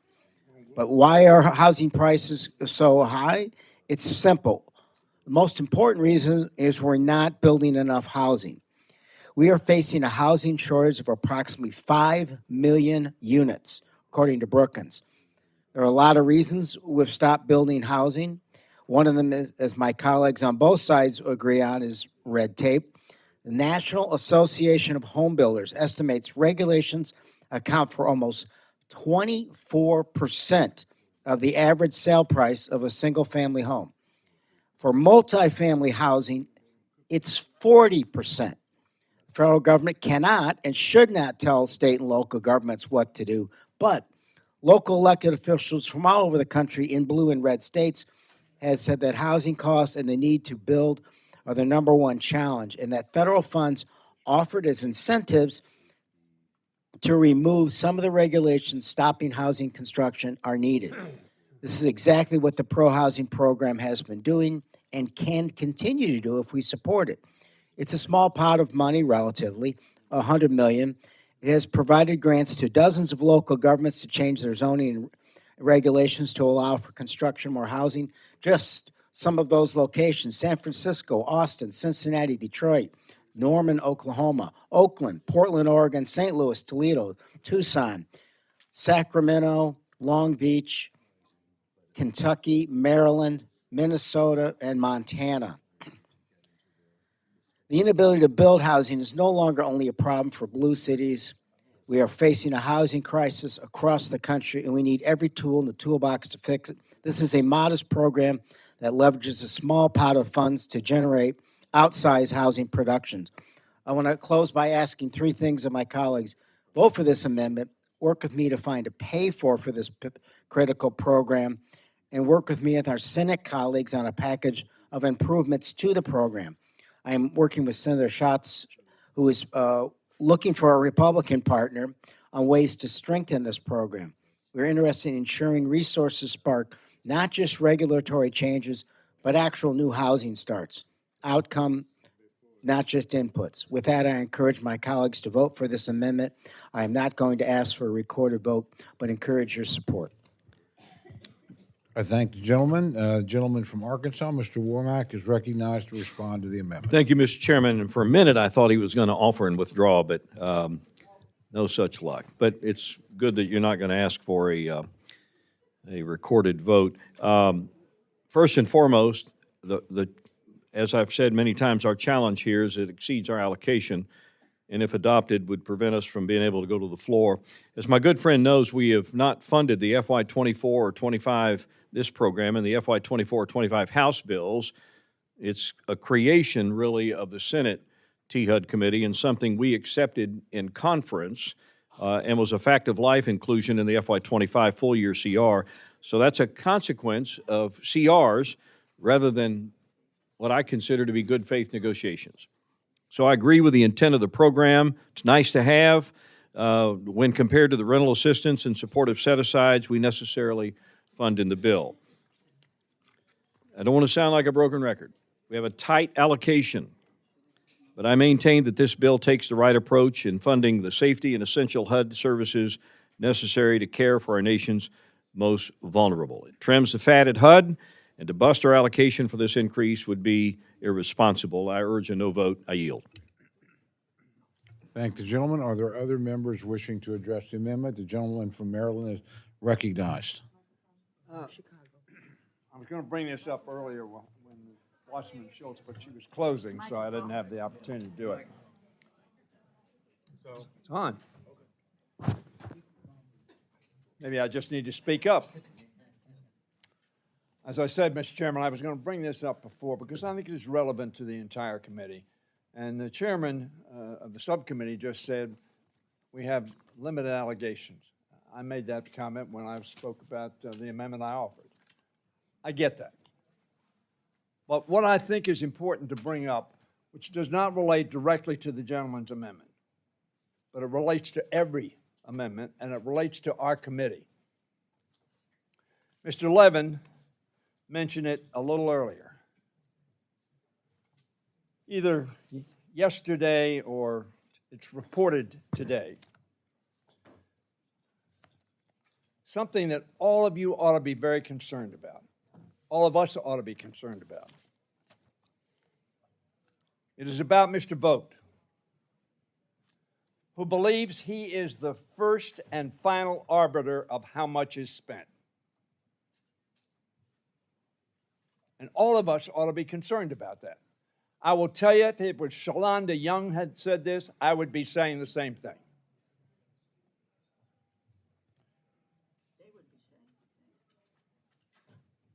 First of all, I'm going to quote him, there is no voter in the country that went to the polls and said, quote, I'm voting for bipartisan appropriation process.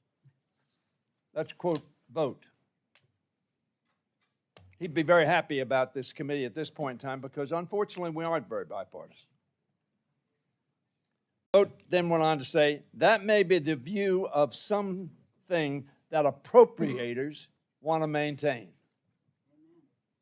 He didn't say Democratic appropriators. He said appropriators would want to maintain. The story goes on. He did, however, acknowledge the federal spending power lies with Congress. He said, a quote, again, a vote, it is one of the most constitutional foundational principles, but that power of the purse does not mean, and dash, he interposed, it is a ceiling, it is not a floor. In other words, what he is saying is, send me a 302A and I'll damn well decide how to spend it. Now, if that's what this committee is, and we don't oppose that as a committee, then I just as soon resign. Vogt reiterated his view that the president, that of Donald Trump, that the 51-year-old Impoundment Control Act, which bars the president from withholding congressionally approved funds without asking Congress, is unconstitutional. Vogt believes that it is his decision, obviously the president's decision, to decide exactly what we're going to spend. And if we appropriate $100 for an item that we think is very important, and he wants to spend $10 on it, he believes that constitutionally is correct.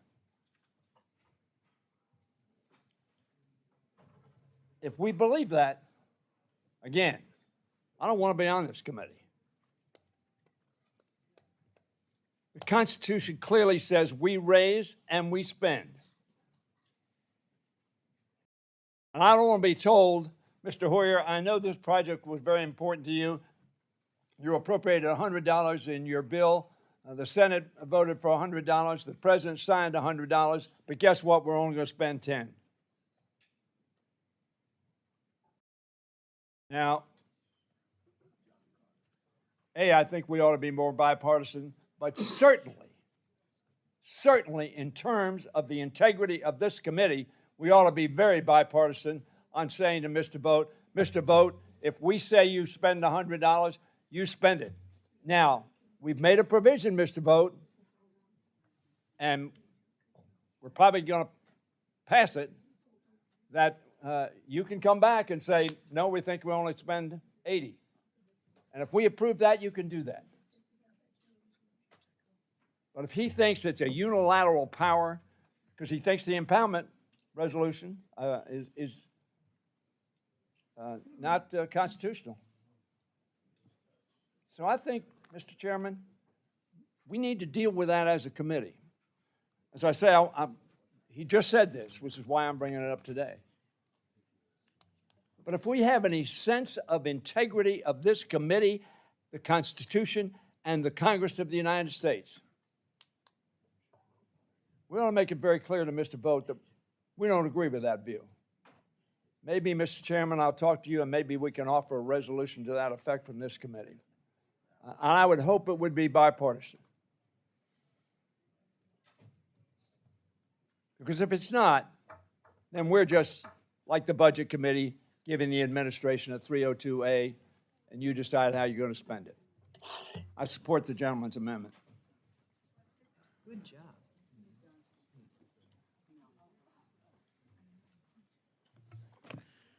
Is there further debate on the amendment? If not, the gentleman's recognized for 1 minute to close. Apparently, no one voted for a vote. I encourage you to support this amendment. Questions now on the amendment offered by the gentleman from Illinois. All those in favor say aye. Aye. All those opposed say no. The opinion of the chair, the noes have it. And the amendment is not agreed to. Gentleman from Illinois, Mr. Quigley, is recognized for the purposes of an amendment. Thank you again, Mr. Chairman. I have an amendment at the desk. I ask unanimous consent to again dispense with the reading. Without objection, the reading of the amendment is dispensed with, and the gentleman is recognized for remarks on his amendment. Thank you, Mr. Chairman. Again, my amendment would strike the funds in the THUD bill that have been transferred from the bipartisan infrastructure law. As we remember, 4 years ago, a bipartisan group, we passed the first dramatic infrastructure bill in decades, the Infrastructure Investment and Jobs Act, and it was sorely needed. Our allies, our competitors, our adversaries are outspending us on infrastructure 3-to-1 to 4-to-1 right now. America was spending billions a year making repairs to already outdated projects, while our competitors were making major investments in electric vehicles, high-speed rail, and automated ports. The IIJA was about making sure our country was again on the cutting edge of transportation infrastructure, which has countless economic and national security benefits.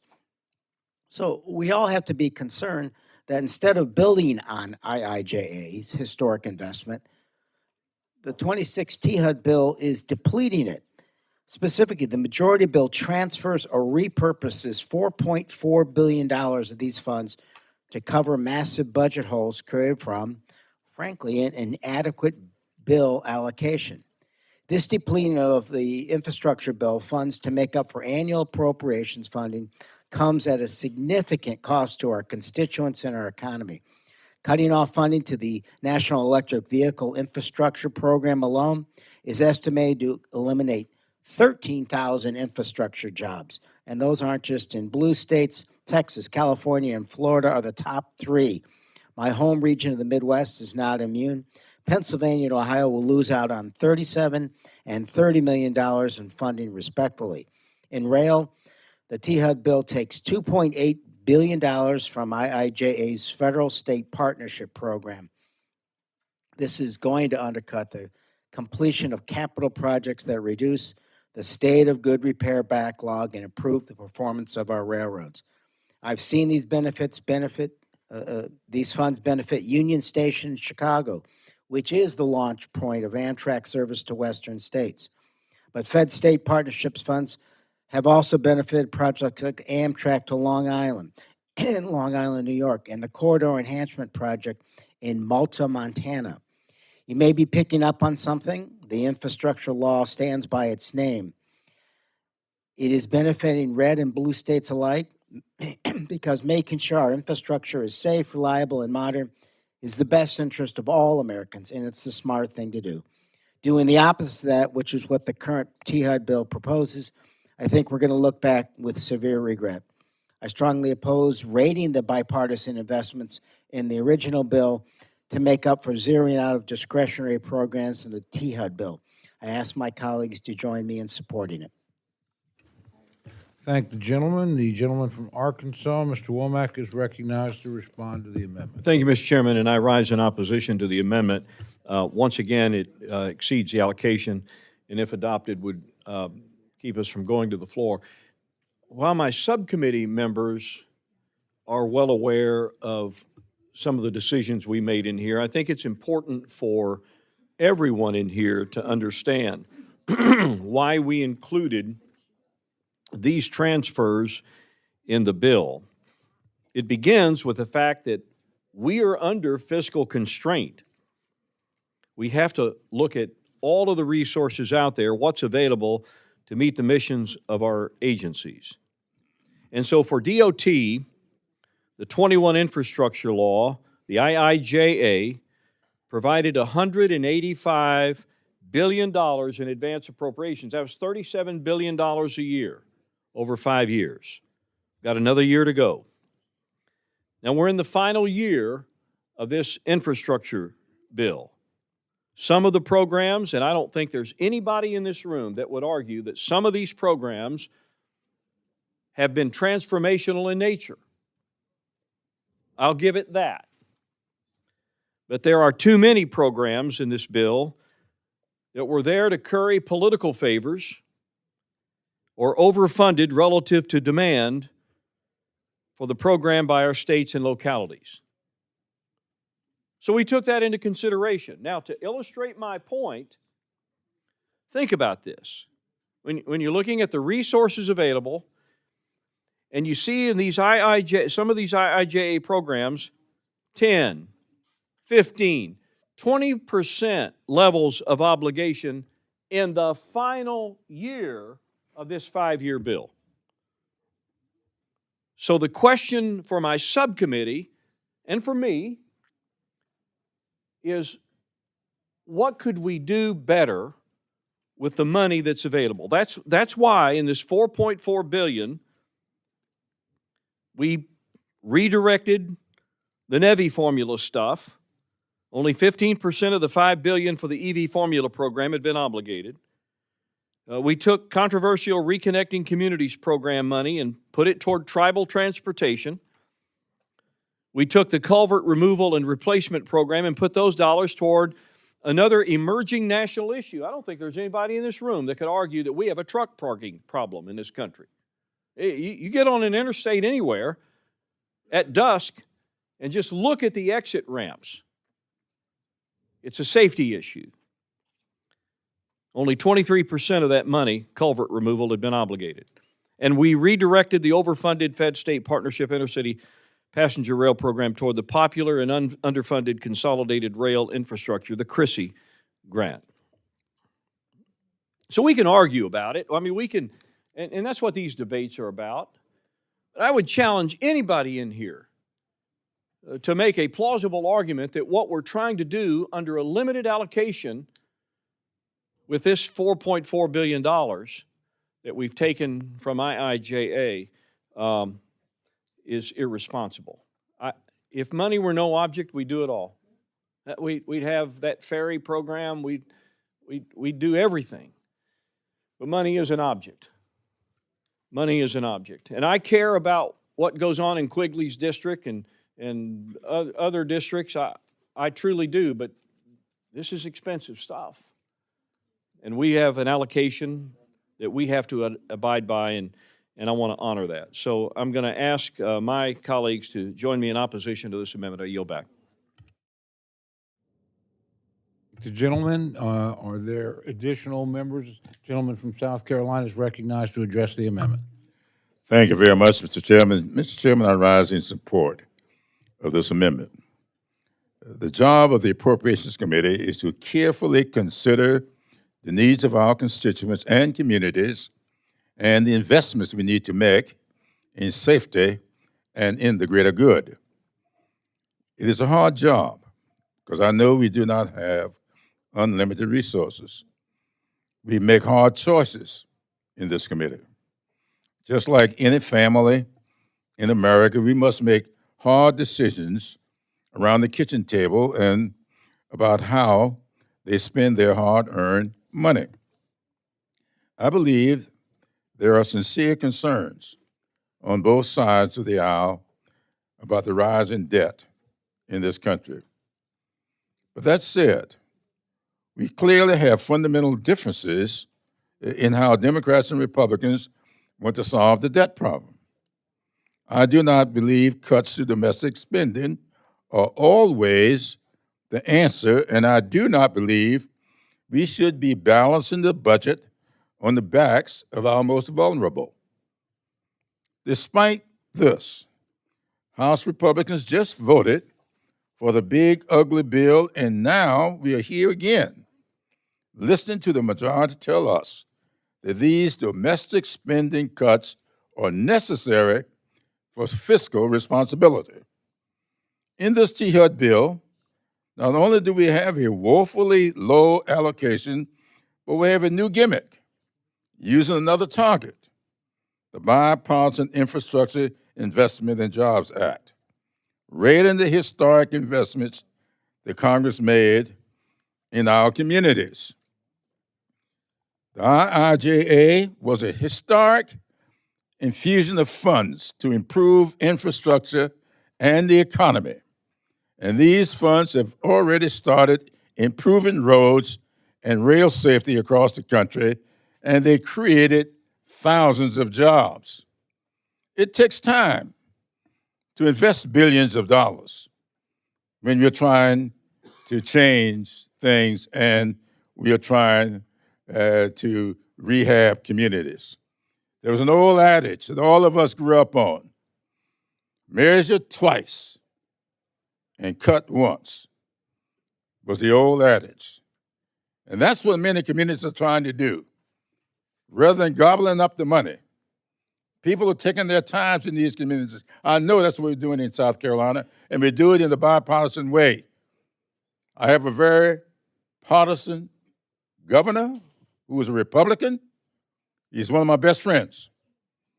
But we work together, this partisan Democrat, do what is necessary for the people of South Carolina, not to spend money just to be spending it, but to access the needs in these communities, and as I said, measure twice and cut once. And yet, the majority bill cuts into the IIJA by quote-unquote transferring IIJA funds that are on the ground already or will be imminently available to our communities with the fiscal year 26 advance appropriations.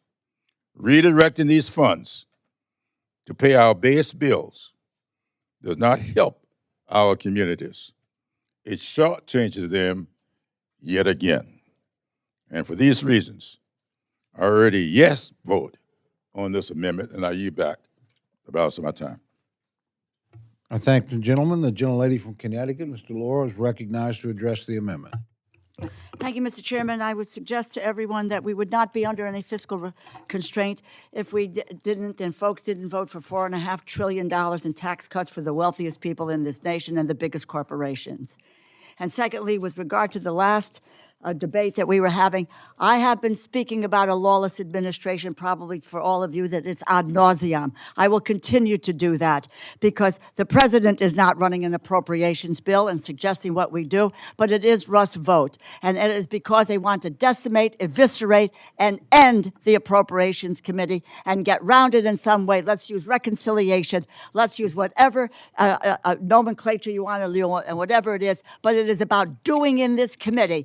I, for one, am not going to do in this committee, as I fought with my own administration in the last go-around when we talked about apportionments and letting us know what was going on. We need to stand up for what this committee stands for. Thaddeus Stevens would not have sit there and said nothing about what this administration and particularly what Russ Vogt is doing to this committee. I rise in support of this amendment to strike all transfers in this legislation because, yes, it steals funding from the Infrastructure Investment and Jobs Act, the bipartisan infrastructure law, passed during the Biden administration, the most significant investment in our nation's critical infrastructure in decades. 60,000 projects to date announced as part of this bill. 10,000 bridges, 500 ports, waterways, 1,100 airport modernization projects, 175,000 miles of roadway repairs and improvements. You know, many of our Republican colleagues voted against the bill since taking credit for these projects in their own districts, even though they did vote against the bill. And just to quote David Obey, he used to say that that is posing for holy pictures, if we remember that. People who don't vote for it but then go out and take credit for it. That's because the benefits are undeniable. The American Society of Civil Engineers found that on average, each American household saves $700 per year when IIJA funding becomes the new baseline for infrastructure investment. The bill we consider today takes us backwards, taking the funding from bipartisan priorities, Amtrak investments, the Reconnected Loan and Grant Program for rural broadband, National Electric Vehicle Infrastructure Program. All of the priorities are responding to real challenges. Amtrak is a crucial commuter and business transportation link for millions of Americans. It moves people safely and affordably while also reducing traffic and wear on our major highways. Cannibalizing $2.3 billion from the Fed-State partisan partnership for inner-city passenger rail program in order to fund Amtrak's annual grants jeopardizes critical repair and maintenance projects throughout the country. Redirecting funds in this way will delay or permanently stop progress on projects that make our trains safer, faster, and more reliable. The IIJA's federal-state partnership funding has supported the Amtrak to Long Island in Representative Lolota's district. It provided $15 million for a corridor enhancement project in Malta, Montana, Mr. Zinke's district. It really is, this is lifeblood that we're giving up because some individual who's got a title of the Office of Management and Budget Director has made a decision that this is the direction that we should go in. Speaking of speed, the USDA Reconnect program has invested over $4.5 billion in bringing broadband internet speeds to rural areas, helping people connect to a modern economy. Many of these projects are in Republican states and districts, so I am mystified. Are you receiving complaints that your constituents' internet speeds are too fast? Make no mistake, the longer we delay investing in electric vehicle infrastructure through programs like NEVI, the larger a lead that China will be able to take in building these next-generation vehicles. You know, it is... No one here is asking people to give up gasoline cars, but cutting funding for electric infrastructure investments is like insisting that Henry Ford should have simply made faster horses. The bipartisan infrastructure law made crucial investments in the foundation of our economy in order to be able to bring down the cost of living. If we take those investments away, Americans will all pay the price. Our economy pays the price. Our future pays the price. Our innovation and our leading in innovation in this world to date will pay the price. I'm proud to speak to this amendment. I urge my colleagues to support it. I thank you very much, and I yield back. Thank you. Thank the gentlelady. Are there other members wishing to address the amendment? There's no further debate, then the gentleman is recognized for 1 minute to close. Thanks again, Mr. Chairman. I encourage you to support this amendment. And now 55 seconds on our debt and deficit, which I tend to do once a year. There are a few people in this room who voted for Cooper LaTourette, the late Mr. LaTourette and Jim Cooper's bill. That was Simpson Bowles. I was one of 36. So it was the only, in my time here, comprehensive way of looking at the debt and deficit. So for those who want to follow up on this, the Center for a Responsible Federal Budget is working with us again, and we're going to try again. But the reality of the situation is if you're going to do this, it has to be big, balanced, and bipartisan, and it has to have cuts and revenues. And frankly, we've gone in the wrong direction with the most recent bill on that. So, I'll put my vote where my mouth is on this. I encourage you to join me on that. In the meantime, I would appreciate your support on this amendment. Thank the gentleman. The question is now on the amendment offered by the gentleman from Illinois. All those in favor say aye. All those opposed say no. Opinion of the chair, the noes have it. Roll call has been requested. Could we have a show of hands? Sufficient show of hands having occurred, the clerk will call the roll. Mr. Adderholt. Mr. Adderholt, no. Mr. Aguilar. Mr. Aguilar, aye. Mr. Alford. Mr. Alford, no. Mr. Amade. Mr. Amade, no. Mrs. Bice. Mrs. Bice, no. Mr. Bishop. Mr. Bishop, aye. Mr. Calvert. Mr. Carter. Mr. Carter, no. Mr. Case. Mr. Case, aye. Mr. Siscomani. Mr. Siscomani, no. Mr. Klein. Mr. Klein, no. Mr. Cloud. Mr. Cloud, no. Mr. Clyburn. Mr. Clyburn, aye. Mr. Clyde. Mr. Clyde, no. Mr. Cole. No. Mr. Cole, no. Mr. Cuellar. Mr. Cuellar, aye. Ms. Dean. Ms. Dean, aye. Ms. DeLauro. Ms. DeLauro, aye. Mr. Diaz-Balart. Mr. Diaz-Balart, no. Mr. Edwards. Mr. Edwards, no. Mr. Elzey. Ms. Escobar. Ms. Escobar, aye. Mr. Espaillat. Mr. Espaillat, aye. Mr. Fleischman. Mr. Fleischman, no. Ms. Frankel. Ms. Frankel, aye. Mr. Franklin. Mr. Franklin, no. Ms. Gonzalez. Mr. Guest. Mr. Guest, no. Mr. Harder. Mr. Harder, aye. Dr. Harris. Dr. Harris, no. Mrs. Hinson. Mrs. Hinson, no. Mr. Hoyer. Mr. Hoyer. Mr. Hoyer, aye. Mr. Ivy. Mr. Ivy, aye. Mr. Joyce. Mr. Joyce, no. Ms. Capter. Ms. Capter, aye. Mr. Laloda. Ms. Lee. Ms. Letlow. Ms. Letlow, no. Mr. Levin. Mr. Levin, aye. Ms. Malloy. Ms. Malloy, no. Ms. McCollum. Ms. Ming. Ms. Ming, aye. Mr. Molinar. Mr. Molinar, no. Mr. Moore. Mr. Morelli. Mr. Morelli, aye. Mr. Mervan. Mr. Mervan, aye. Mr. Newhouse. Mr. Newhouse, no. Ms. Perez. Ms. Perez, aye. Ms. Pingree. Ms. Pingree, aye. Mr. Pocan. Mr. Pocan, aye. Mr. Quigley. Mr. Quigley, aye. Mr. Reschenthaler. Mr. Reschenthaler, no. Mr. Rogers. Mr. Rogers, no. Mr. Rutherford. Mr. Rutherford, no. Mr. Simpson. Mr. Simpson, no. Mr. Strong. Mr. Strong, no. Ms. Torres. Mrs. Torres, aye. Ms. Underwood. Mr. Valadeo. Mr. Valadeo, no. Mrs. Wasserman Schultz. Ms. Wasserman Schultz, aye. Mrs. Watson Coleman. Mrs. Watson Coleman, aye. Mr. Womack. Mr. Womack, no. Mr. Zinke. Mr. Zinke, no. Are there any members wishing to vote or to change their vote? Gentleman from West Virginia. Mr. Moore, no. Gentleman from Texas. Mr. Elzey, no. Gentlelady from Nevada. Ms. Lee, aye. Gentlelady from Illinois. Ms. Underwood, aye. Gentleman from Arizona. I do not Mr. believe. Siscomani is recorded as a no. Oh, gentleman is recorded. Are there others wishing to be recognized or to change their votes? Seeing none, the clerk will tally.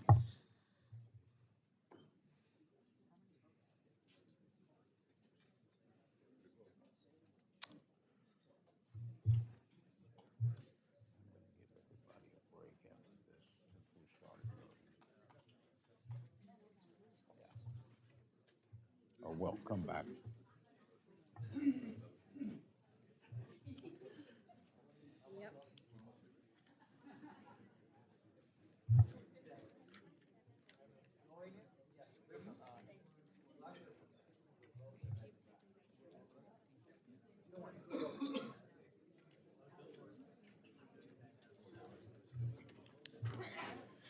On this vote, the ayes are 27, the noes are 32. The amendment is not adopted. As the members can see, voting has begun on the floor.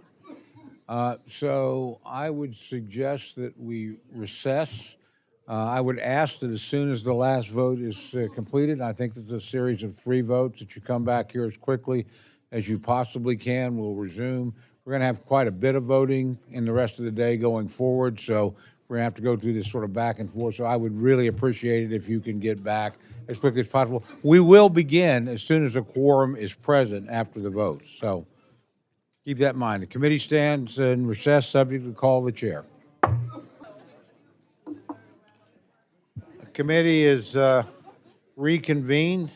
I really want to thank all of you for getting back so quickly. I appreciate it. We have a lot to do, but thank you for cooperating. Gentlelady from California, Ms. Torres, is recognized for an amendment. Mr. Chairman, I ask unanimous consent to dispense with the reading of the amendment. Without objection, the reading of the amendment is dispensed with. The gentlelady is recognized for remarks on her amendment. Thank you, Mr. Chairman. I rise today to offer an important amendment directing the administration to provide timely notice to Congress of terminations or firings of personnel at the FAA. When personnel changes happen at the FAA, especially when it comes to technicians and other support staff that support our air traffic controllers, they can have wide-ranging implications. These decisions may affect regulatory enforcement, air traffic operations, or even the integrity of safety investigations. That's why Congress must be kept informed. We are not asking for control over personnel actions, but simply the transparency needed to do our job responsibly. This amendment simply requires that Congress be notified promptly when a firing occurs and that we receive an explanation of the reasons behind it. And I yield back. I thank the gentlelady. Chairman Womack is recognized to respond to the amendment. Thank you, Mr. Chairman, and I rise in opposition to the amendment. This bill that we are considering today has adequate resources to staff every safety-related position in the agency. And it's important for us to perform reasonable oversight to ensure the FAA uses this funding to maintain the staffing necessary to ensure the safety and efficiency of the national airspace system. However, think about this. We want Congress to be notified of all these staffing decisions made by an agency of over 40,000 employees. That's a lot more than just oversight. An agency, any agency of this size, makes routine staffing decisions based on performance, waste, fraud, abuse, policy violations, safety concerns. The list goes on and on. When adverse action is taken, FAA employees, just like other federal employees, have a lot of recourse available to them, including congressionally mandated whistleblower reporting processes if an employee believes such an action would impact safety or is being taken inappropriately. FAA has several offices that routinely review adverse personnel actions in addition to the unions that represent a large segment of the FAA workforce. The FAA and this committee do not need the burden of this amendment, so I'm going to ask all of my colleagues to think clearly about what this amendment would actually do and join me in voting in opposition to its passage. I yield. Thank the gentleman. The gentleman from South Carolina is recognized to respond to the amendment. Oh, okay. Are there any members wishing to address the amendment? If there, yeah, gentleman from Maryland is recognized. I understand what the chairman said, but this is a time like I have not experienced in my 45 years here. With wholesale, and I will tell you, I represent 77,000 federal employees, and you won't sell them that they have all these appeal rights because they've been riffed wholesale. So I think it is important for us to know how many at what agencies. For instance, the Department of Education. Court initially held you can't do it, you can't eliminate the department without our participation. But if you RIF, in effect, 95% of their population, their FTEs, you have essentially eliminated. So I think there is some importance in knowing how many people have been eliminated. I don't mean personnel actions, because that's, 1 here, 2 here, 5 here, 10 here, whatever, but I mean wholesale. So I think there is merit in the lady's amendment, and I would certainly support it. I thank the gentleman. Are there other members wishing to address the amendment? Seeing none, the gentlelady is recognized for 1 minute to close. Thank you, Mr. Chairman. I hate to disappoint the chairman of my subcommittee. We're not trying to be the shop steward of the federal government employees with this amendment. I've raised this issue directly with both the FAA and Secretary Duffy, yet we continue to see the use of deferred resignation program forcing employees out of the agency with zero transparency and zero accountability. Members, planes are falling from the sky, they're crashing into each other, and we are finding out later that people that have been fired or allowed to retire, we have scrambled back to try to get them to return to work.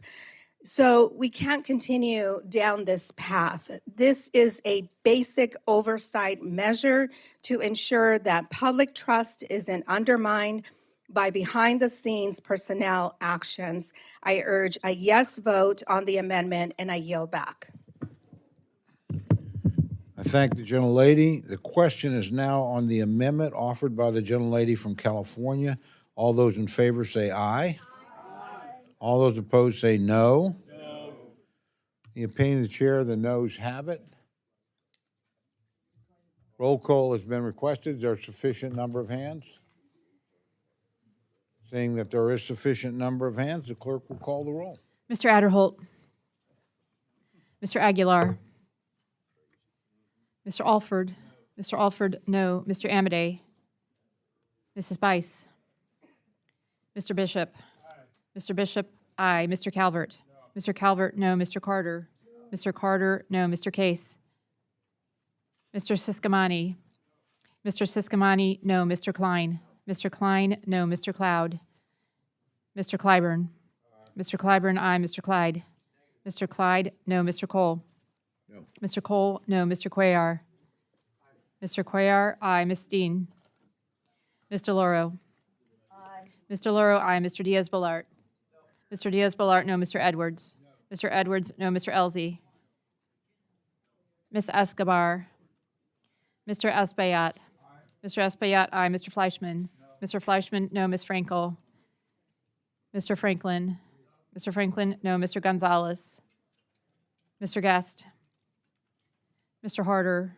Mr. Harder, aye. Dr. Harris. Dr. Harris, no. Mrs. Henson. Mrs. Henson, no. Mr. Hoyer. Aye. Mr. Hoyer, aye. Mr. Ivy. Aye. Mr. Ivy, aye. Mr. Joyce. Ms. Capter. Mr. Lalota. No. Mr. Lalota, no. Ms. Lee. Ms. Letlow. Ms. Letlow, no. Mr. Levin. Aye. Mr. Levin, aye. Ms. Malloy. Ms. Malloy, no. Ms. McCollum. Ms. McCollum, aye. Ms. Ming. Mr. Molinar. Mr. Molinar, no. Mr. Moore. Mr. Moore, no. Mr. Morelli. Aye. Mr. Morelli, aye. Mr. Mervan. Aye. Mr. Mervan, aye. Mr. Newhouse. Mr. Newhouse, no. Ms. Perez. Ms. Pingree. Ms. Pingree, aye. Mr. Pocan. Mr. Quigley. Mr. Quigley, aye. Mr. Reschenthaler. Mr. Rogers. Mr. Rogers, no. Mr. Rutherford. Mr. Rutherford, no. Mr. Simpson. Mr. Simpson, no. Mr. Strong. Mr. Strong, no. Ms. Torres. Mrs. Torres, aye. Ms. Underwood. Ms. Underwood, aye. Mr. Valadeo. No. Mr. Valadeo, no. Ms. Wasserman Schultz. Mrs. Watson Coleman. Mrs. Watson Coleman, aye. Mr. Womack. No. Mr. Womack, no. Mr. Zinke. Mr. Zinke, no. Are there members wishing to record or change their vote? The gentleman from Texas? Mr. Elzey, no. Gentleman from Nevada? Mr. Amadei, no. Gentlelady from Texas? Gentlelady from Ms. Escobar, Nevada. aye. Ms. Lee, Gentlelady from aye. Washington. Gentlelady from Florida. Ms. Perez, aye. Gentleman from Texas. Gentleman from Mr. Cloud, California. no. Mr. Aguilar, did he vote? He voted aye. Mr. Aguilar, aye. Are there other, gentlelady from Ohio? Thank Mrs. you. Gentlelady from Aye. Florida? Ms. Watch.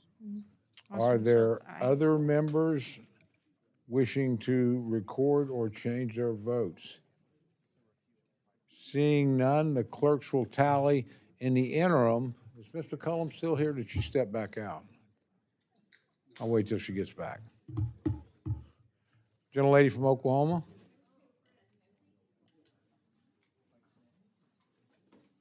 Did you get it? Yeah. Mrs. Bice, no.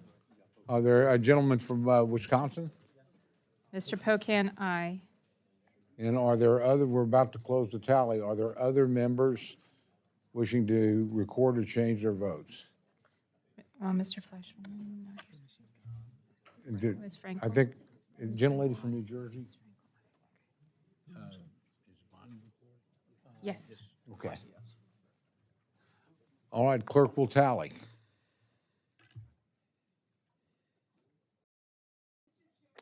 Before you say something, let me say something before we announce the vote.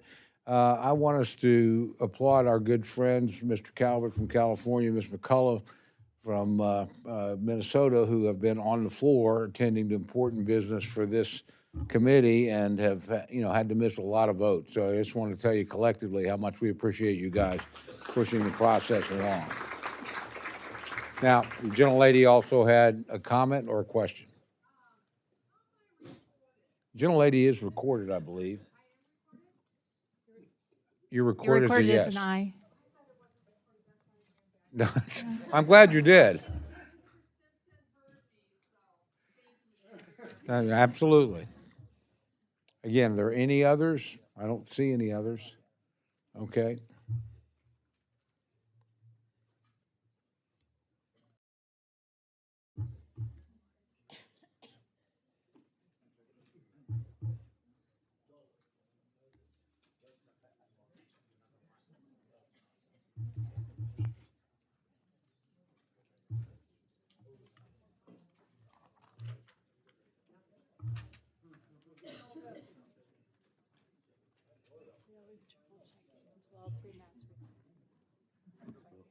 Yeah, no, it's all right. A little bit of confusion.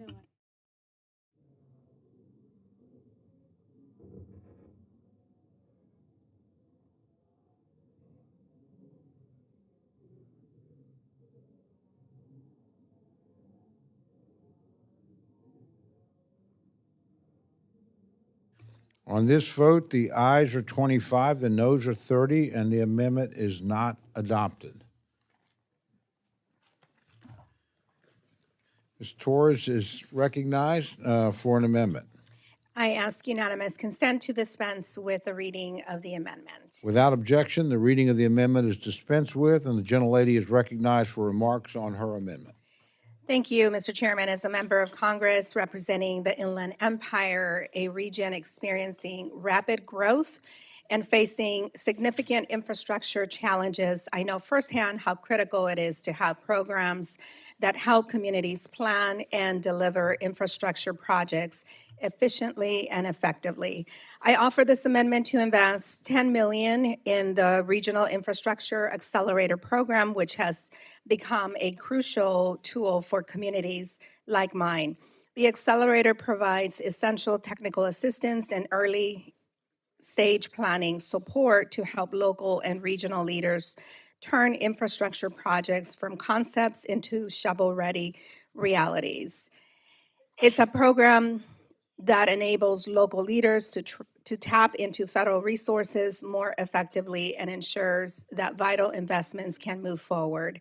This program enjoys strong bipartisan support and delivers results nationwide, including in Republican-led states like Louisiana, which most recently received $2 million through the Accelerator program to help advance regional transportation projects that serve rural communities. That's exactly the kind of local empowerment and impact that we need in regions like the Inland Empire.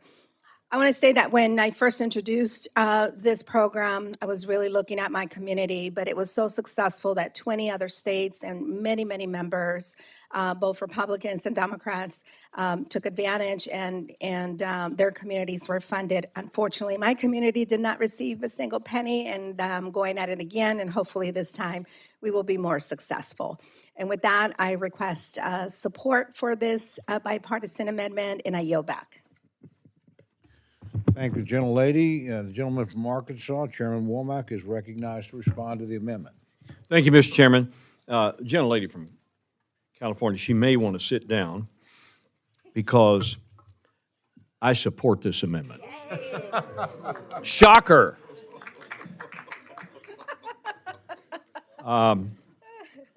For a couple of reasons.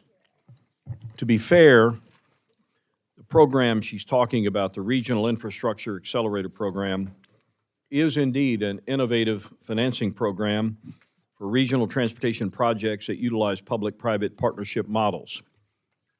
And I think it's a fantastic program, but also because, unlike some of her colleagues in previous amendments, she has found an offset.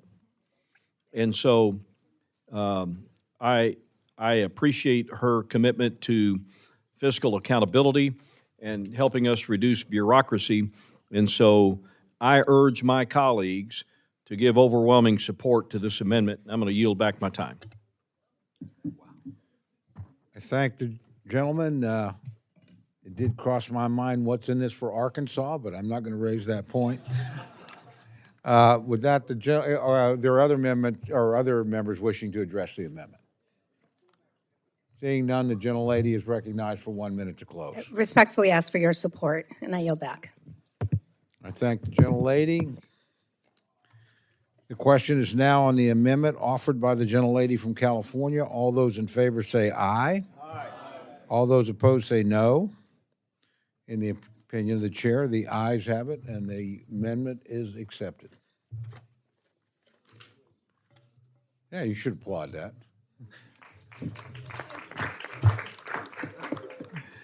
Gentlelady from California is going for 2 in a row. So gentlelady is recognized for the purpose of presenting an amendment. Mr. Chairman, I ask unanimous consent to dispense with the reading of the amendment. Without objection, the reading of the amendment is dispensed with. The gentlelady is recognized for remarks on her amendment. Thank you, Mr. Chairman. The administration has been threatening to cut all federal funding to California and has attempted to cut funding from other states as well. My amendment makes it clear that taxpayer dollars should go to helping America thrive, not supporting political grudges.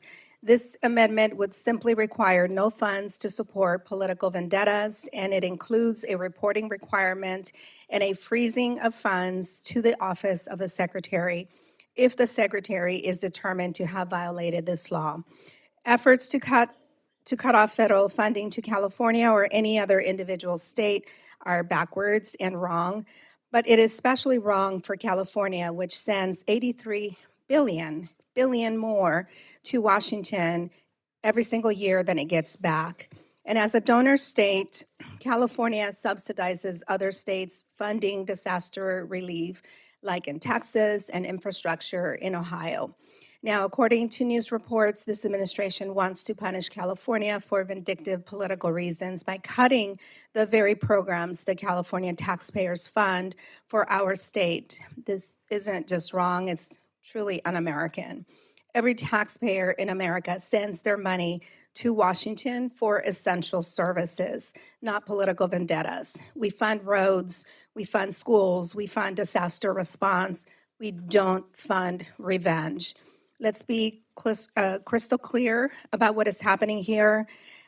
We all swore an oath to faithfully execute the laws, and that includes the funding laws that Congress has passed. I urge my colleagues to support my amendment, and I yield back. Thank the gentlelady. The gentleman from Arkansas, Mr. Womack, is recognized to respond to the amendment. Thank you, Mr. Chairman, and regretfully, I can't be as generous on this particular amendment, so I rise in opposition. We've seen states and local jurisdictions across the country put in place policies that are counter to the desires of the American public as well as federal law. The Trump administration is taking these issues seriously and rightly reviewing how federal dollars are supporting these poor decisions that are deteriorating the way of life for many Americans. This amendment is a desire to politicize the enforcement of federal law. So I'm going to ask my colleagues to join me in opposing this amendment, and I yield back. Thank the gentleman. Are there other members wishing to address the amendment? Seeing none, the gentlelady is recognized for 1 minute to close.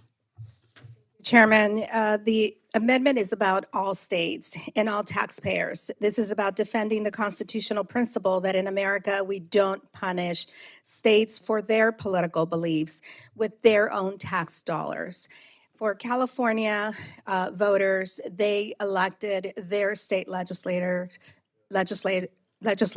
and their representatives. It is up to California to develop their own political policies, not Washington, D.C. to dictate to California. Because if we can do it to California today, we are going to do it to any other state. Just wait and see. And for those reasons, I urge an aye vote. Thank the gentlelady. The question is now on the amendment offered by the gentlelady from California. All those in favor say aye. All those opposed say no. No. The opinion of the chair, the noes have it. The gentlelady from California is requesting a roll call. Is there sufficient support for that? Sufficient number of hands being raised. The clerk will call the roll. Mr. Adderholt. Mr. Adderholt, no. Mr. Aguilar. Mr. Alford. Mr. Alford, no. Mr. Amade. Mrs. Bice. Mrs. Bice, no. Mr. Bishop. Mr. Bishop, aye. Mr. Calvert. Mr. Calvert, no. Mr. Carter. Mr. Carter, no. Mr. Case. Mr. Siscomani. Mr. Siscomani, no. Mr. Klein. Mr. Klein, no. Mr. Cloud. Mr. Clyburn. Mr. Clyburn, aye. Mr. Clyde. Mr. Clyde, no. Mr. Cole. No. Mr. Cole, no. Mr. Cuellar.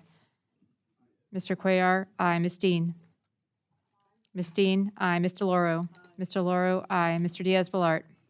Mr. Diaz-Balart, no. Mr. Edwards. Mr. Edwards, no. Mr. Elzey. Mr. Elzey, no. Mr. Escobar. Ms. Escobar, aye. Mr. Espaillat. Mr. Espaillat, aye. Mr. Fleischman. Mr. Fleischman, no. Ms. Frankel. Ms. Frankel, aye. Mr. Franklin. Mr. Franklin, no. Mr. Gonzalez. Mr. Guest. Mr. Guest, no. Mr. Harder. Mr. Harder, aye. Dr. Harris. Dr. Harris, no. Mrs. Hinson. Mrs. Hinson, no. Mr. Hoyer. Mr. Hoyer, aye. Mr. Ivy. Mr. Ivy, aye. Mr. Joyce. Mr. Joyce, no. Ms. Capter. Ms. Capter, aye. Mr. Lalota. Mr. Lalota, no. Ms. Lee. Ms. Lee, aye. Ms. Letlow. Ms. Letlow, no. Mr. Levin. Mr. Levin, aye. Ms. Malloy. Ms. Malloy, no. Ms. McCollum. Ms. Ming. Ms. Ming, aye. Mr. Molinar. Mr. Molinar, no. Mr. Moore. Mr. Moore, no. Mr. Morelli. Mr. Morelli, aye. Mr. Mervan. Mr. Mervan, aye. Mr. Newhouse. Mr. Newhouse, no. Ms. Perez. Ms. Pingree. Ms. Pingree, aye. Mr. Pocan. Mr. Pocan, aye. Mr. Quigley. Mr. Quigley, aye. Mr. Reschenthaler. Mr. Rogers. Mr. Rogers, no. Mr. Rutherford. Mr. Rutherford, no. Mr. Simpson. Mr. Simpson, no. Mr. Strong. Mr. Strong, no. Mrs. Torres. Mrs. Torres, aye. Ms. Underwood. Ms. Underwood, aye. Mr. Valadeo. Mr. Valadeo, no. Ms. Wasserman Schultz. Ms. Wasserman Schultz, aye. Mrs. Watson Coleman. Mrs. Watson Coleman, aye. Mr. Womack. Mr. Womack, no. Mr. Zinke. Mr. Zinke, no. Are there members wishing? Excuse me. Are there members wishing to record or change their vote? Gentleman from Nevada. Mr. Amade, no. Gentleman from Texas. Mr. Gonzalez, Another no. gentleman from Texas. Mr. Cloud, no. Gentlelady from Minnesota? Ms. McCollum, aye. Gentleman from Hawaii? Mr. Case, aye. Are there other members wishing to record or change their vote? Seeing none, the clerk will tally.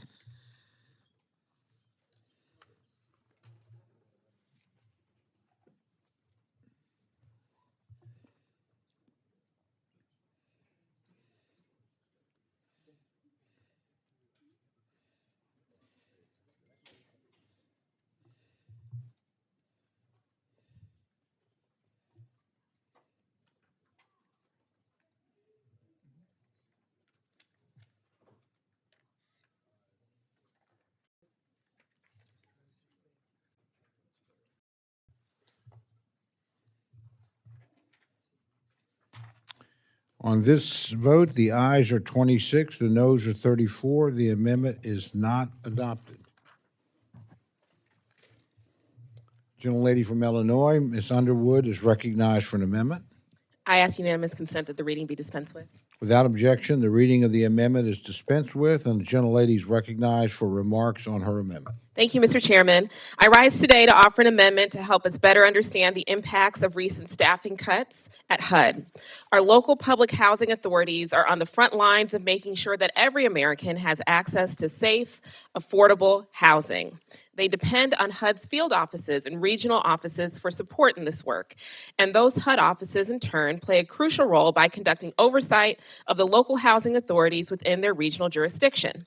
So I was extremely troubled to read this week that HUD Chicago office, which is already struggling with staffing shortages, will now be responsible for oversight of 65 housing authorities in Wisconsin. That's because HUD's Wisconsin office has been so severely damaged by the reckless, unprecedented staff cuts dictated by this administration that it is no longer able to fulfill its oversight duties for the state of Wisconsin. The Public Housing Division at the Chicago office has already lost about 30% of its staff due to DOGE resignation programs, yet it's now expected to manage an increase of over 60% in the number of housing authorities it oversees. That amounts to more than doubling the work for each of these civil servants. That's absurd. The situation has become so outrageous that the bipartisan board of the Illinois Housing Development Authority approved a resolution objecting to the Trump administration's severe cuts to HUD funding and staffing levels. So when will my Republican colleagues in Congress admit that enough is enough? This dire staffing shortage is as bad for Wisconsin as it is for Illinois. From Kenosha to Aurora, our local public housing authorities will face longer response times from overstretched staff. From Eau Claire to Joliet, our constituents will be at risk of unsafe, substandard housing without sufficient federal oversight. As their representatives in Congress, we need to understand how this administration's attacks on HUD are affecting our constituents and our state and local partners. And that's why my amendment would require the Government Accountability Office to analyze the impacts of these cuts. This report will evaluate HUD's ability to enforce housing quality and safety standards and provide timely responses to housing authorities in need of support. And look, if my Republican colleagues are so confident that DOGE is right, that taking a chainsaw to public services somehow makes them more efficient, then they should be excited to support this amendment and get a report proving them right. But I suspect that that's not quite what this report will find. Let's remember that they voted to slash GAO in half in the legislative branch funding bill. These bills hamstring our ability to do any oversight over the president and his billionaire cronies because this majority doesn't want the American people to see the harmful results of their reckless cuts. But I urge all my colleagues to vote yes on this amendment for the sake of all Illinoisans and Wisconsinites and all Americans, because every family deserves a safe and affordable place to call home. That promise means nothing if HUD doesn't have the staff or resources to do this job. Please vote yes on this amendment, and I yield back. I thank the gentlelady. The gentleman from Arkansas, Mr. Womack, is recognized to respond to the amendment. Thank you, Mr. Chairman. I rise in opposition to the amendment. I've got some great news for the gentlelady from Illinois. Great news. We don't need your amendment because the Office of Inspector General is already doing what you are asking. I'm going to read verbatim from the summary. And this is from the Office of Inspector General related to recent workforce reductions at HUD. Quote, the review will highlight the HUD offices that are majorly impacted by the workforce reductions and will also summarize the demographics of employees who were terminated or resigned between January 20th, 2025 and May 31st, 2025. The objective of this review is to provide a status of HUD's workforce reduction efforts as of May 2025 and a snapshot of how the reduction efforts impacted the size of various offices and demographics across HUD. So I think you can see that we've already got the Office of Inspector General from HUD doing exactly what the gentlelady from Illinois is asking of GAO. So the amendment is duplicative and unnecessary. I urge a no vote. I yield. Thank the gentleman. Are there other members wishing to address the amendment? Seeing none, the gentlelady from Illinois is recognized for 1 minute to close.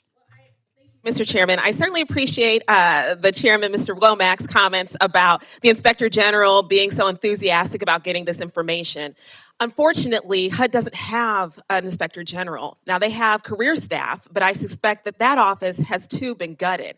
And so, while I do look forward to seeing the results of this report, I don't know with confidence that the Inspector General's office has the capacity to offer that information in a timely way that would allow communities in Illinois and Wisconsin to know with certainty that the housing needs are being met in our region. So I urge all my colleagues to support this amendment to allow the GAO to offer some objective feedback on the situation, and please vote yes. I yield back.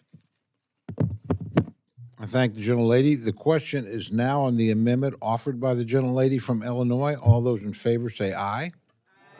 All those opposed say no. The opinion of the chair, the noes have it. Gentlelady is requesting a roll call. Sufficient show of hands having been given, the clerk will call the roll. Mr. Adderholt.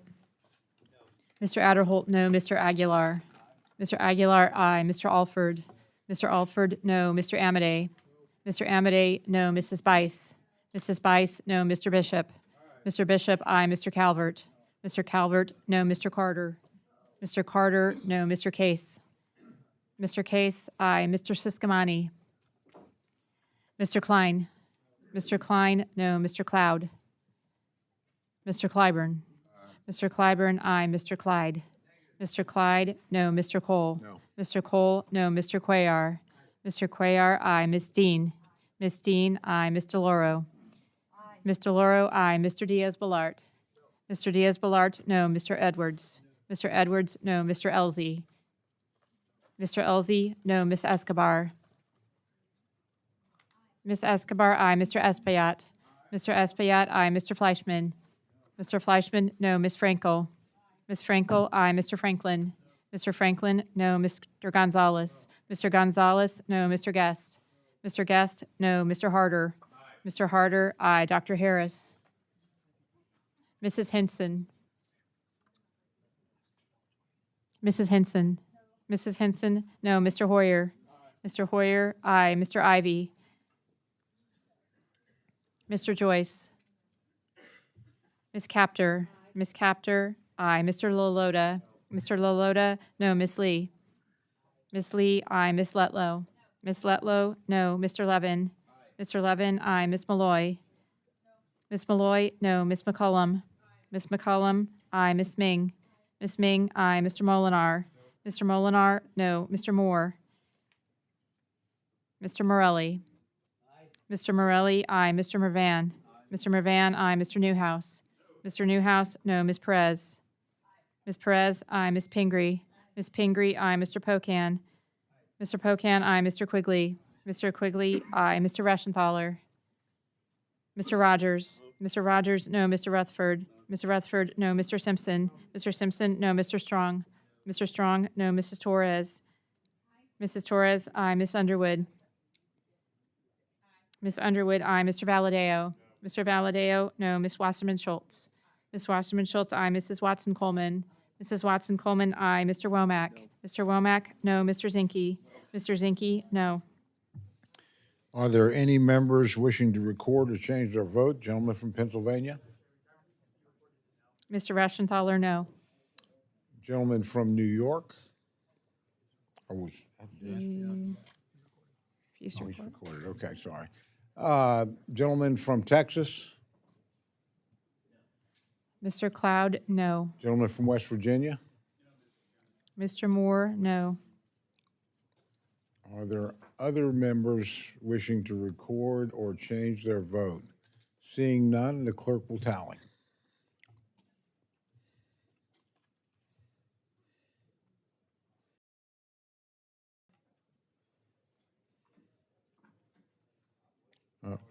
Gentleman from Maryland?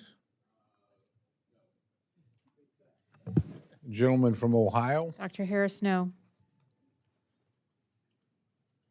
Joyce. Mr. Joyce? Mr. Joyce, no.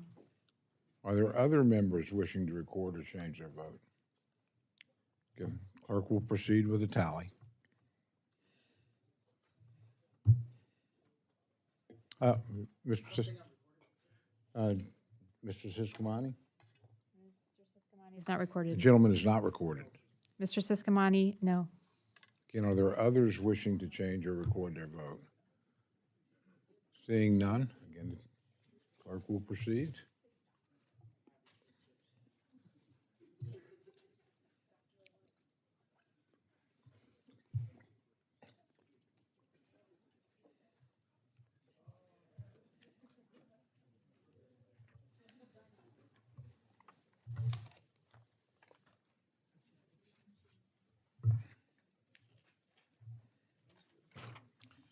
On this vote, the ayes are 27, the noes are 35. The amendment is not adopted.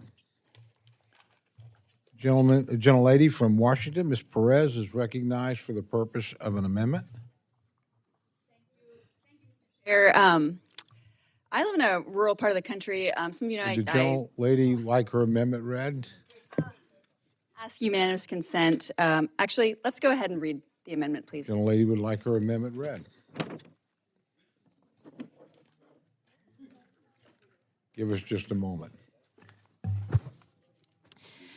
An amendment offered by Ms. Perez at the appropriate place in the report insert.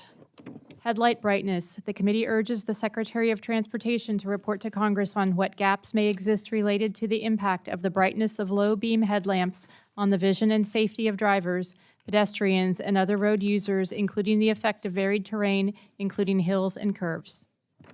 The gentlelady is recognized to explain her amendment. Thank you, Chair. I don't know how many of you drive and how often, but I will tell you there is a plague in this country of headlight brightness. It is shockingly bright. If you look back to halogen light bulbs, you're reaching somewhere around 700 to 1200 lumens. New LED technology, these sons of bitches get to like 12,000 lumens. It is not a binary choice between walking around in the dark and the fire of 1,000 suns. And the standards on this have not been reformed since before I was born. This is the only place I would be considered maybe young on the Hill, but it is a real problem. A third of Americans have nystigmatism. This is a serious risk to safety, driving, to pedestrians in particular, where you're not able to see, your eyes can't dilate quickly enough to respond to a challenge in the road or to anything. If you're on curves, if you're on roads, I am sure you have all seen this. And the thing is, everybody thinks it's just them. They just think it's their problem. But this is actually a systemic thing that has been failed to be addressed in a realistic, fulsome, real-world design, accounting for the hills and the terrains and the curves, not a lab in a closet somewhere, but how it's actually experienced by drivers. I spoke at a transportation member day hearing, and it was insane. It blew up online. It is so encouraging to hear what I've heard from my community be affirmed by so many of our constituents and Americans broadly, that this is something that is a real lived experience of deterioration in life. And I think that we've seen this increase in polarization.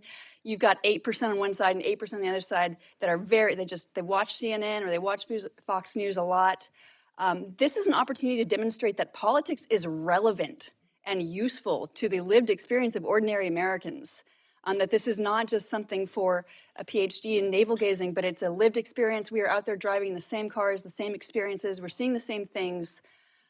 This is something that, until we are demonstrating that this body is living the same reality, that we are hearing and responding. And I will also say, this is not a partisan by any means. Thank you, Mr. Alford, for clapping. I appreciate you. I'll give you your $20 later. But it is. This is not a. I would not call this a pro-regulatory environment nationally. And this is something where people are saying, do something, be useful, be responsive to our experience. So my amendment is asking them to give us more information on this, to create a more fulsome valuation. There's a known reality that some of the manufacturers of these aftermarkets, that because the scale is graded in points of brightness and not overall brightness, some manufacturers have even gone so far as to create dimmer cells in some parts of the headlights so that they can have an overall higher brightness. So really looking at the overall lumens. There's a lot of conflating issues here, how Kelvin, how blue the tone of the light is. The human eye perceives blue as brighter, but you can be, amber, Kelvin, whatever it is. If it's 12,000 lumens, it's too much. And so, there's been some work on adaptive beams. It's still not reaching where we need to go. It's not providing the safety. Cars are getting safer, but pedestrian deaths are going up. Automotive accident deaths they're holding stable. And this is something that I feel passionately about, and I appreciate your indulgence in listening to me. I would sincerely appreciate and urge your support for our body to demonstrate. If we can't fix the small things, if we can't exercise the muscle memory of bipartisanship, he who is faithful in a small thing is faithful in a great thing also. And so to pursue, utility to ordinary Americans, to keep that muscle of bipartisanship alive and building things, I urge and humbly ask for your support in this. Thank the gentlelady. The gentleman from Arkansas, Mr. Womack, is recognized to respond to the amendment. Thank you, Mr. Chairman. I rise in support of the amendment. Again, don't get used to this. Personally, I'm not an expert on this issue, but we've all seen it, and it can cause some safety problems. And frankly, I don't think it's unreasonable for us to ask the Department of Transportation to shed a little light on this subject for us.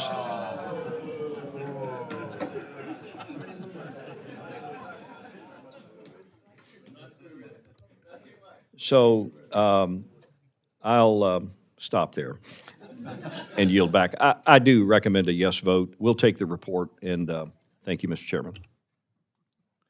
Thank you. The gentleman from South Carolina is recognized to respond to the amendment. Thank you very much, Mr. Chairman.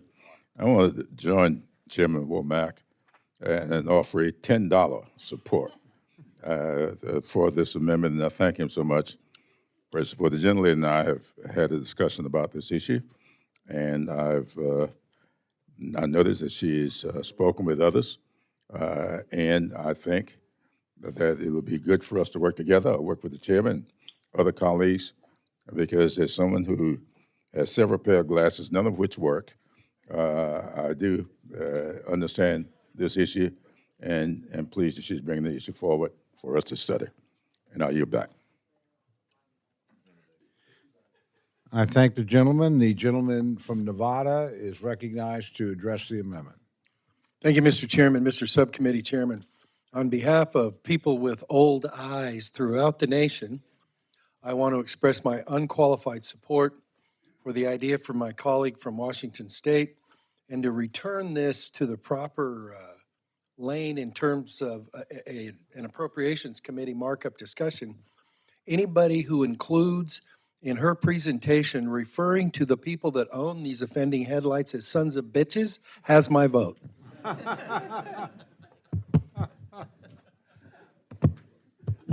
Are there other members wishing to address the amendment? Okay. If there is no further debate, the gentlelady from Washington is recognized for 1 minute to close. So pleased. I'm so appreciative and grateful for the support. This is a real quality of life and safety issue, and I'm so encouraged to be able to move something positive forward. Thank you very much to the ranking member and chair, subcommittee chair, and thank you very much. Thank the gentlelady. The question is now on the amendment offered by the gentlelady from Washington. All those in favor say aye. Aye. All those opposed say no. The opinion of the chair, the ayes have it, and the amendment is adopted. Gentleman from Texas, Mr. Cuellar, is recognized for the purpose of an amendment. An amendment at the desk that is amendment number 1. Would the gentleman like the amendment read? And I would ask that we dispense with the reading. All right. Without objection, the reading of the amendment is dispensed with, and the gentleman is recognized for remarks on his amendment. Mr. Chairman, members, this is the same amendment that I've been offering so we can consider this at the proper time. This amendment deals with efficiency, with competition, performance, and contract management, something that I believe the oversight, we should provide an oversight. The first part deals where we should ask the agencies under this subcommittee to do annual program and operation performance based under a law that we passed in 2010. It also asks for a comprehensive review of agency rules, internal policies, administrative requirements to identify any outdated, duplicative, inefficient provisions. It also asks that it identify cost savings, administrative streamlining opportunities, and any overlapping provisions and contracts. You've heard me talk about contracts. Almost every contract that we deal with the federal government, it starts at one price, but it goes over the amount. I think those contracts should be on time and on budget, and this is what this committee. So, Mr. Chairman, I will be working with you and with the other subcommittees and ask you to consider this at the proper time. And at this time, I take back and withdraw my amendment. The gentleman has offered and withdrawn his amendment. We thank the gentleman.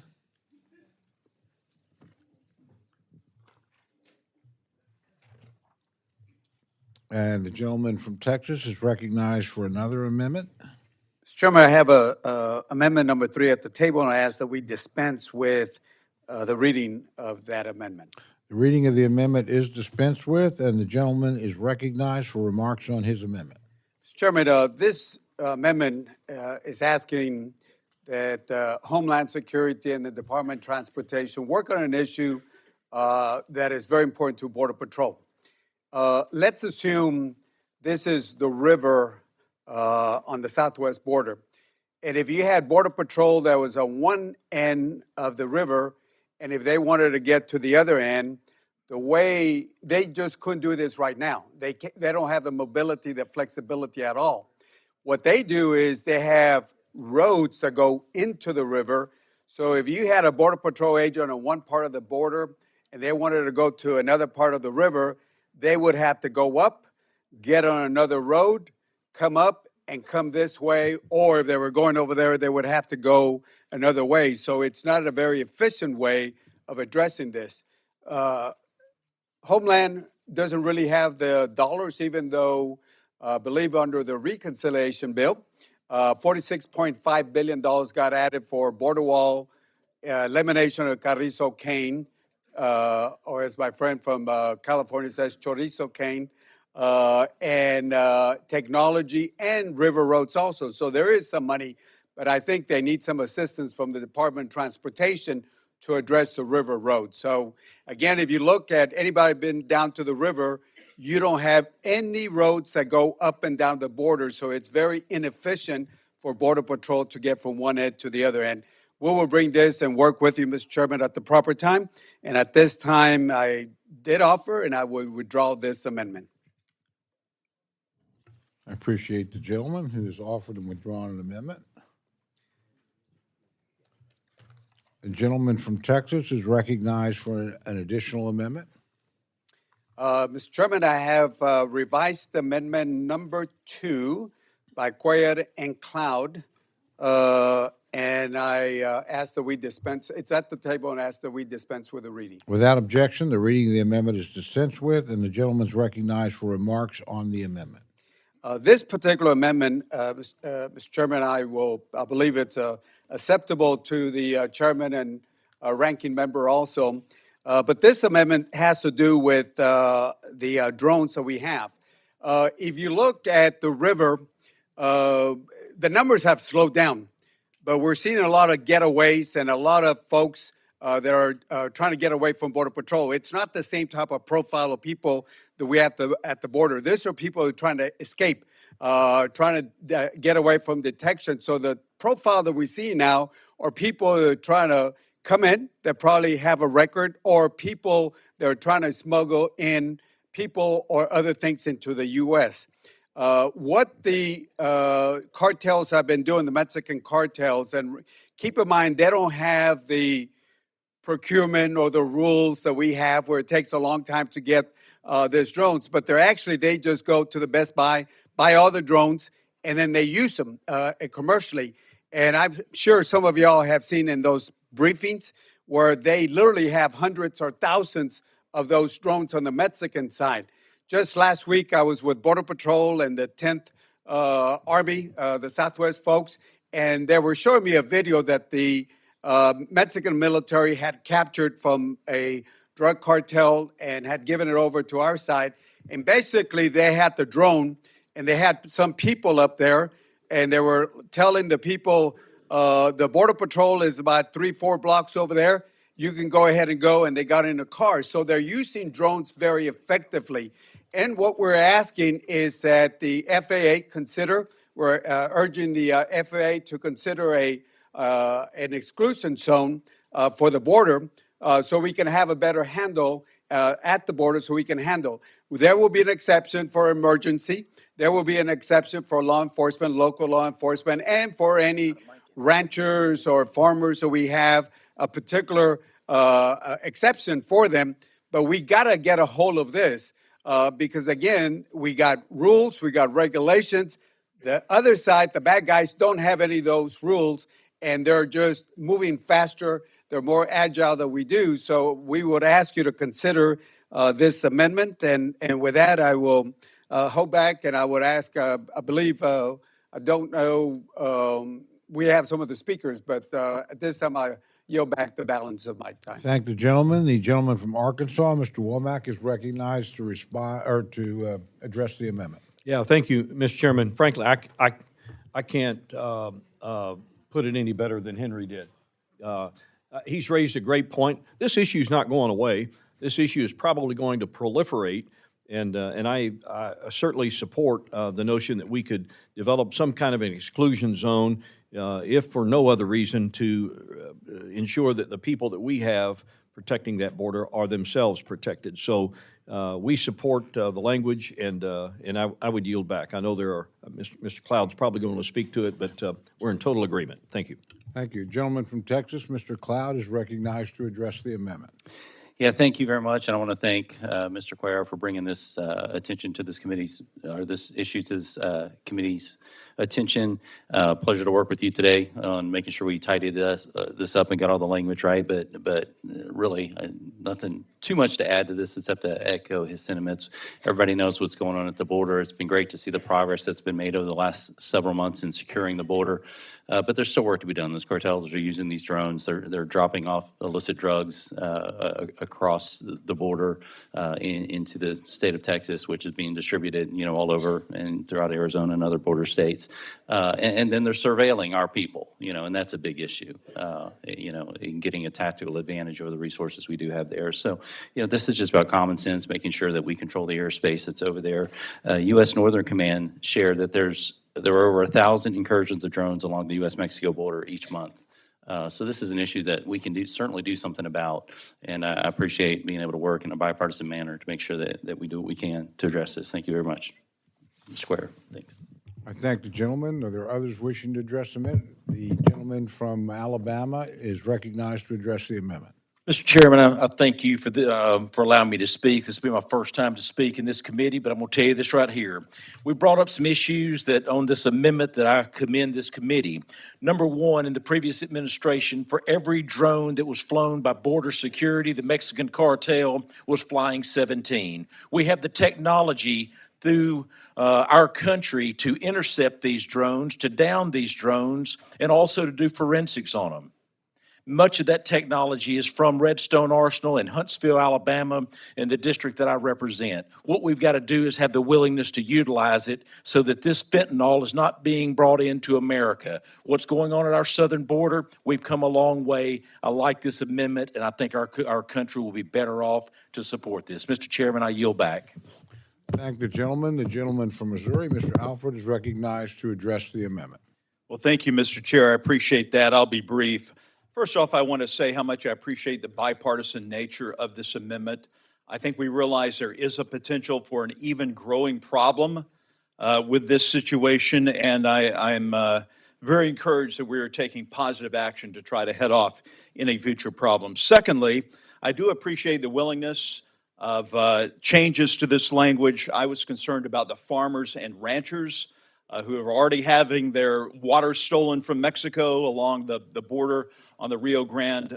They don't need any more hardships. And so this is a carve-out specific language that protects them from any egregious overreach in this program. Thirdly, you will notice it says that as such, the committee encourages the Federal Aviation Administration. So this is not a mandated shall language. This is encouraging them to move forward with this. And lastly, a little bit off topic, I just want to tell Mr. Hoyer how much I respect you, sir, and your passion for our Article I authority, and in particularly the integrity of this committee. Thank you, sir. And I yield back. Thank the gentleman. Are there other members wishing to address the amendment? Seeing none, the gentleman's recognized for 1 minute to close. Thank you, Mr. Chairman. Again, I want to thank my colleagues to make this a bipartisan, Mr. Alford, Mr. Cloud, and thank you so much. Again, members, if we get out of here today or tomorrow, I'm supposed to be sitting down with Border Patrol and the 10th Army down there in Laredo. So we're going to tell them some of the good news that in a bipartisan way, we gave them one extra tool. So with that, I appreciate the very illuminating conversation we had on this, and I want to thank you so much, and I yield back the balance of the time. Thank you, Mr. Chairman. Thank the gentleman. I can assure him we will get out today or tomorrow. The question is, are there any others wishing to address the amendment? Well, no, we've already gone through that. So questions now on the amendment offered by the gentleman from Texas. All those in favor say aye. Aye. All those opposed say no. The opinion of the chair, the ayes have it, and the amendment is adopted.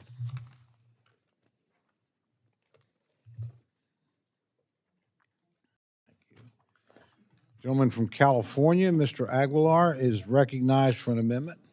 Thank you, Mr. Chairman. I rise to offer an amendment to include this is Aguilar, Torres, Watson, Coleman. I have an amendment at the desk and ask to dispense with the reading. Reading of the amendment is dispensed with, and the gentleman is recognized for remarks on his amendment. Mr. Chairman, I have an amendment to include $400 million in this funding bill for transit funding for the upcoming World Cup in 2026. I'm grateful to the gentlelady from California and the gentlelady from New Jersey for working with me on this. California is excited to be host for the World Cup as people across the globe come to cheer for our country's team. It's an honor that 2 California cities were chosen among the host cities, joining Atlanta, Boston, Dallas, Houston, Kansas City, Miami, New York, New Jersey, Philadelphia, and Seattle, also as host cities. This isn't just about blue states or blue cities. This is happening all across our country. We're going to be cheering for the U.S. team and rooting for our favorite players, whether we live in red states or in blue states. We don't want a political agenda to prevent the World Cup from being successful. That type of coordination requires resources, and that's why an additional $400 million to support the millions of visitors during this tournament next year will be important. This is a smart and responsible investment that will improve our public transit system and help our state and local partners ensure safe and reliable infrastructure. We want to make sure that these games, that these soccer matches are safe around the country. And in order to do that, we're going to have to move a lot of people around to these stadiums. There will also, different cities have different fan fests and other planned activities around their communities. So more than just the 80 or 100,000 individuals in the sporting arena will be allowed to partake. All of that takes highly coordinated movements, and we need transit investments in order to do that. As you admitted earlier, Mr. Chairman, we have no top-line approved numbers. So in that spirit, and building off of the bipartisanship of Mr. Cuellar and Ms. Glusenkamp-Perez, I hope that we can work together on this amendment. And with that, I'll yield back, although I know that Ms. Watson-Coleman or Ms. Torres may also want to speak on this amendment. Thank you, Mr. Chairman. Thank you very much. The gentleman from Arkansas, Mr. Womack, is recognized to address the amendment. Thank you, Mr. Chairman. And while I agree in principle with my friend from California, I do rise to oppose the amendment. And the reason I cannot support it at this time is I just don't think it's ripe. I mean, we don't have a detailed plan. The bill that we're considering today does the right thing by housing, FAA, transportation safety, and the like. And we use balances to cover some of those additional funding priorities. Any additional funding for transportation priorities within this allocation should follow that precedent. And we know that the federal government has and likely will have a role in supporting these major sporting events, this one, and I think there's another one right behind it. But there needs to be a serious coordinated request with a clear and justified need from the host cities, the transit agencies, and in this case, FIFA. The request should be reviewed by DOT and OMB and submitted to Congress accordingly. So I think when it ripens, that would be the appropriate time for us to consider what we will do in support of these particular events. And with that, I would urge a no vote at this time on the amendment. I yield back. Thank the gentleman. The gentlelady from New Jersey, Ms. Watson-Coleman, is recognized for remarks on the amendment. Thank you very much, Mr. Chairman, and thank you very much, Mr. Chairman, for your comments about coordination, the importance of coordination. I do know that some of this is taking place right now. I know that New Jersey has estimates on how it's going to impact us when the game is going to be played, the final game is going to be played at the MetLife Stadium in New Jersey. Currently, our New Jersey transit ridership is something like 10,000 a day. They're talking about it being 20,000 an hour to move those gazillion people who are going to be interested in participating in that game. We know that New Jersey Transit has challenges just right now. And so that we need to be cognizant of what we need in order to be a welcoming place for these games, these international games. We will be the spotlight, and we want to be the spotlight that shows up and shows out just how well we can receive the visitors. So I thank you for your comments. I certainly thank my co-lead here and my leader for sponsoring this particular piece of this amendment. And I just need to have those thoughts in our head as we move forward on this. Thank you very much, and I yield back. Thank the gentlelady. The gentlelady from Pennsylvania, Ms. Dean, is recognized for comments on the amendment.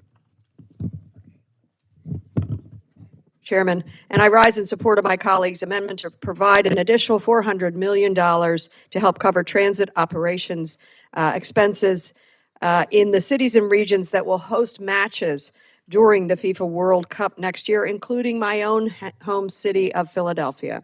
As has been said, while funding has been approved for security needs associated with the World Cup, it's my understanding that no such funding has been designated for transit agencies that will be critical to transporting people who are working and attending the event to transport them safely and securely.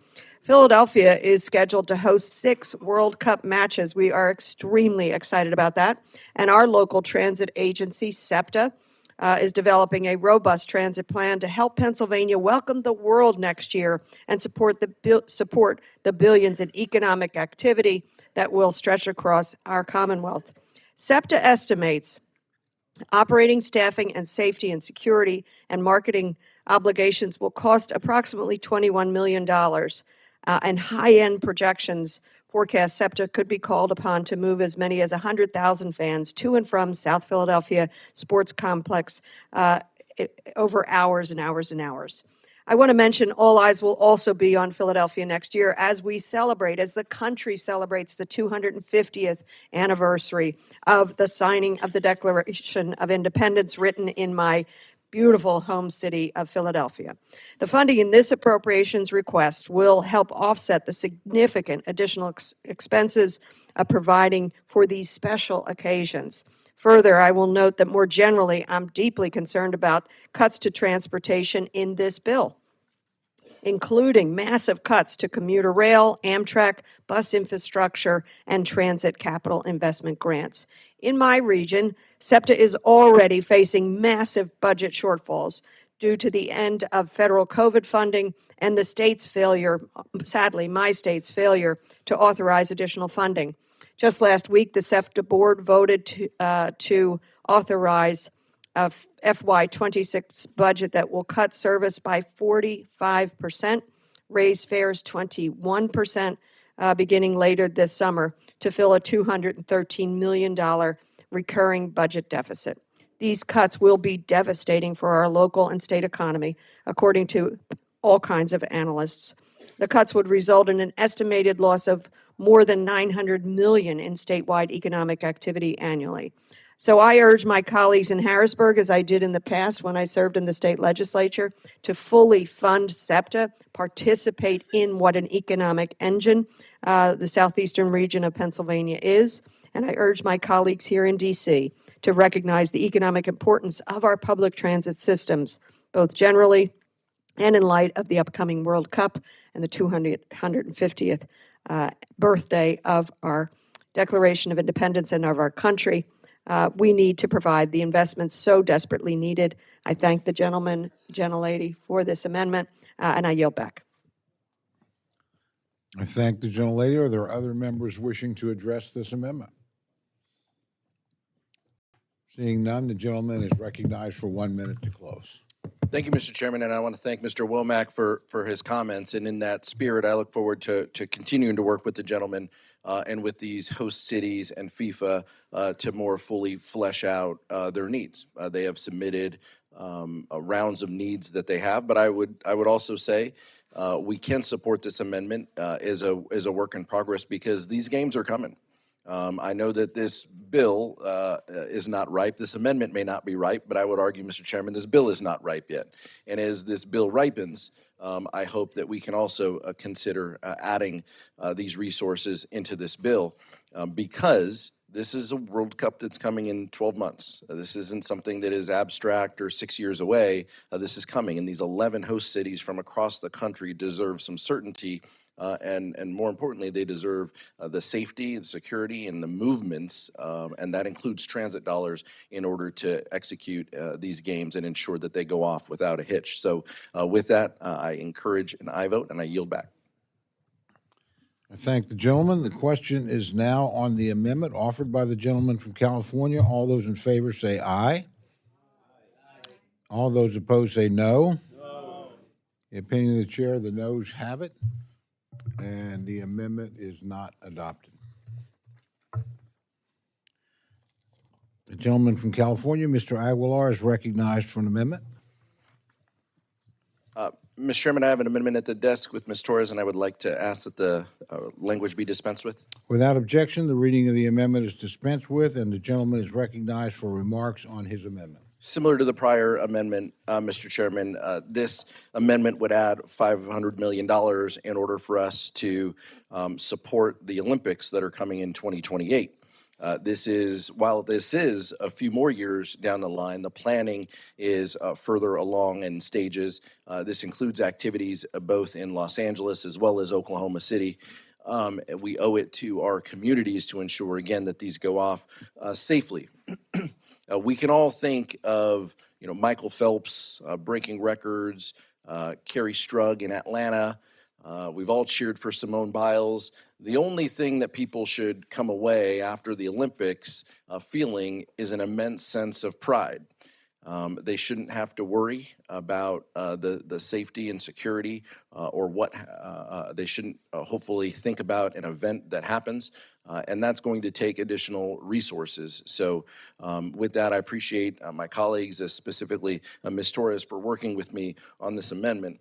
But we need to make sure that we have the resources so these games can go off without a hitch.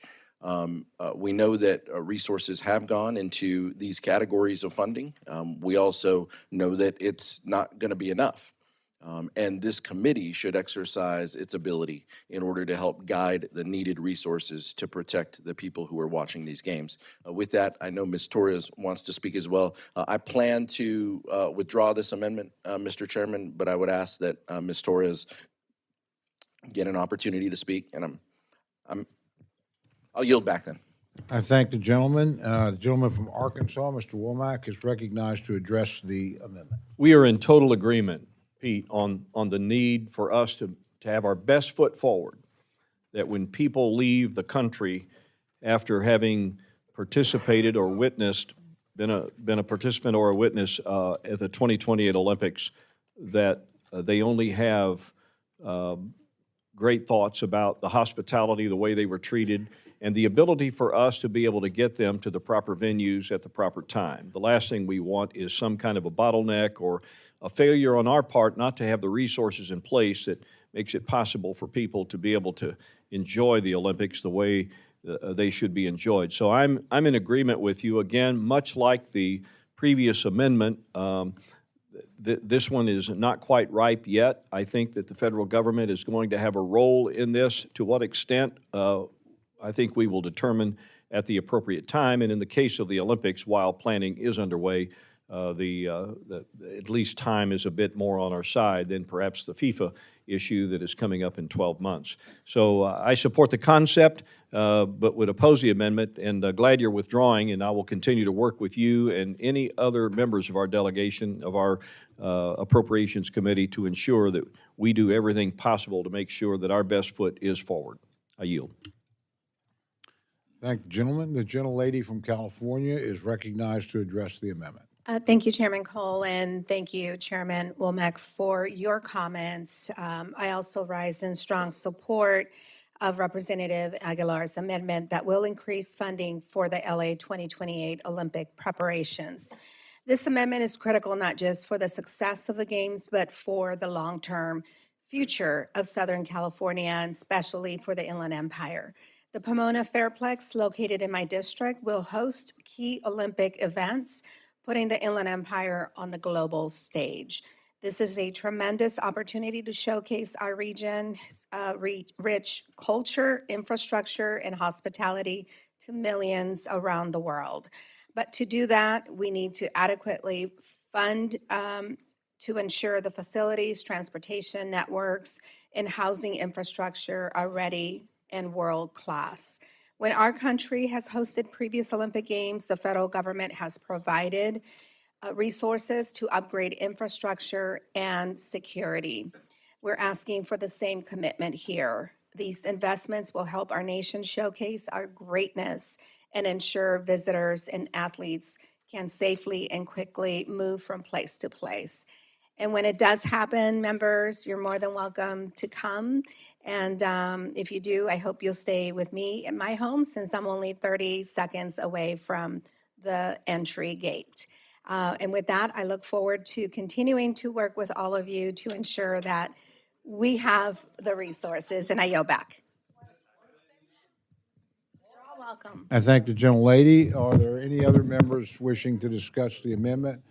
If not, the gentleman from California is recognized for 1 minute. Mr. Chairman, I want to be very clear that none of the funds that we're talking about here go to an expansion of the home of Ms. Torres to accommodate the 50 members she just invited into her home. But it will take 63. It will take resources in order to complete the games. I appreciate the spirit in which Mr. Womack is accepting of this idea, and look forward to working with the committee staff and the members of the committee in order to ensure that the games go off correctly as they should in 2028. And with that, I'll withdraw my amendment, Mr. Chairman. I thank the gentleman, and just for the record, look forward to working with him on this. Oklahoma City's involved in this as well, so I think we'll find some common ground for bipartisanship on what genuinely is a very, very important moment for the country, and look forward to this committee working together on that. Seeing no further amendments, I now would recognize Mr. Rogers for a motion. Mr. Chair, I move to favorably report to the House the fiscal year 2026 Transportation, Housing, and Urban Development and related agencies appropriations bill. The question is now on the motion to favorably report to the House the fiscal year 2026 Transportation, Housing, and Urban Development and related agencies appropriations bill. All those in favor say aye. Aye. All those opposed say no. The opinion of the chair, the ayes have it. Roll call has been requested. Sufficient number of hands have been raised. The clerk will call the roll. Mr. Adderholt. Mr. Aguilar. Mr. Aguilar, no. Mr. Alford. Mr. Alford, aye. Mr. Amade. Mr. Amade, aye. Mrs. Bice. Mr. Bishop. Mr. Bishop, no. Mr. Calvert. Mr. Calvert, aye. Mr. Carter. Mr. Carter, aye. Mr. Case. Mr. Case, no. Mr. Siscamani. Mr. Siscamani, aye. Mr. Klein. Mr. Klein, aye. Mr. Cloud. Mr. Cloud, aye. Mr. Clyburn. Mr. Clyburn, no. Mr. Clyde. Mr. Clyde, aye. Mr. Cole. Mr. Cole, aye. Mr. Cuellar. Mr. Cuellar, no. Ms. Dean. Ms. Dean, no. Mr. Loro. Mr. Loro, no. Mr. Diaz-Balart. Mr. Diaz-Balart, aye. Mr. Edwards. Mr. Edwards, aye. Mr. Elzey. Mr. Elzey, aye. Mr. Escobar. Ms. Escobar, no. Mr. Espaillat. Mr. Espaillat, no. Mr. Fleischman. Mr. Fleischman, aye. Ms. Frankel. Ms. Frankel, no. Mr. Franklin. Mr. Franklin, aye. Mr. Gonzalez. Mr. Gonzalez, aye. Mr. Guest. Mr. Guest, aye. Mr. Harder. Mr. Harder, no. Dr. Harris. Dr. Harris, aye. Mrs. Hinson. Mr. Hoyer. Mr. Hoyer, no. Mr. Ivy. Mr. Ivy, no. Mr. Joyce. Ms. Captor. Ms. Captor. Ms. Captor, no. Mr. LaLota. Ms. Lee. Ms. Lee, no. Ms. Letlow. Ms. Letlow, aye. Mr. Levin. Mr. Levin, no. Ms. Malloy. Ms. McCollum. Ms. McCollum, no. Ms. Ming. Ms. Ming, no. Mr. Molinar. Mr. Molinar, aye. Mr. Moore. Mr. Morelli. Mr. Morelli, no. Mr. Mervan. Mr. Mervan, no. Mr. Newhouse. Mr. Newhouse, aye. Ms. Perez. Ms. Perez, no. Ms. Pingree. Ms. Pingree, no. Mr. Pocan. Mr. Pocan, no. Mr. Quigley. Mr. Quigley, no. Mr. Reschenthaler. Mr. Reschenthaler, aye. Mr. Rogers. Mr. Rogers, aye. Mr. Rutherford. Mr. Rutherford, aye. Mr. Simpson. Mr. Simpson, aye. Mr. Strong. Mr. Strong, aye. Mrs. Torres. Mrs. Torres, no. Miss Underwood. Miss Underwood, no. Mr. Valadeo. Mr. Valadeo, aye. Mr. Wasserman Schultz. Mrs. Watson Coleman. Mr. Womack. Mr. Womack, aye. Mr. Zinke. Mr. Zinke, aye. Are there any members wishing to record or change their vote? Gentlelady from Florida. Ms. Wasserman Schultz, no. Gentleman from West Virginia. Mr. Moore, aye. Gentlelady from Iowa. Ms. Hinson, aye. Gentlelady from Oklahoma. Mrs. Bice, aye. Gentlelady from Utah. Ms. Malloy, aye. Gentleman from Alabama. Mr. Adderholt, aye. Gentleman from Ohio. Mr. Joyce, aye. Gentleman from New York. Mr. LaLota, aye. Are there others wishing to record or change their vote? If not, the clerk will tally.